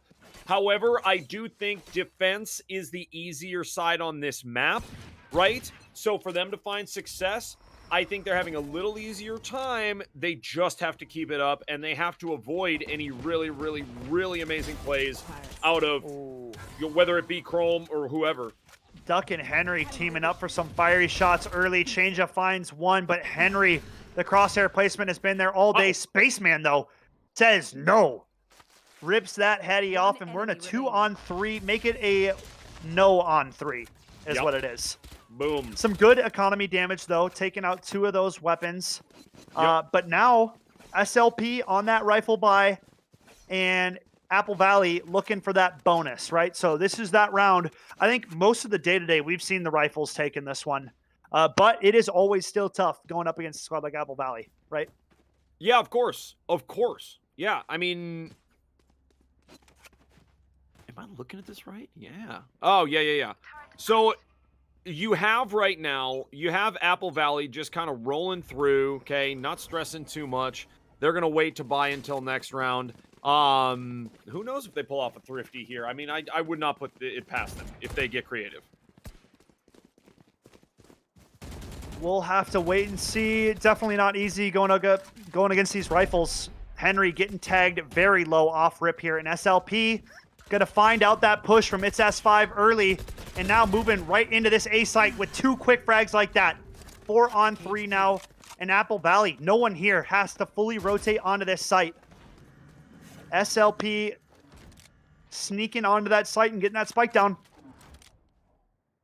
Spike planted. I like that from Henry. He passes the Phantom over to the Sova because he's low HP, rocking that Spectre instead. Yep. Now, Apple Valley trying to retake down numbers, so gonna have to swing out and peek together. That's what I want to see out of this squad. 3 SLP players in hell, man. But look at that wallbang from Bolo! Ripping Santi in half. Woo! Sheesh. Duck now trying to lay in some damage with those shock darts. Finds one. Finds not another. Crone manages to best him, and Spaceman will put SLP to round number 7. Yep, they're within 1 here, and, I mean, this half is going to be pivotal, of course, right? Because, you know, again, SLP lose, they're done. It's all Apple Valley. But we saw SLP stick with it throughout the entire first half. So they are down by 1, but they are never out. A couple of really sick shots from Crone or Changea or whoever, and this thing is tied up again. Stay tuned, folks, because this is anybody's matchup. Very true. And SLP approaching dangerously close to this mid. They got a nice crossfire set up between Henry and Duck. A nice pull. Henry fighting it off. Change up, peeking aggressively. Does not clear Pizza and gets dropped. Crone follows suit, and Apple Valley, just a perfect round out of Apple Valley, man. Nothing, no harm done. Executing the SLP players through that mid take, and man, cleaning it up there in that round. 9-7 is the scoreline, and money not looking so hot the side of SLP. No, certainly not. And you said it, here goes Duck right back again into the pizza shop. That is a place you have got to check. You have got to check, especially if you're playing a game like this, right? Both of these teams, it's like they're playing chess, which we will see tomorrow morning, by the way. But it's like they're playing chess, right? Moving slowly, figuring out the other moves from the opponent, that sort of thing. When you know that the defenders are just going to wait for you to come, you got to check all angles. You just have to. I mean, that's a 50-50 clear. They're playing one each side, so, you know, it is just end of the day. He's getting killed regardless of what happens in that scenario. Oh, and Apple Valley tucked into sight. Changea not ready for him this close. Shots ringing out. It's S5, gets the wall bang. And it's only 1 SLP player left. Apple Valley claimed round number 10. That is that. 10-7 is the scoreline. Apple Valley showing that Apple Valley strength on the map right here. That's what they do. They find a way to get themselves ahead, and then they run with it. They just keep it rolling. How's the economy looking? Really, really exceptionally good on the side of Apple Valley. SLP going to have guns here, but if they go down here, they may not have them next round, and that is going to make things extremely difficult on this comeback. Yeah, SLP stacked up heavily over towards this A site right now. Crone shooting in the middle, takes Duck very low, but goes down for first blood on the round. And SLP stuck in a standstill. How do they move forward? Astra Duck. Utility comes in to slow the push. I saw Duck get that shot and then immediately start running away, and I was like, oh, yeah, that's right. Sky, can you heal me, Sky? Yeah. Sky, heal me. Exactly how that one probably played out. Sova Drone will spot Volo at top mid, and SLP now left in a complete standstill, man. Losing Crone at top mid early, and now left wondering how to approach this attack, man. They got to find an opening frag or something as the time is ticking away. They're under a minute now on this round. The jet dashes onto site. Changeup looking to open this up. Woozy will find one, can't find the second. Duck on a 3K. Spaceman left in a 1v4. Goes down, and that is round 11 going the way of Apple Valley. This team is 2 rounds away from claiming that state title. Yep, they are. And man, this team, when they start taking it to you, when they get momentum, it is so unbelievably hard to stop. Absolutely insane how hard it is to stop this squad. Man, they are good. Yep. Yeah. I'll find them. Apple Valley has been the toughest squad we've seen competing throughout the entirety of the regular season. SLP have made this a game and a series nonetheless, so props to them, man. Still fighting, not out of it just yet, but only a few rounds of life left in an eco buy. No real rifles to even go into this. Santi farming up. Changeup finds one. Now a 3-on-3. Somehow SLP drawing this round closer and closer. Chrome gets taken out though. Changeup with the trade. 2v2. Ultimates available on both the side of Apple Valley, and SLP has both available as well. I mean, it doesn't get much closer than this. No, it does not. 2v2. How does the retake come, my man? Oh, the Sky ultimate is going to start us off, and both these players have rifles to SLP's no rifles, so going to be very tough. Changeup finds one, left in a 1v1, has to go huge. Oh, Can't find S5, it. what a It's S5. shot! What a shot out of S5, you are kidding me. And I'm telling you, that push on the way in, it was all S5. Why? He follows and then realizes the player in front gets caught up in that Cypher utility and almost immediately shoots that trap wire off, says, no, you're not going to hold up me and my team. No way. And then to go face up against Changeup with that ult out and get the heady, wow, what an effort out of S5 to take this team to match point. Yeah, man, we are here. Apple Valley knocking on the doorstep of becoming state champions. The first in MNVL history. It would be, I mean, an end to a perfect season, right? But SLP still trying to play spoiler. But Cubby finds first blood, and that Hunter's Fury is doing so much damage right now. SLP have to fall back. The AVHS squad pushing forward, though. Cubby so aggro. Up close. Gets another. Oh, how does that happen? Volo emptying bullets right now. And look at this flank. 3 Apple Valley players are right behind him. That's going to do it. Oh my, and that's gonna do it! Apple Valley are your state champions at MNVL, folks. They have worked for it all year long, and now here they are. Champs, they take home the ultimate hardware. Unbelievable stuff from that team and that school. Unreal. Everyone over there at Apple Valley, everyone who plays Valorant over there, had better be damn proud of themselves because, oh boy, I will tell you something, Skep. That team, when they get in your head, they live rent-free, but it's more than that. Utilities included. The place is furnished. There's a pool, and they've got a butler, man. When they get in your head, that's how good they're living, and they come out champs. Wow. Whew. I'm telling you. You know, that was something, man. I'll be honest, man. I'm going to say it. I don't think they're in SLP's head. I think SLP made that a close series, and I honestly don't think any other team in this league would have put up a fight like that. So, you know, I'll give credit to the boys on SLP. A hard-fought series, man. Nobody else in this league has taken a lead or made it a 6-6 half, man. So, like, you know, heads held high on the side of SLP. Apple Valley are such a damn well put together squad, though, man. You can't make it up all season long. An undefeated run, man. It's been exceptional play, and you know they've earned a title. They've definitely earned that state title and becoming the first ever Minnesota Varsity League Valorant state champions. Thunder. I mean, that's exceptional. Isn't that crazy to say, too? The first ever, dude. First ever state champions in the history of MNVL Valorant.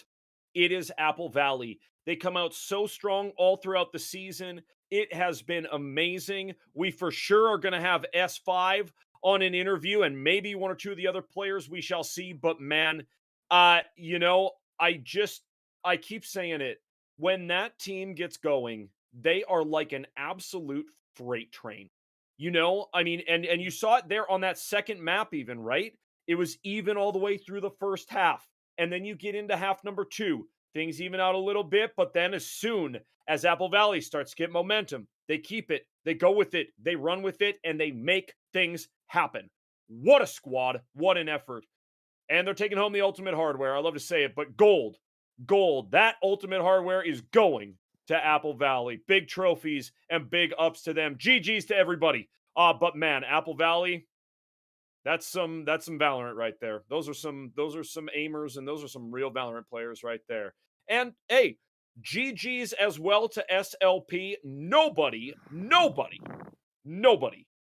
has been competitive like that with Apple Valley all year. Surely.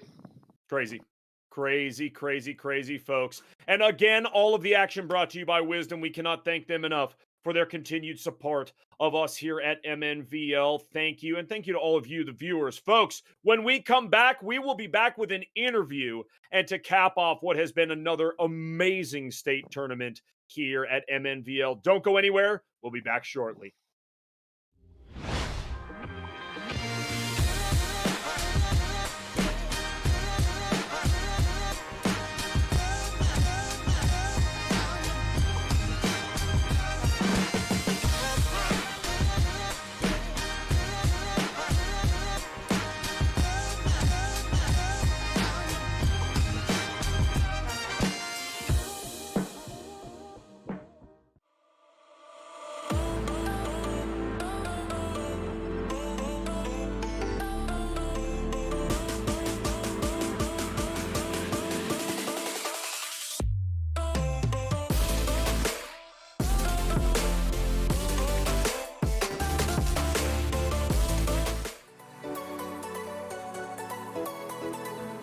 Hello, everybody, and welcome to the Teamfight Tactics North American Regional Finals. It's time for the grand finals in the battle for the Rift by Hello Giant and Slayer. welcome everybody to Lumia Mania 2 Squads Invitation.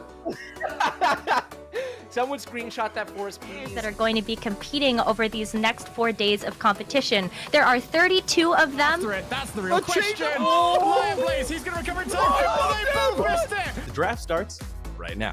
That certainly does. A best of 5 situation here, Cubby. A big chance now for these teams to show. Tempered fate onto 4 people. Now get the reset. They can't get the reset. Just like that. Lights out. Boom in the quadra. They're looking for the 5v5s. Try but not. To get here into the grand finals today, they had to play and start things off in the quarterfinals. And to be fair to Tribe, I would say they had a much tougher path coming through to this, Max. So they rotate off. Decomp needs to hold us down. Oh! 2! Make that 3! The 4th and the 5th! Move on over to our prizing and check out what's happened with that since yesterday. I know when we ended the stream, this is getting nuked. LeBlanc's not dying. He's slow playing it. Oh yeah, he can't kill it. Yeah, there we go. Can't seem to avoid round 1 coverage. It's Raptor once again. But let's have a look at what the players are playing for. Once again, the prize pool is just the same as last time if you've been here before. But if you haven't, 20. I think, you know, they're almost there. And we look at the points, right? Hot players are very far in the lead, but there's 2 games. Honestly, this is really nice. There's this one. I don't know what to call it. Yo, presented by Wisdom, and we're already here. We got dogs on screen. Even keep a spare of my PSD underwear.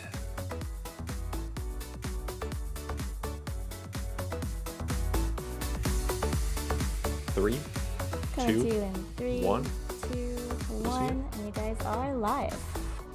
Fly names. Nameplates are up.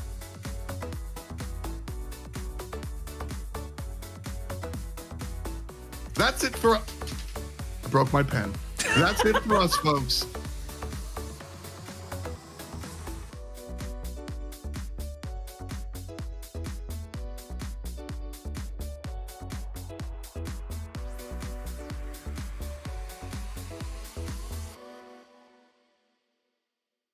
On in the ulti. They decide though. Apple Valley doesn't know rips off by the Aria on one. And now Rosemount. 3 Xers left. Aria peeks back.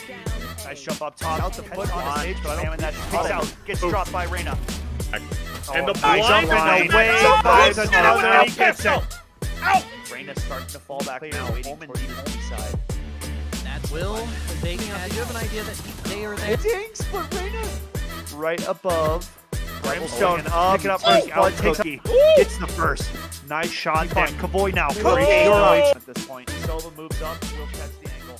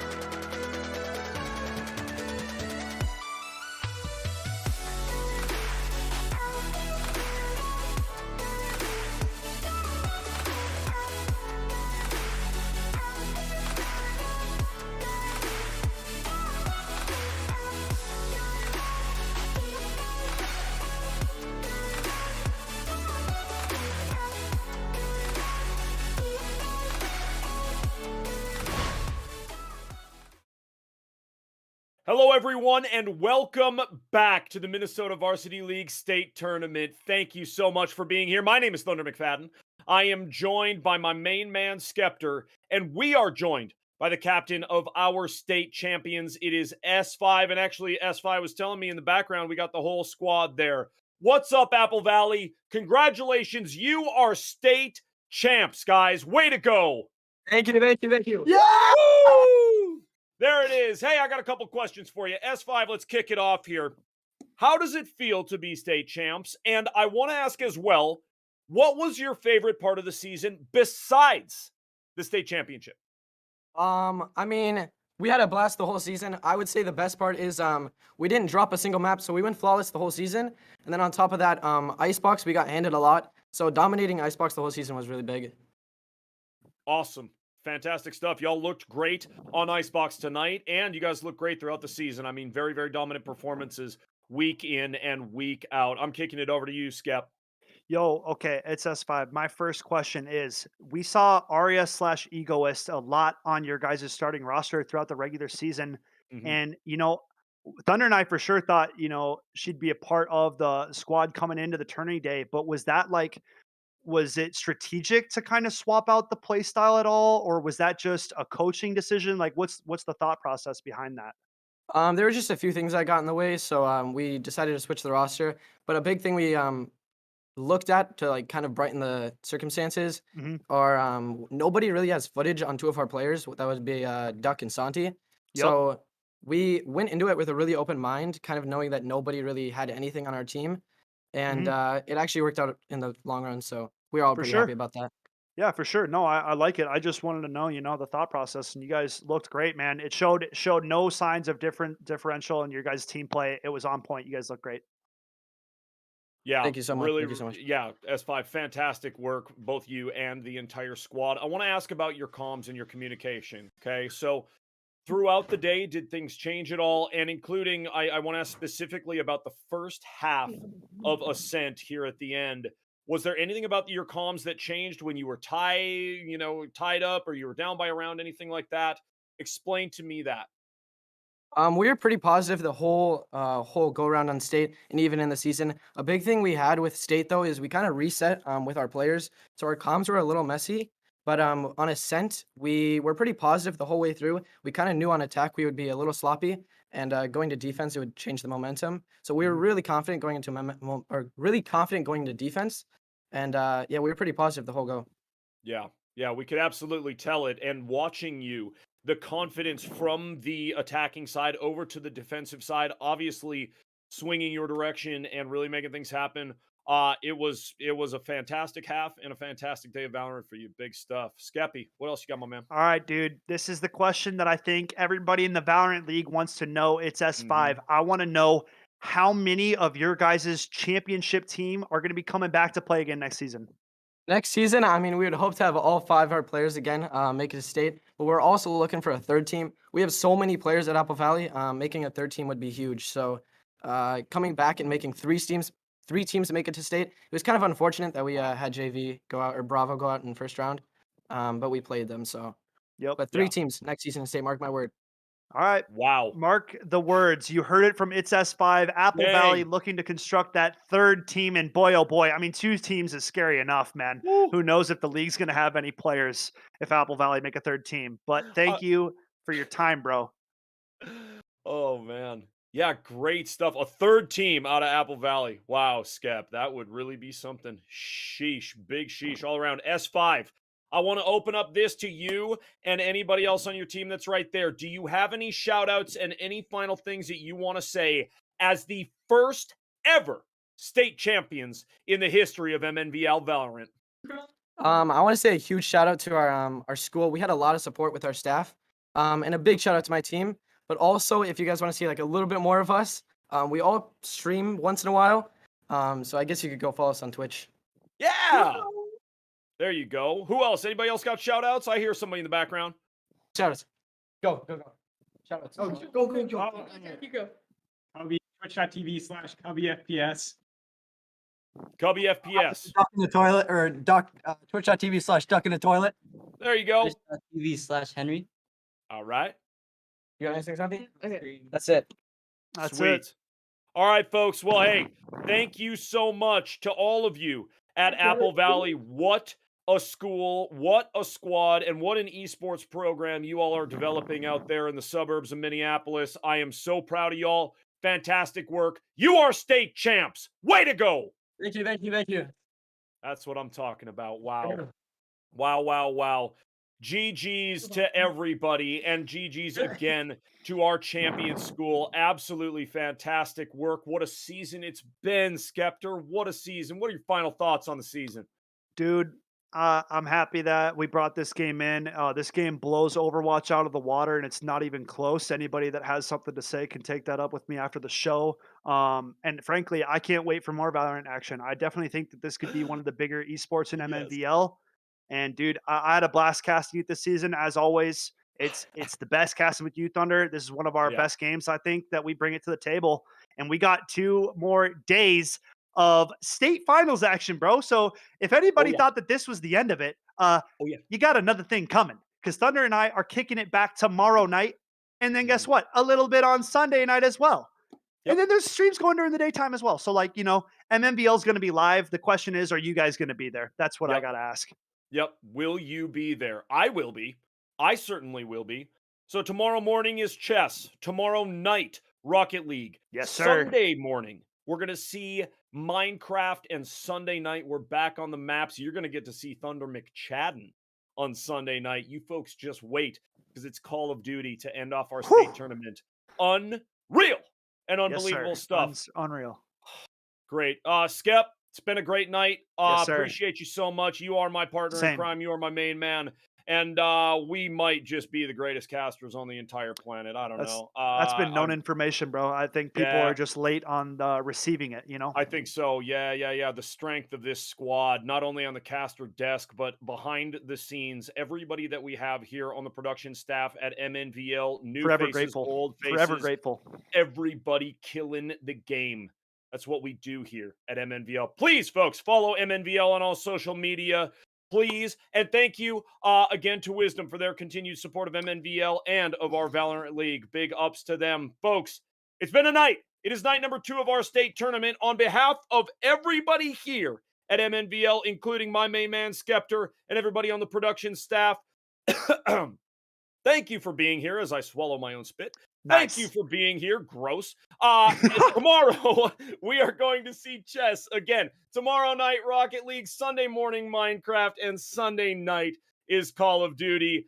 Again, on behalf of everyone, folks, I feel so unbelievably lucky to be here. I love you all. Thanks for being here. My name is Thunder McFadden, and on behalf of MNVL, good night. We'll see you tomorrow.